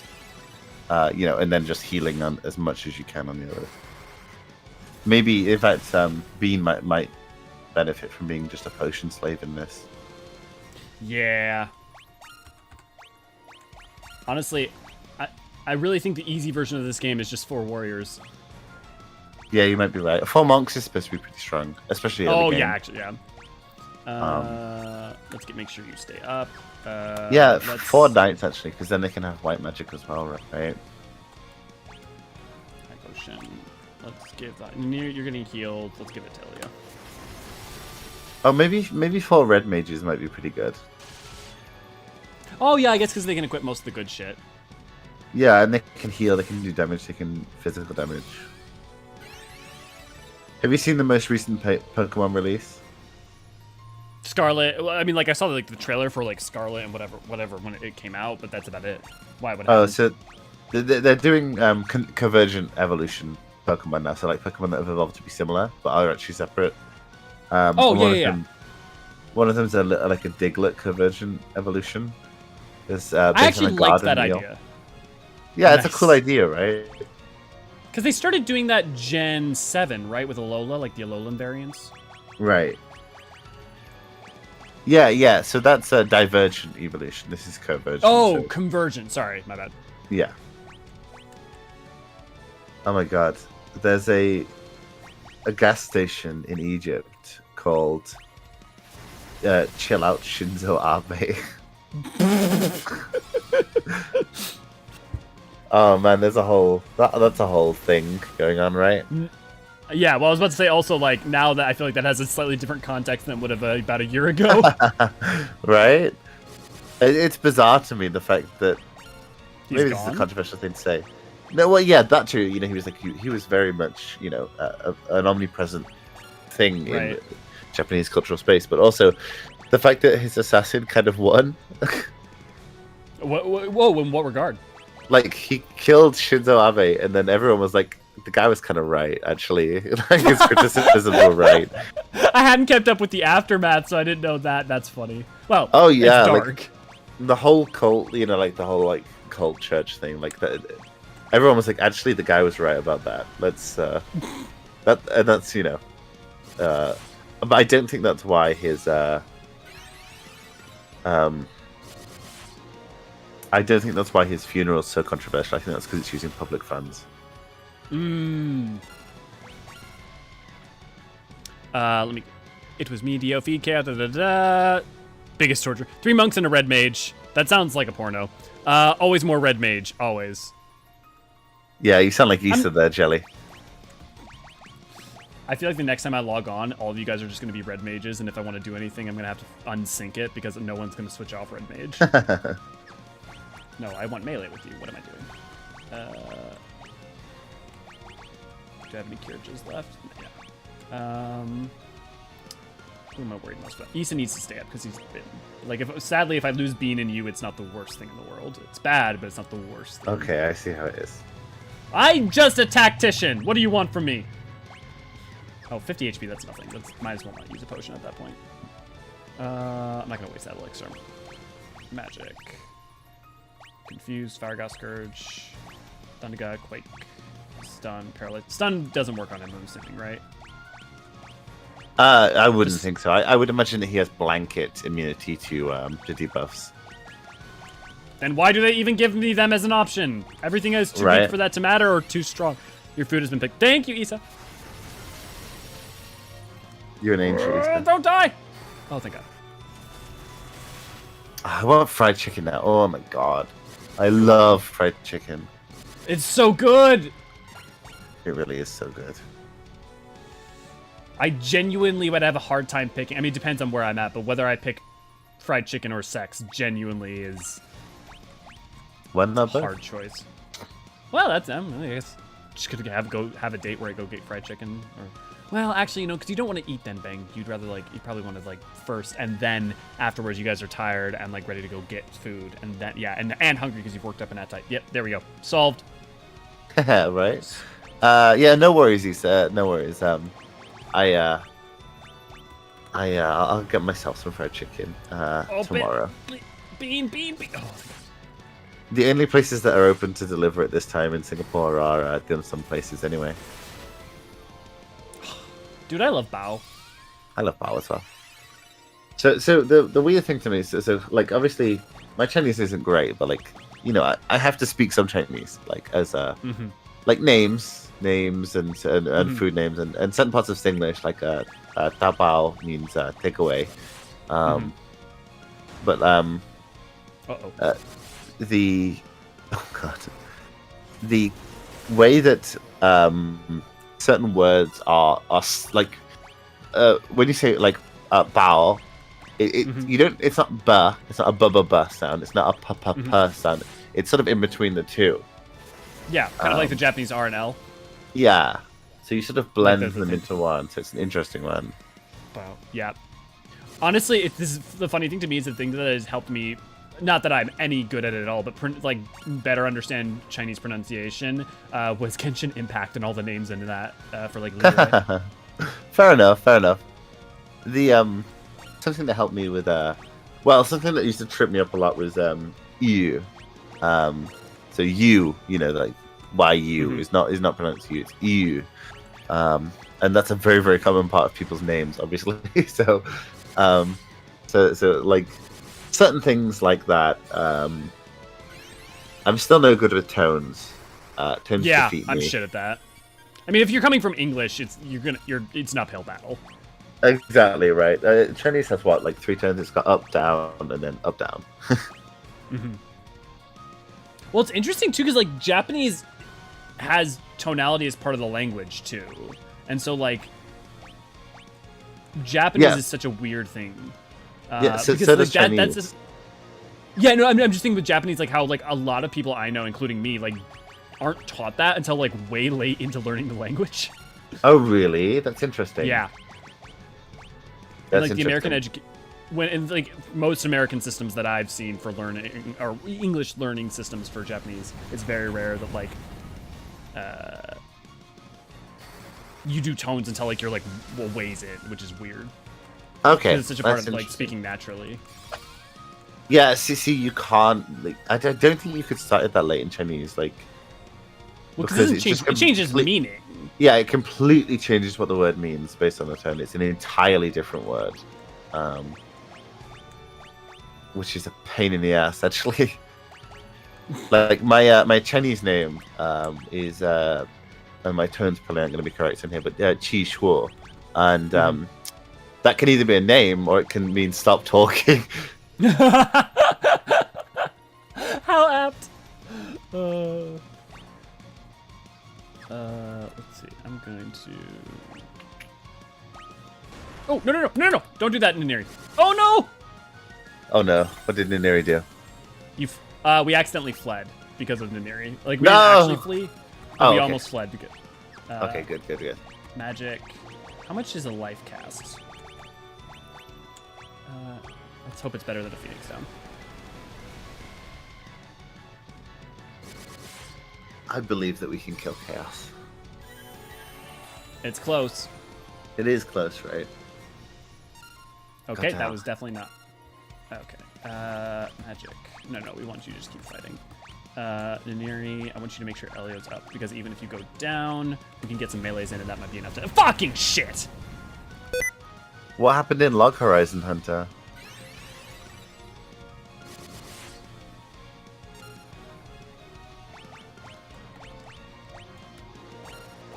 Yeah, I didn't know what that is. I mean, I know what it is. That's what legs. Kept his HP stat from the GBA remake. Interesting.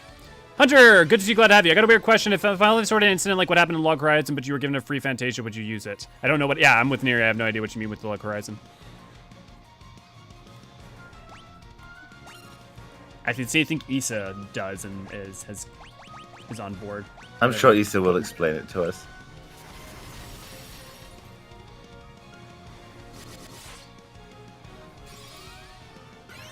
Issa and you carrying us to victory, apparently. Okay, let's try that combo again. I don't think it's Oh, so what? We get isekai'd into 14, and we get to choose the Fantasia. I mean, I guess. Would I Fantasia? Yeah, I'd Fantasia. I wouldn't look like myself if I had the. Oh, choice. you just. I thought like you meant something specific in Log Horizon, not just that it was an isekai. Would I? Yeah, I'd Fantasia myself. Probably into like a Femro or something. I don't know. I mean, probably not. I'm really happy with nice. Yeah. I might want to be like a Viera or something. I feel like if I was asked if I had like for a day Fantasia, I would definitely be interested to try that out. But I have no need or desire to like permanently alter my appearance. Like, can I get more Fantasias? Oh, we get isekai into our character's body, and then we have the chance to Fantasia. Yeah, I wouldn't want to be a Lalafell. I mean, honestly, whether it be Lendriel or Elio, I'd be perfectly fine with that. Yeah, I mean, I love Lalafells. I love playing a Lalafell, but I wouldn't want to be a Lalafell. No, I'd probably isekai into a Viera. Male or female? Because bun boys are good, man. That's a good question. I'm not sure. But yeah, I mean, I feel like there we go. Christ, that was my phone. Sorry. I feel like being that short is going to be a huge issue. I'd say Graha. Of course you would, Issa. I mean, like, that's the other thing too. But that's the thing too, is like for me, if like I had a Fantasia for the day, would I like gladly use it for like if I had like a partner who like had a specific appearance or something that they like would like or want to try something or what have you? Like totally. I'd be super interested to experience like what it's like to be female for a day, or any number of things. So if I had like unlimited supplies of Fantasias for a days, I definitely would like at least try every race and gender once. Right. Yeah. Sure. I feel like the social structure of the Makoto would be kind of hell to live in, though, Bean. But then again, I mean, you can always just live in a city-state outside of it, right? I was about to say, you can, like, because, I mean, so many of them abandon it anyways, what's... Yeah, they do.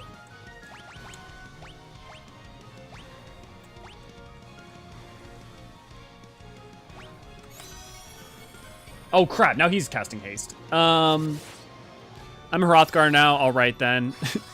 I don't know if I want to be a Lala. I'm short enough IRL. I'd go Mikote. Yeah. I'm a blonde here, so not much changes. Yeah, Amber, I feel that. I like my Lendriel, my main, is not that different from my physical appearance, other than like a couple more scars, the tattoo on his cheek, and I mean, honestly, that's mainly it. I mean, I guess he's in better shape. I don't like my skin. I'm going to peel my skin off and reveal a bunny girl underneath. I'm Graha. I can try every race and gender. Very, very good. Speaking of you, I may or may not have purchased a set of Graha ears last night. So that I may be trying to figure out how to fit an Arduino to set up so that they ear wiggle. Nice. Oh my god, Chaos does so much help. How much does he have numerically? Have you seen? I'll check. What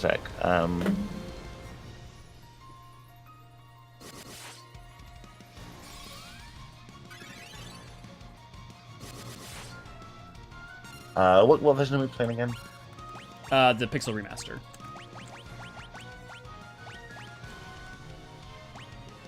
$20,000. What? Since when can you do that? Let's stop bashing with Elio.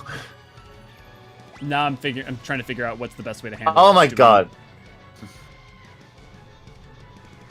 Not the one hit on the Neri. Yeah, the important question that I face in this situation: can I wear hats or not? You can certainly try. Even more questions: legs, wings, or thighs? Oh, for food?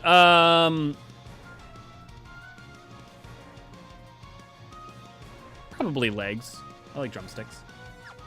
Wings are good though. I also, honestly, strips more often than not.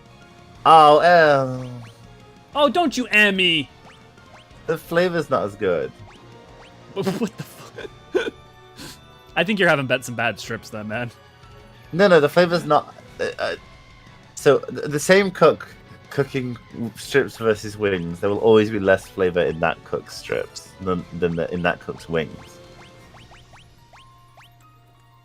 Bones just provide flavor. Interesting. And I understand your point. I think like most of the cuisine I eat, it's not a huge differential. Fair. Also, there's just a lot of like spices and flavors and stuff thrown into the strips I'm talking about. I mean, it's very that's not true. plain. I like strips. I do like chicken strips.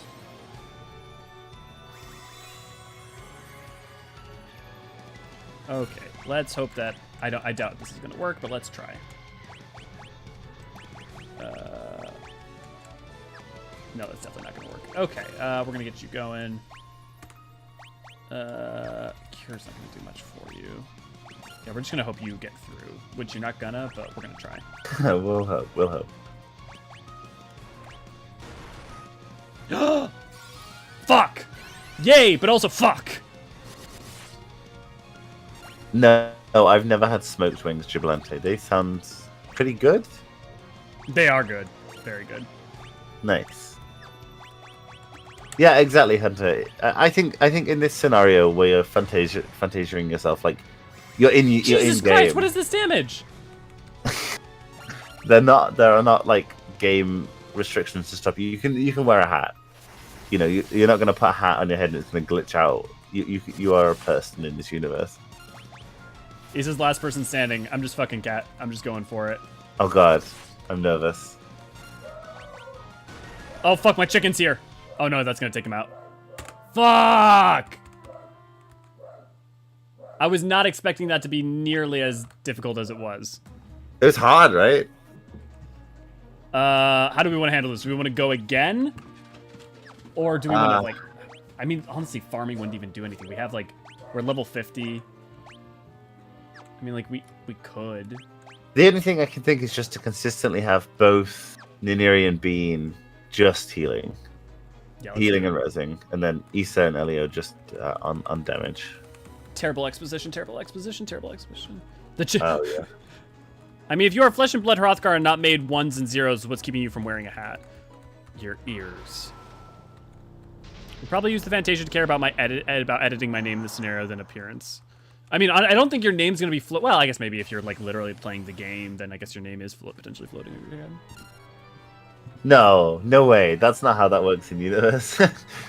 Cal, that seems like the most sinister end to a "why did the chicken cross the road" joke that I've ever seen. The chicken came. The chicken came.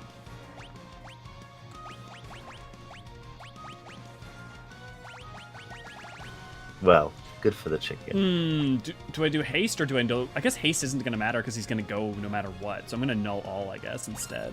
Yeah, just... Yeah. That's probably fine. Can you check to make sure he's not immune to slow? Yeah, I will do. Or if you... Yeah.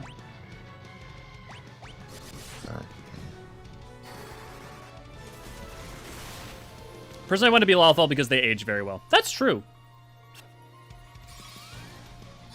I don't think immunity slows a thing, actually, maybe. It doesn't say. Let me check.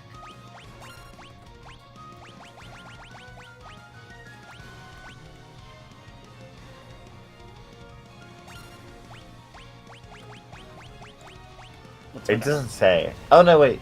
Oh, yeah, no, it doesn't. Oh, okay, here's in the bestiary. Okay, no, he doesn't seem to be... He doesn't seem to be immune to that.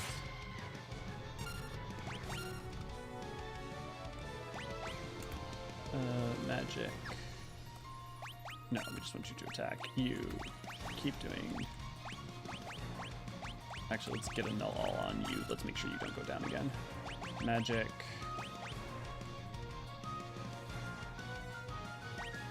Actually, I'm curious. I'm going to try again. See if you can stack them.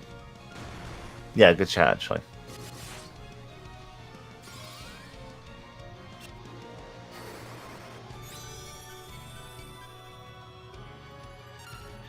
Okay, you can stack them. They just also have a miss rate. Okay. You said, please don't die. I need you alive.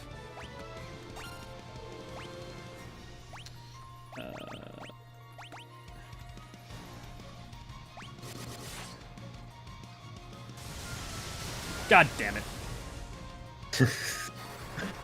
I don't know. With thighs, wings, and breasts, they came. Do your housemates get the... I don't know. Cal, did you get the chicken? I think Cal did get the chicken. But Cal got the chicken! Let's see. Let's get you a null off while you wait. You do that. You do that.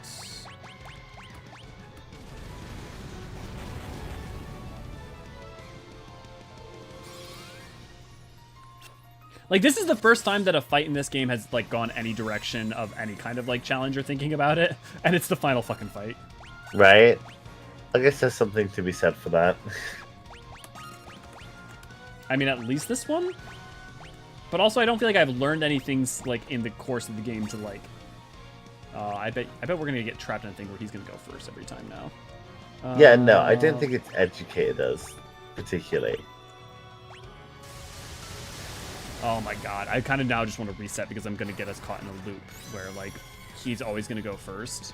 So I'm not going to be able to cast with, like, I can't heal anyone because the second they go up, he just AoEs everything, which fucking sucks. Oh, here, you know what? Let's try this.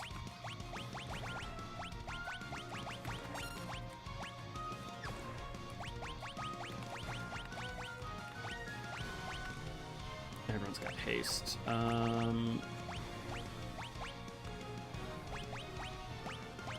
Fuck it. Those go. Chicken wasn't grabbed. I could fear the squirrel scavenging committing crimes. Yeah. What would happen if your Lalafell turned into a Duskwite? I mean, you would just turn into a Duskwite, right? Oh. Yeah, I'm not sure. My Lalafell. Oh, your Lalafell turned Duskwite. Like, as in it's a Lalafell that's culturally Duskwite. An interesting concept. I'm trying to think about how a Lalafell would have ended up in, like, Gilmora.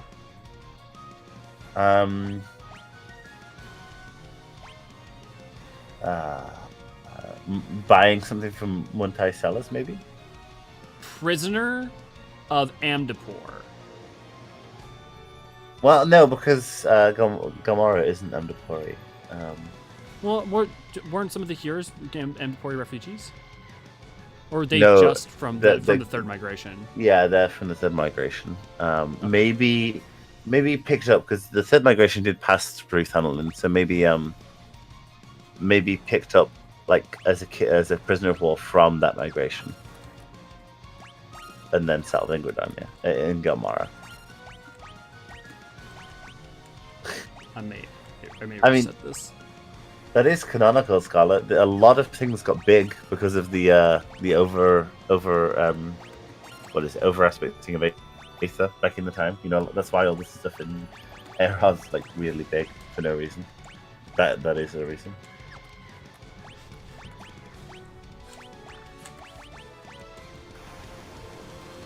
Oh my god. Okay, yeah, I'm gonna have to reset this. I finished season 1 through 2 of. Would they become your own personal or no longer exist? I mean, like, if people are only experiencing the game as they're experiencing... Okay. I think I may call it here just because we're running long on time and this is gonna take forever. That might be fair. Maybe do a bit of grinding between streams. Yeah, and then I think we'll pick it up and then go straight into 2 next week. Yeah, okay, sounds good to me. Also, that should be fun. I'm excited for 2. Me too. I'm also very hungry, and I'm being teased with chicken. Yeah, that's true. Chimkin. Thank you, Issa. Chimkin. I think as awkward as 2 is going to be, I do think that it's going to be better than 1. It's more narratively interesting. Right. Well, I was going to say, I feel like the way that 2's a mess is more, I don't know, I guess interesting to me than yeah, 1. Yeah. No, I agree with you. I do. I use my transphasia to turn into a disco. Well, the canonical, well, not canonical, but the rationale that, I forget if it's Koji or Oda said, is that a Fantasia doesn't actually change your body. It just changes what you see yourself, how you see yourself. Which is crazy. Nut job. Absolutely wild. My explanation was the anime power at the end of AR worked too well and caused him to get a growth spurt. I feel like there are some physiological differences between Eorzean and Lalafell besides just height, but granted, No. That's a theory. A game theory. Oh my god, don't you start with me. Yo, tomorrow, when are we doing our alcohol-fueled stream? Are we doing It's a it good at question. the same time? Either the same time or an hour later. Okay, we'll but we figure have it to go out. late. I mean, but if we're going to do it, we have to go late. Okay. Cool, Yeah, we have to go late. Okay, I'm about to eat some of my chimkin. It's been lovely hanging out with you guys. Next time, we'll actually kill Chaos. We'll even name the stream that. And then we will continue on into Final Fantasy 2. And it will be a wonderful time. It certainly will. And then we'll actually start to get into some narratively dense storytelling. But, with all that said, I've been Elliot Forcheron. I've been the Neri. And it's been wonderful spending time with you guys. We will see you next week. Yeah, see you next week, guys. Cheers, Well, everyone. tomorrow. Tomorrow. Yes, no, tomorrow. I lied. I'm lied. We'll see you tomorrow. Yes. All right, toodle.